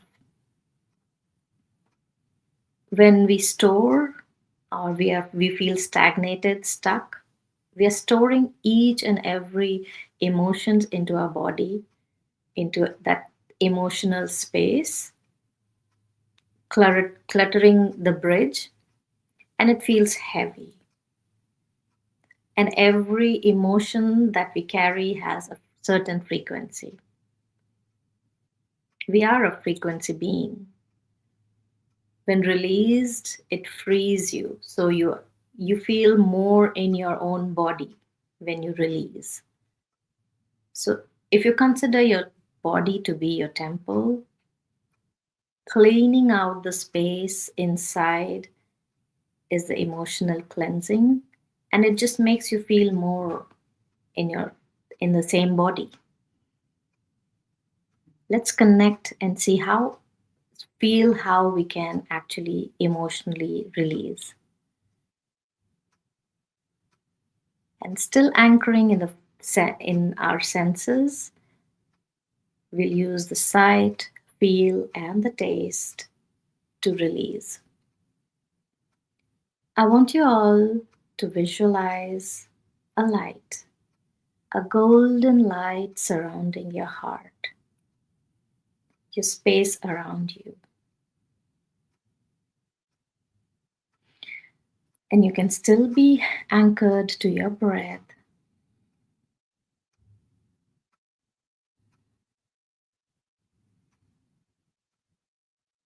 And just contemplate which emotions arise for you that needs to be released. Is it tiredness? Is it anxiety? Or is it just a stress that you cannot name? And you don't have to name it.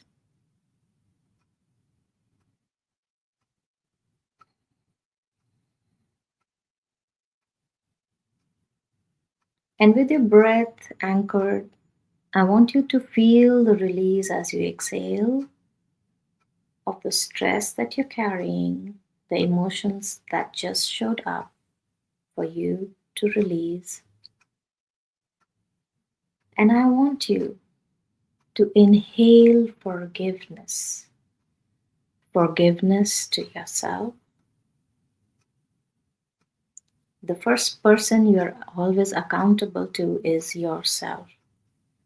Addressing yourself and forgiving yourself for not listening.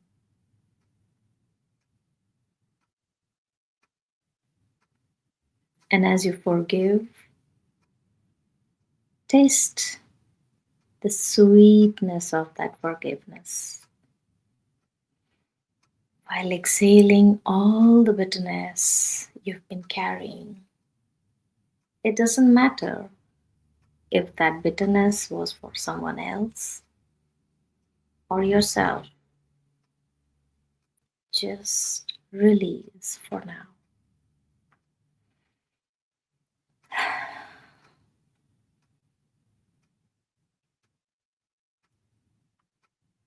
As you become sweet in your experience, we move on to the next level,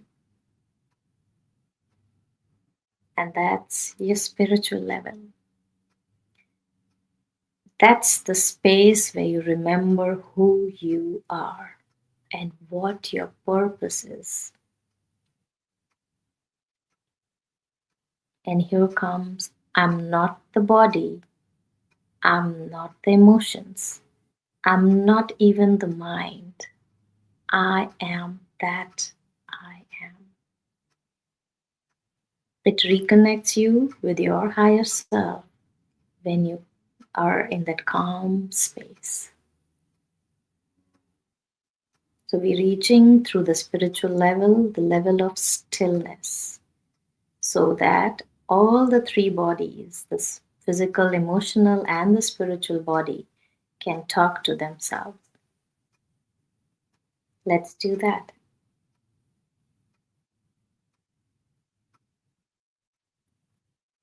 I want you to visualize a violet light above your head.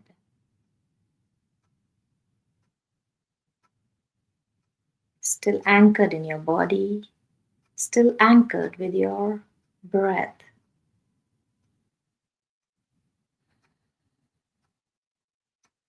It's calmer, it's quieter than when we started. And in this quietness,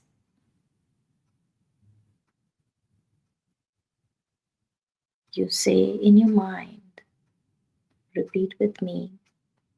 I am light. I am guided. And I am free.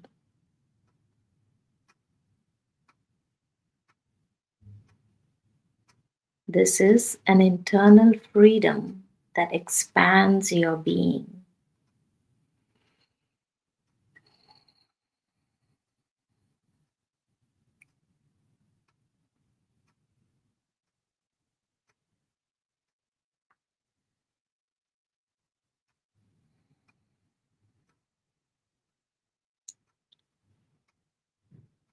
Now let's integrate our body, emotions, and the spirit.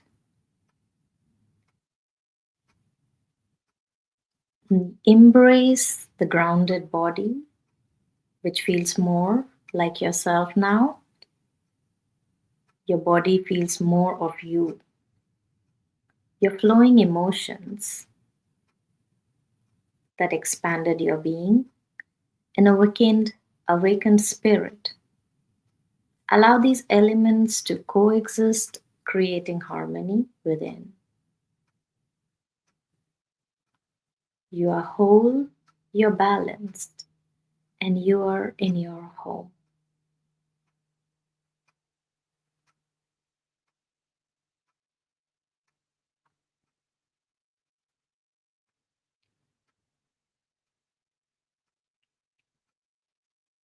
With this affirmation, we unite our whole being. I am at peace with my body. I am free in my emotions, and I'm connected to my spirit. Carry this in your heart. Feel it. Breathe it.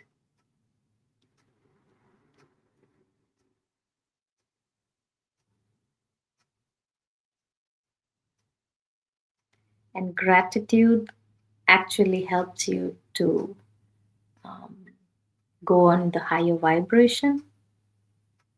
So embrace this moment of peace, allowing it to flow through your day. Carry this clarity and grace, and carry this calmness, and let it take you towards your day, in your thoughts, in your words, and your choices. So just remember, every pause strengthens your healing.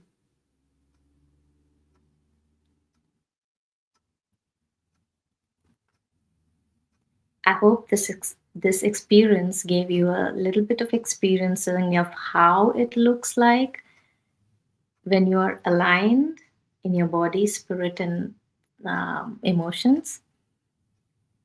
Let's see, you've been holding on with your scores. Let's see where you are and how you expected yourself to be and how you are here now. So if you are someone who was high, like falling in the gap of 23 to 28 points, you are a really high aligned potential and you're ready to develop.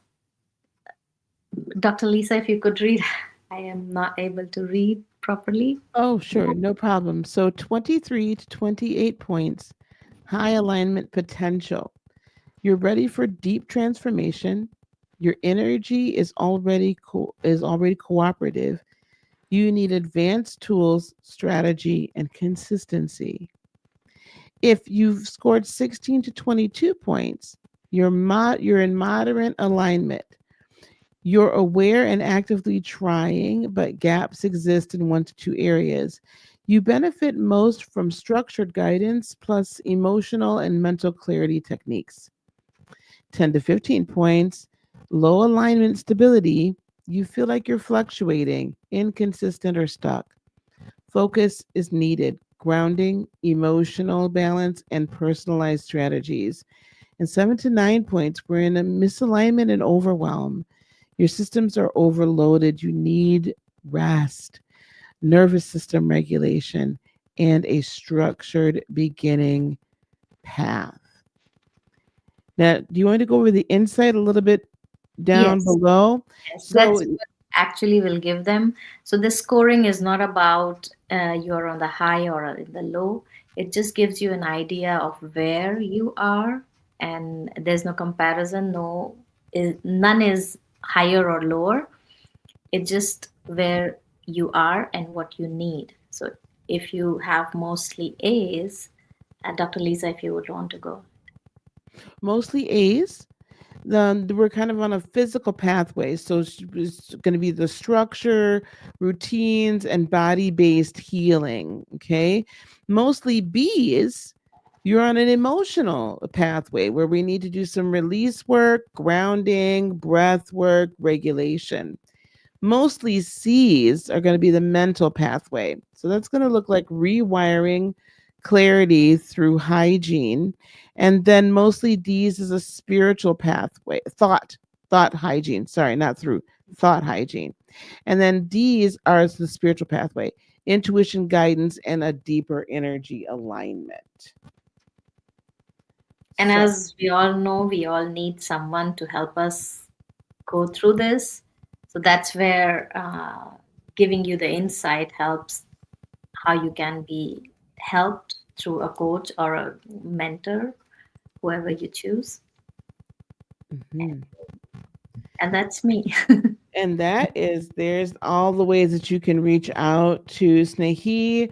Her website is snehishealinghands.com. And there's her number there. Also, when you guys go to blackfridayfestival.com, you're going to be able to register, right? When this is one of the last times you're going to hear me say this today. We're registering then for the free gifts and then the VIP gift. Snehi, you've put together, and I listened to this as I was editing it. You've put together an extremely powerful meditation for us and workbook on the free side, and then on the VIP side. I really want you guys to listen, guys. It's $27. It's not that big of an investment. You're going to be able to schedule some time with her as well to really go over the quiz and talk about what some of the next steps. She has so many different modalities that she can help you with. It's tremendous. Talk to us about the meditation. You call it the mountain of alignment Yes, meditation. the Talk mountain to of us about alignment. that. Yeah. Yes, so this the mountain of alignment meditation I created because I felt, and I read books where it says when you're on the top of the mountain, that's, if you have really a lot of stress, go, where you can find the highest point around you, go there and just feel the same, or think about the same stress that was stressing you out.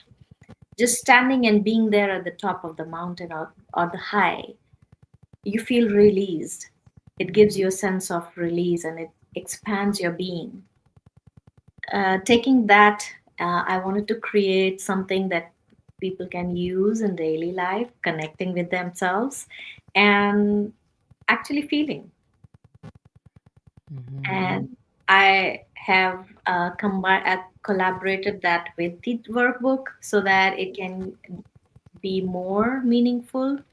They can connect with them even at a deeper level.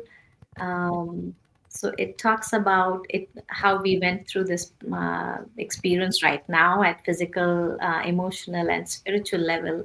That's how the workbook is too.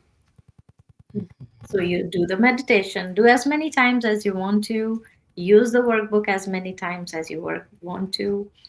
It takes you, and every time you'll be surprised that you write different things for the same question.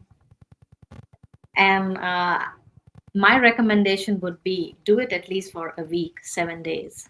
Follow that. You will start feeling the change because anything requires some time and to practice.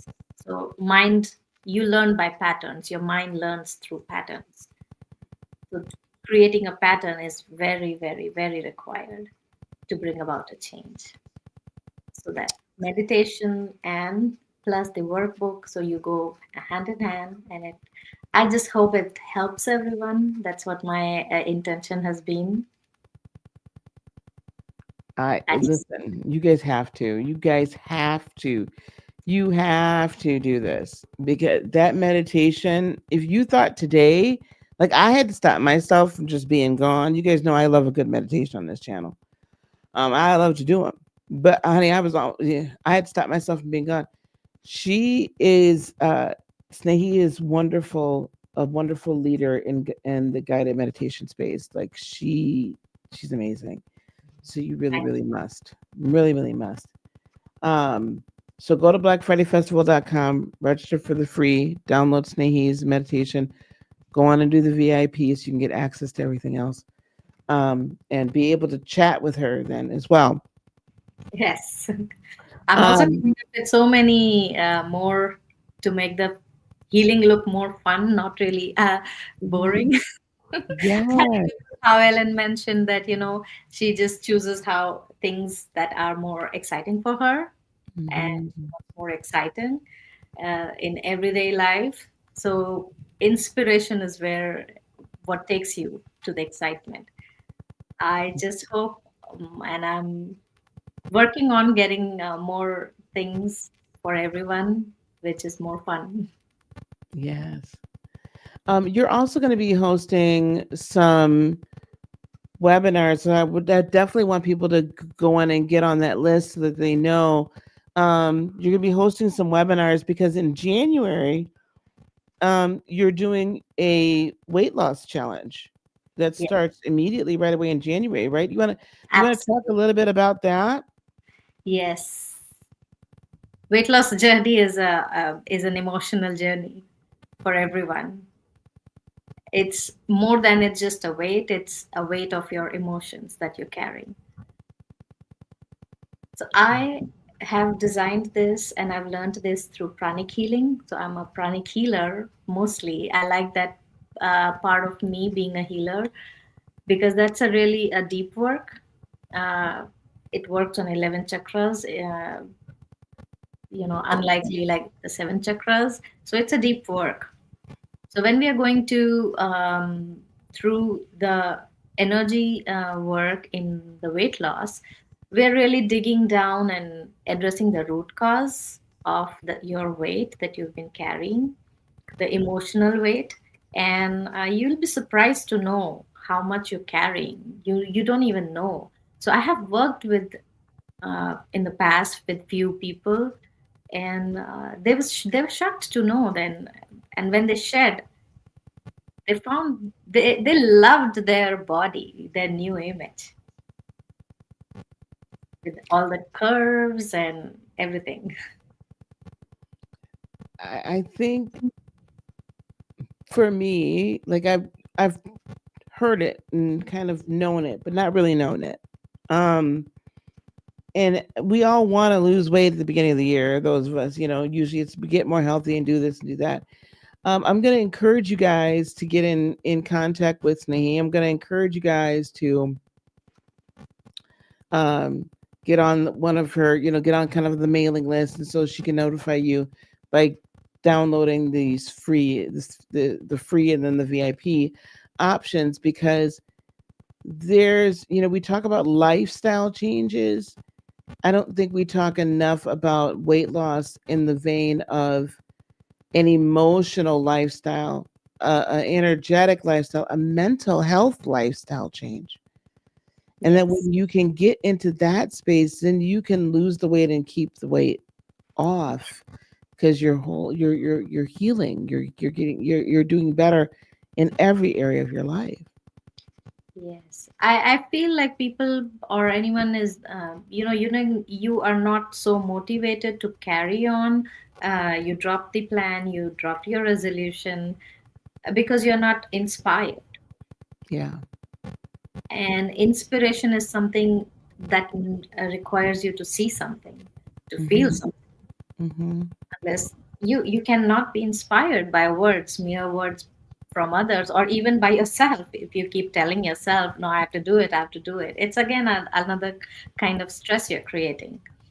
So Mhm. to keep, that's my job. I'll keep you inspired throughout Mhm. the journey, and make it, like experiential, and uh, that you can see. Absolutely. I love that. I love that.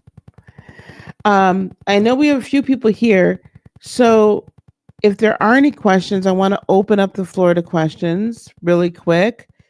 We have one more speaker that I'm going to bring up. I'm going to play her interview. We pre-recorded it.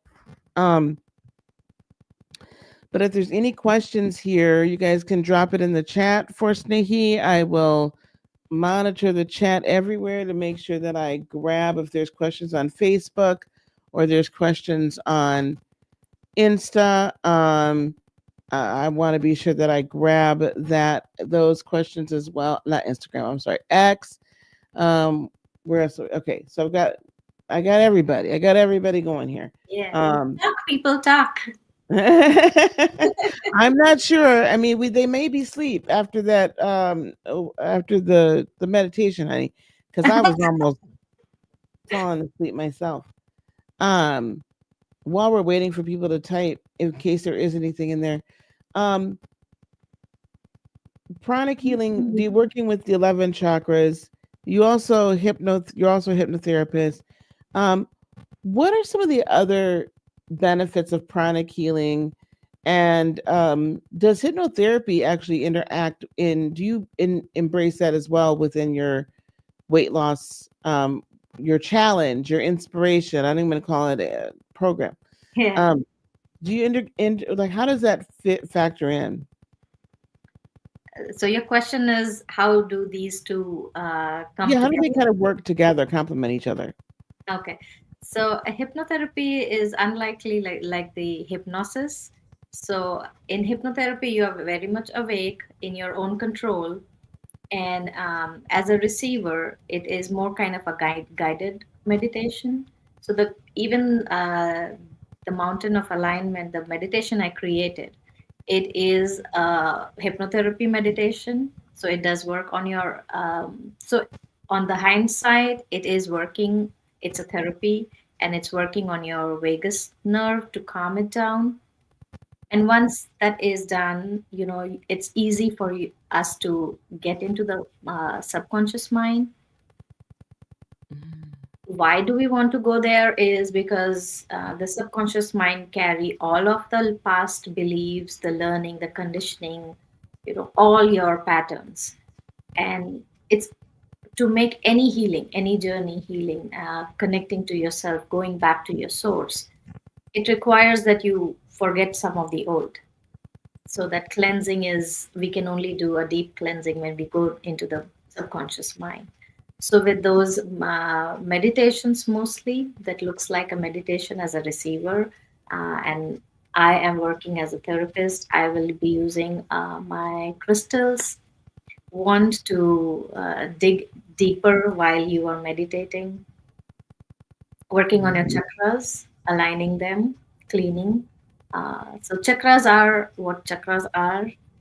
Chakras are the organs of your energy body. So your physical body has all your organs. There are 11 major organs. So the 11 major chakras we have corresponding.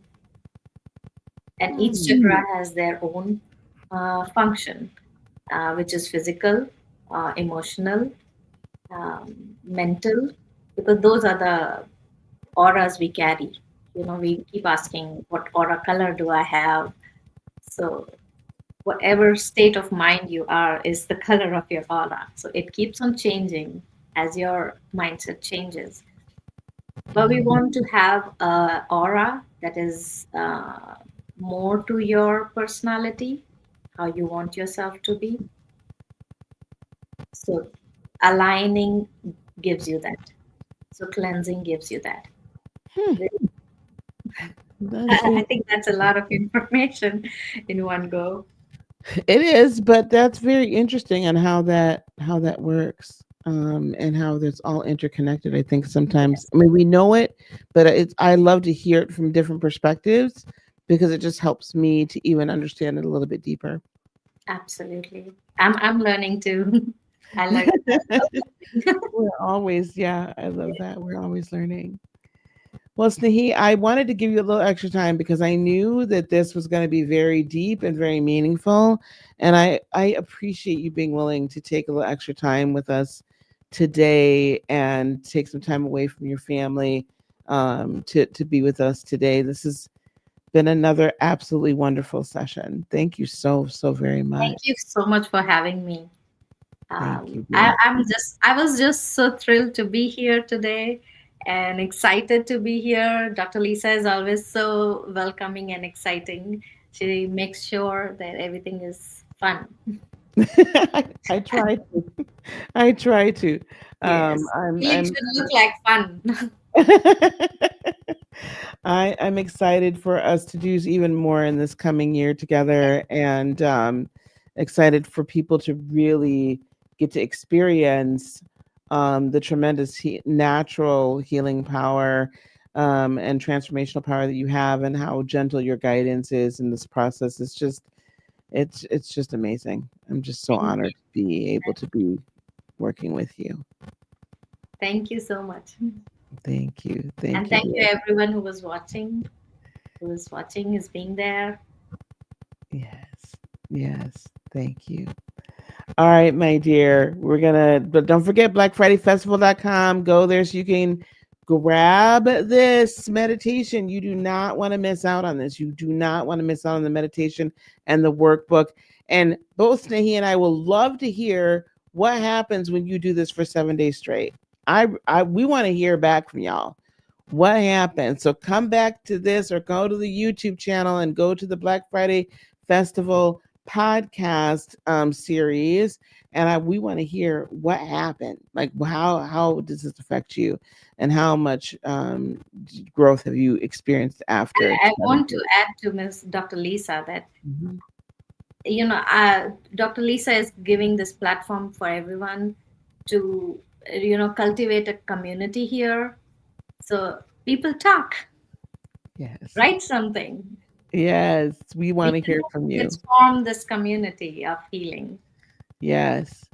And Of when you sign up for the free gifts and everything, then you get to be a part of the community. There's another community off of the platforms where we get to chat with one another, all the speakers and all the attendees. So be a part of that too. Let's really grow that and enjoy all that that has to offer. yes. Awesome. Well, thank you, my friend. Thank Thank you so much. Thank you. I really you, appreciate you everyone. being here. Thank you, my dear. All right, guys, we are coming down the home stretch here. We have one more talk for the day, and it was pre-recorded so that because she is with her family at the moment, and we have Dr. Asher Beckwith is joining us. I'm about to go on and play and share her video, um, her interview. It was very powerful. Um, and but I'm gonna say this again in the video. But her discussion is she is one that helps people through we'll just say intimate trauma, so SA, things of that nature, and helps you thrive and not just survive, and reclaim your power and reclaim your body, right? After all of that, after that happens. So we are going to, I'm going to put this on full screen. I'm going to turn up the volume. I'm going to share this interview with you right now, and then I'll be back and we will be wrapping up for the day. All right, so here we go. We're going to share the screen here, and there we are. And I will be back in just a few minutes.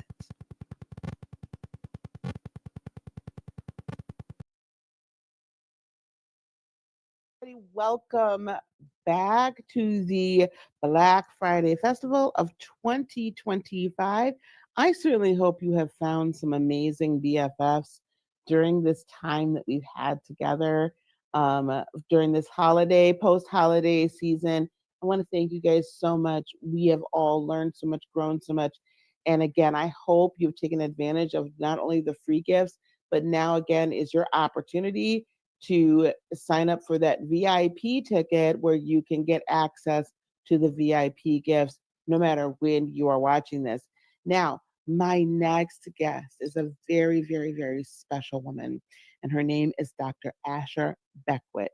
Dr. Beckwith is a trauma energetics coach, speaker, and survivor scholar who helps people reclaim their essential selves after SUL trauma.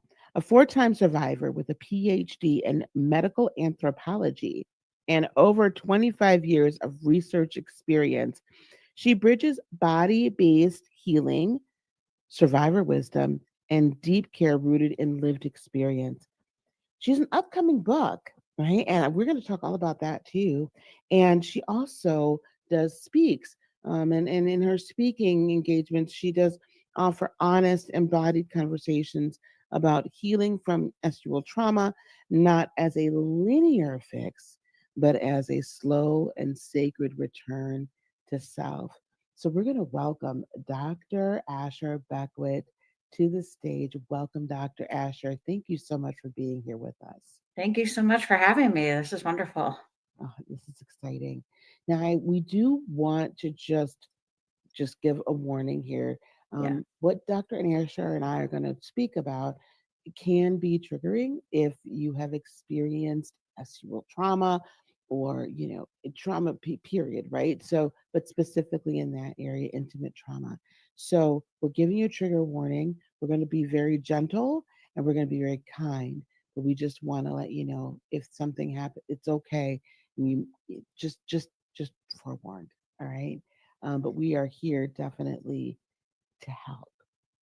Dr. Asher, I have just recently met you, but the moment I met you, we were in a meeting together, and I thought, wow, what an amazing human being. And what an amazing, I knew immediately when you introduced yourself that your story was powerful Mm. and that your work is not only necessary but vital in this day and age. So again, thank you so much for being here. I want to give you an opportunity. Can you give how did Dr. Asher Beckwith come to be? Dr. Asher, the person, the woman that you are today. How did this all come about? Thank you so much for this opportunity and for the opportunity to talk a little bit about my story. So, I was actually SA'd by a same sex person when I was 14. And that's when that process started. And then I went for many years where I didn't talk about it. I was very ashamed of everything. I carried that shame and that pain with me for a very long time. And then I started doing what's called EMDR, which is eye movement desensitization and reprocessing. I always have to remember what the acronym is for. And it's a really effective therapy for folks who have been through really intense trauma. And what's beautiful about it is that it kind of neutralizes the trauma and helps you to get to a point where you're not so triggered. And it doesn't necessarily work for everyone in the same way. I will preface that. But for me, that's been a godsend for me. It really helped me to get to a point where I could talk about the trauma, where now I can be on things like, this event and I can tell my story and where I can speak publicly about things. And it's gotten me to a point where it's really been neutralized. And then in addition to that, one of the things that has supplemented my healing journey, which has been beautiful, has been the somatic work. So anybody who's not familiar with that, what happens is when we experience trauma, there's energy that occurs with that trauma. Any interaction, anything that really happens in your life, there's energy that makes sense to folks. And what happens when you have the trauma is that trauma energy gets stored in your body. And if you're not able to release it because you're overwhelmed, so trauma is really overwhelmed, being overwhelmed and in that state. So if you're not able to process it because, or release it because you're in that overwhelmed state, then it gets stored in the body. And so a lot of what I do is somatic work. So that helps to release that stored trauma in the body. And so between EMDR and the somatic work, because I don't think that one would have worked without the other, I think I actually really needed both. I was able to process through things in my mind and get them to more neutralized state, but also process through them in my body. So yeah, it's been great. That's very powerful. So I love the fact that here we are as a scientist, a researcher, an anthropologist, Yes. and you're speaking in the correlation between the physical and the metaphysical, if you will, right? The energetic, and acknowledging that. And I want to dive into that a little bit more. Mhm. 14, you're just discovering who you, like barely Yeah. discovering who you are as a, let's say, somatic being, right? As you're going through puberty, you're just discovering all of these things, and then you are assaulted and essayed by someone with the older, same age. What was that? And not that it necessarily makes a huge difference, because it doesn't, right? It's Right. still it's still non-consensual no matter what. Right. But I want to dive into a little bit more about older, as opposed, I'm sure you work with folks that it's same age. Can you talk about some of the difference in the energetic overwhelm, power dynamics in that regard? Yes. So in my situation, she was 17 years older than I was. So it was a dramatic difference. And um, yes, she was in her 30s, I was 14. So that's a big difference when you think about it. And energetically, I felt, very controlled and very dominated in that situation. So it was a very overwhelming situation. And it is actually something that continued for 4 years. So that is, it continued to be a really long, drawn out, power based kind of situation where there was a lot of manipulation tactics and things. I would want to leave and she would threaten, to harm herself and things like that. So it was a really tumultuous cycle, Mm-hmm.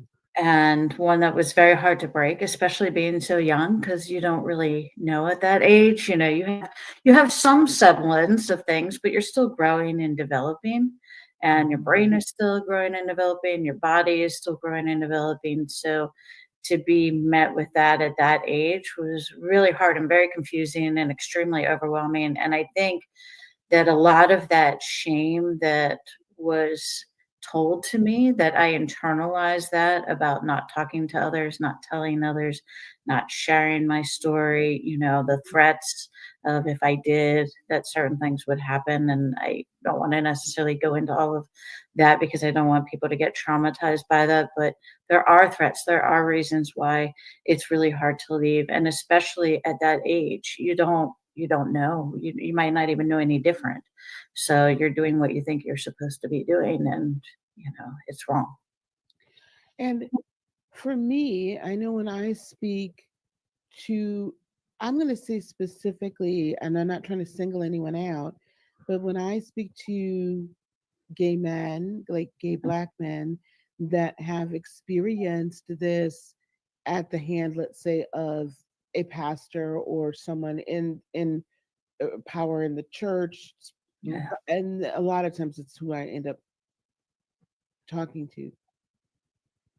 What I find is that as a teenager, then they, even as an adult looking back, they blame themselves and Absolutely. somehow say this was my fault, or they had some culpability in that. Um, can we talk a little bit about the fact that there's no culpa, like you could, I don't care if you were 17 and a half. Honestly, to me, if there's a huge age disparity, I don't even care if you're 18 or 19, because or 20, because if there's this power dynamic and this age dynamic and this, right, like I'm the pastor, you're this, I'm the professor, you're this, I'm the teacher, you're this. If it's non-consensual, it's non-consensual. It's never your fault, especially though as a teenager. You want to talk to? Can you talk to that a little bit about how adults feel that way? Yeah, sure. So I think what happens, or at least what happened for me, I can speak from my own experience, not necessarily from others, but what happened with me is that I internalized her pain. I internalized her projections, and I internalized her deficits. And so she projected those things onto me and took advantage of me in many ways, and took advantage of some of the situations and things that I was going on, because people don't understand it's a process. It's a process of grooming, and where people will promise you things, and so you think, okay, things will be better, things will be great, and she's making this promise, so okay. But then what it comes down to is that you're really internalizing them and their pain. And that's one of the things that happens, and their shame as well. And so by internalizing that, it gets trapped in your body. Their shame and their pain gets trapped in your body. I never looked at it that way. I've looked at it a lot as the kind of the ultimate, and not in a good way, the ultimate narcissist empath, right? Manipulation and just kind of just the making, like the vampiric, literally sucking the energy, the life energy out of their victim. I Mhm. never looked at it like as a victim, you internalize the abuser's pain. Yeah. And think about it from this perspective, and I'm sorry to interrupt you, but so they're telling you don't tell anyone, right? Or if you tell anyone, X, Y, and Z is going to happen to you. Or, you know, don't hurt me by doing this, whatever messaging that they're doing. Mhm. So as a survivor, as someone who is on the receiving end of that, especially at such a young receptive age, you take that in, and then it gets stored. And you have no way to process it because you don't know what, it's not even yours. We Right. talk a lot, especially in the spiritual or energetic healing space, or even other counseling, right? Other types of coaching. We talk a lot about giving back, like when we're doing inner child healing, giving back to the parent, to this, to that, what really doesn't belong. So Mhm. if that parent grew up in a way that they were forced to overachieve, and but it still wasn't valued, right? Then they pass it on now to their children, and then, but like that's what I did. My dad, he was trying to protect me. Of course, yeah. It didn't belong to me, and so at some point I had to give it back, right? And so it's the same. Well, I never thought about it that way. That it's literally the same concept of you're taking in all of this, but you don't know what to do with it because it was never yours to begin with. Yeah, It's yours. yeah. I think of it kind of like a dark hole that they put inside of you. And when I've processed and I've imagined it, I imagine it has like this black hole. It's like a black sinkhole, right? And they're instilling that inside of you. And what I do is I work with people to help release that, because that's stuck energy. That's energy that is not yours. So I teach people not to take ownership of it, not to take responsibility for it, and to literally either give it back to that person or get rid of it, because it's not yours. That's something someone else instilled in you. I love that. Now we've touched a little bit about this healing process, Mhm. and in reading some of your articles and things like that, like on LinkedIn and whatnot, in your posts, you often speak about healing not as a linear path, but as a return. So, Yes. what does return look or feel like, especially for those survivors who have done years of that inner work, but still feel disconnected from their being? What does that look like? Yeah, so disconnection is kind of inherent when you talk about SA, because one of the things as a SA survivor is we're taught to disconnect from our body. We're taught that our body is no longer safe, and that in order to survive, we have to get away from our body and we have to detach from our body. But one of the things that we don't tend to talk about is the fact that we are always whole. There is always part of us that is whole, regardless of what happens to us. There's always that part that is whole. And so, what I do, and that's your essential self, right? That's the part of you that makes you you. And it is a part of us that we can then take and look at it and say, okay, even though this and this and this fragmented me, I'm still whole. I am still whole. And so what I do is I try to help people come back into that wholeness and to be able to experience that wholeness because it never left you. The only thing that happened is that that fragmentation, that trauma just kind of got in the way, almost like a lens, like a little um, lens in front of you, but you can take that lens off and you can return back to who you are and that wholeness and that essential self. And no, healing is not linear. I think people have an idea, and I did for a long time. Oh, I will eventually get to this spot and then it'll all end. And then I won't feel triggered anymore. And then I won't have such a hard time anymore. And then it'll be good. Everything will be good. I'm going to get to that spot. I'm going to work really hard to get to that spot. But that's not really how healing works. What healing actually is the ability to be sitting in your wholeness, to acknowledge your wholeness, to be able to experience a trigger and have the tools and the skill set to be able to return to that wholeness despite the trigger. That just, even you saying that, just, I feel this just energy in my body, like it's everything like moving back in the proper spot.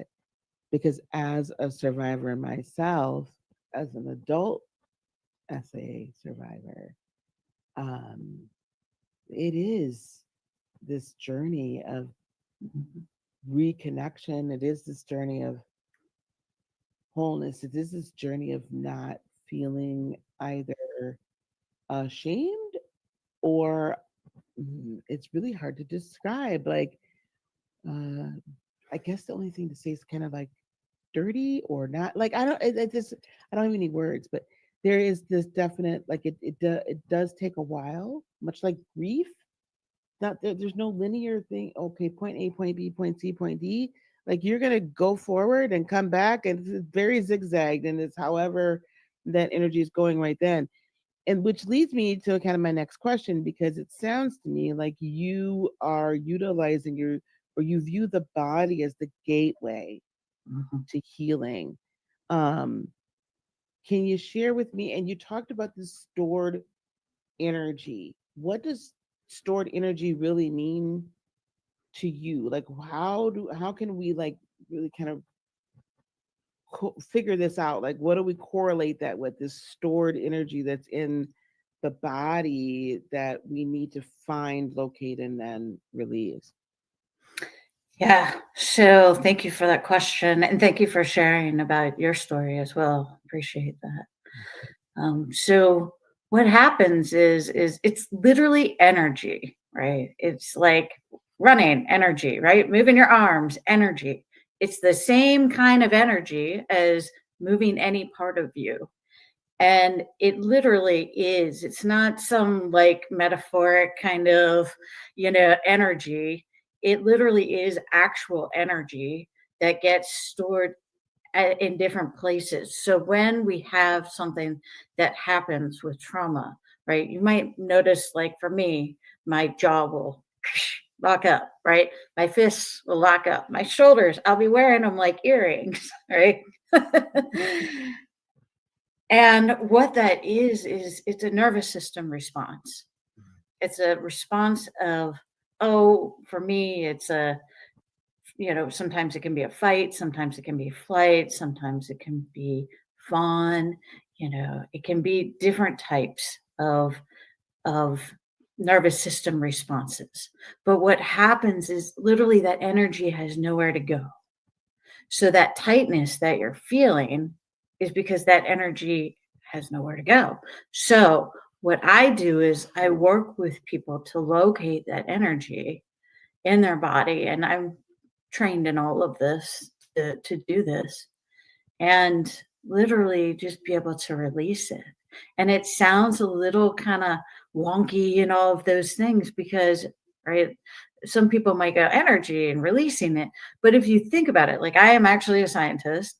And if you think about energy, like energy can get trapped in, food, energy can get trapped in a lot of things that we do in our day-to-day lives. So this just allows for that release. I love that. And Mhm. I want, before we get too much further down the road, I also want to remind everybody that if you go to the link that you're going to see on the screen and the QR code that you're going to see on the screen as well, if you haven't already done so, you'll be able to go to the BFF 2025 page and download Dr. Asher's gift to all of you, which is a guide that's going to help you through some of these somatic practices. Now, we're not done talking yet, but I want to be sure there's a great place to start talking about what this gift that you have for the folks is going to do for them. Like, what is it going to help them through with this guide that you're offering? Yeah, thank you.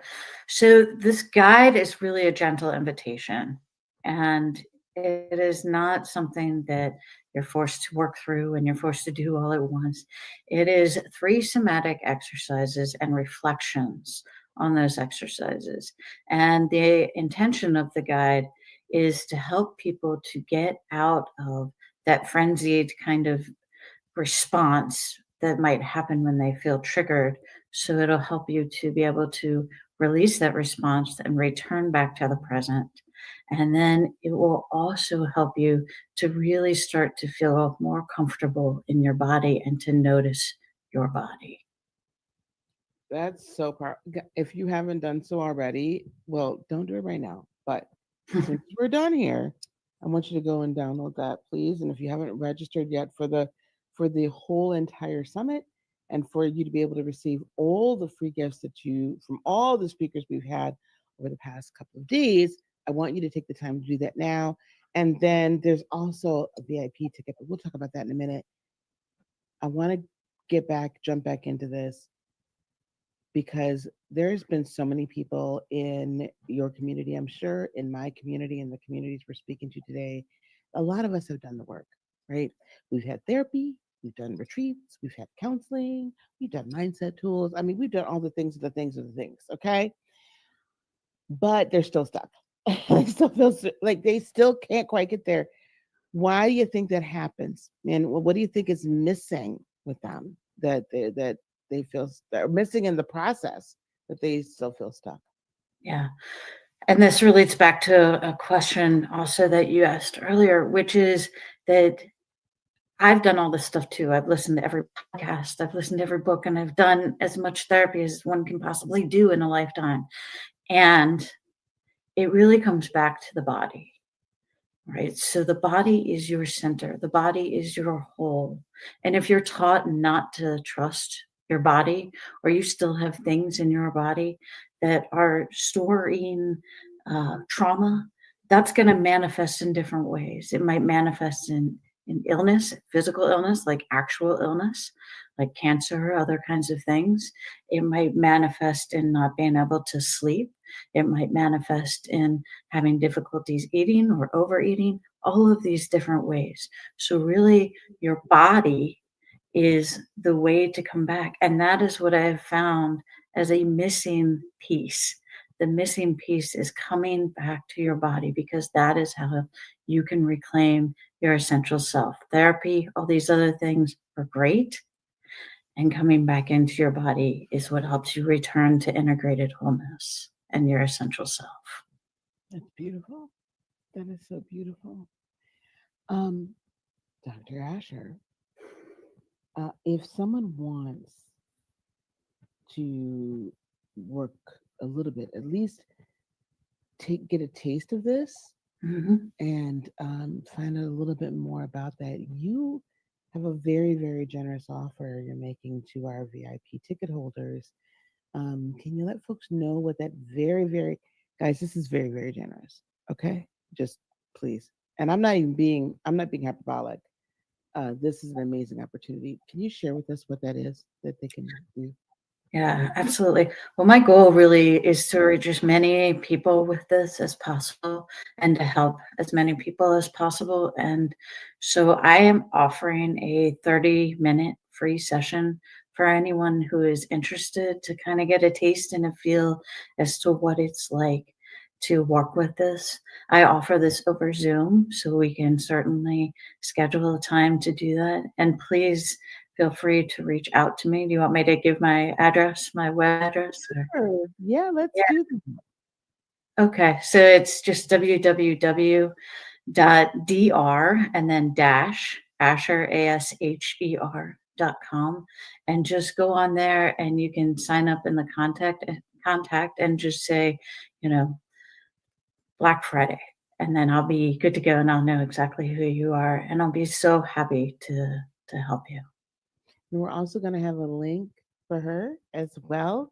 So you'll see the next thing across the screen here again will be the VIP sign up, and that's again it's like $27, guys, and there's so much. There's hundreds of dollars, thousands of dollars worth of resources. All of our speakers have generously offered up for you all for your mental, emotional, physical well-being as well as leadership development and just personal evolution.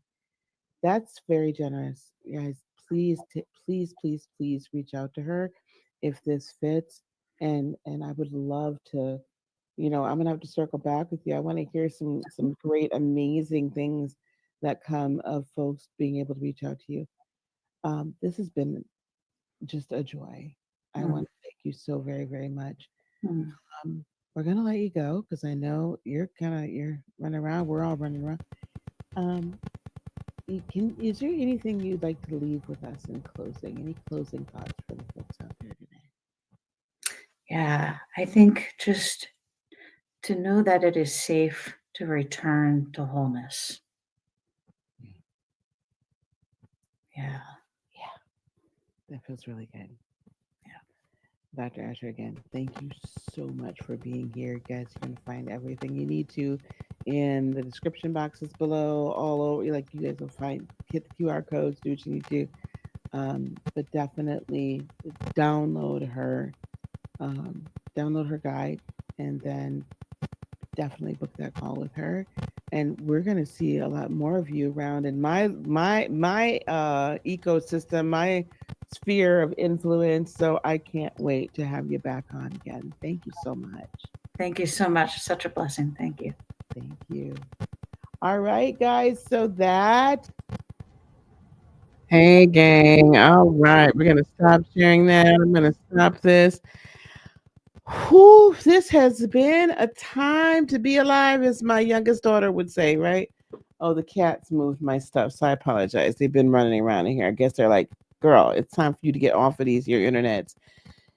I just want to say that I appreciate all y'all that have been here, have hung in here with me, have been hanging around yesterday, today, coming in, coming out. You know how, you get a plate and go, like it's totally cool. Um, this has been so much fun to be able to do this. And I know that, especially over here on YouTube, but it's been a while since I've been live, definitely for this long period of time, this length of time, I should say. And I really enjoyed it again. Guys, I've just been doing stuff. I've been having stuff to do. I've been having stuff to do, and just building over here and whatnot. So, before we forget, we don't want to, the Black Friday Festival, definitely, you want to go and take advantage of all of those things. There's so much that we have available to you guys. I do want you, if you've been thinking about creating your own business, if you've been thinking about whether that be coaching, consulting, online courses, I'm even beginning to help people that are doing kind of interesting things, like want to create some automated sales capabilities and whatnot. This is, but especially if it's coaching and on otherwise related consulting or online courses, you want to take advantage of the AIcoachbuild.com. So BFA is going to be your Black Friday access.aicoachbuild.com. That's going to get you my 12-week group program, which is normally $3,500, plus the next AI Coach Build, which is happening, boot camp, which is happening in December. All of that, that's another $400. So basically $4,000, you're going to get it for under that. You're going to get it for 75% off. You can for $997. There's financing available there. If you're interested in an afterpay option, I also have an afterpay that you can do that with as well. That option is on there. Go to that website, click on it, join us for 12 weeks. And if you join us now, understand that by the end of February, you follow along, you participate in the group, you go on and do the work and put the work in. You're also going to get like a CRM, an LMS, so like a Kajabi or a school, right? You're going to get that. You're going to get a place for your contacts, to have your landing page, to have your website. Like all of this stuff comes along with this program. Okay. And it's normally $3,500 for the 12 weeks. And I brought it down to $997. It will not be this inexpensive again. This lasts through December 1st. So if you've been wanting to do this, here's your sign. By the way, by the by, okay, if you do and take advantage of this before the year's end, it's a business tax write-off, honey. Okay. Now, if you want to do some more like deeper work with me, if you want to have some one-on-one time, some one-on-one coaching with me, we can talk about that. When you sign up for this, then we can talk about that. Or reach out to me. There's ways to reach out to me in the description boxes, or just reach out to me, just DM me or what have you, wherever you're watching this. And we can set up a meeting and discuss how we can do that and what that looks like. But honestly, the group, you'll get where you got to go. I know for some of you guys, you're like, oh my gosh, I don't have a lot to invest, or I want to dip my toes in the water. I have cultivated an amazing system that's got great prompts. It's the AI Coach Build system. Great prompts that take you from niche all the way through to your messaging, to your ideal client, to the target market, all of that. Okay. I listen, what do you, no, this isn't a $27 offer, but let me ask you a question. I want you to think about this. I know there's plenty of opportunities out here where you can pay $27 and AI will create your whole thing. You know what you have? You have an AI created program. You have an AI created platform. You don't have the support. You don't have what's necessary. You don't have someone that is going through every Saturday morning. Like I spend my own time every Saturday morning and a couple times during the week learning new tools, learning about the algorithms, learning about all the trends, learning about how I can bring all that information back to you and help you achieve your goals. So again, bfa.aicoachbuild.com. If you're ready to take the plunge, go on and do this. It is a tax deduction. Or you can go on to blackfridayfestival.com. Go on and take part in all, like there's so much you get for free. We have our own BFF 2025 attendees chat where all of the speakers are in there. And if you do the VIP, that's how you're going to access all your VIP gifts. Guys, this has been fabulous. Once again, I will be back very soon.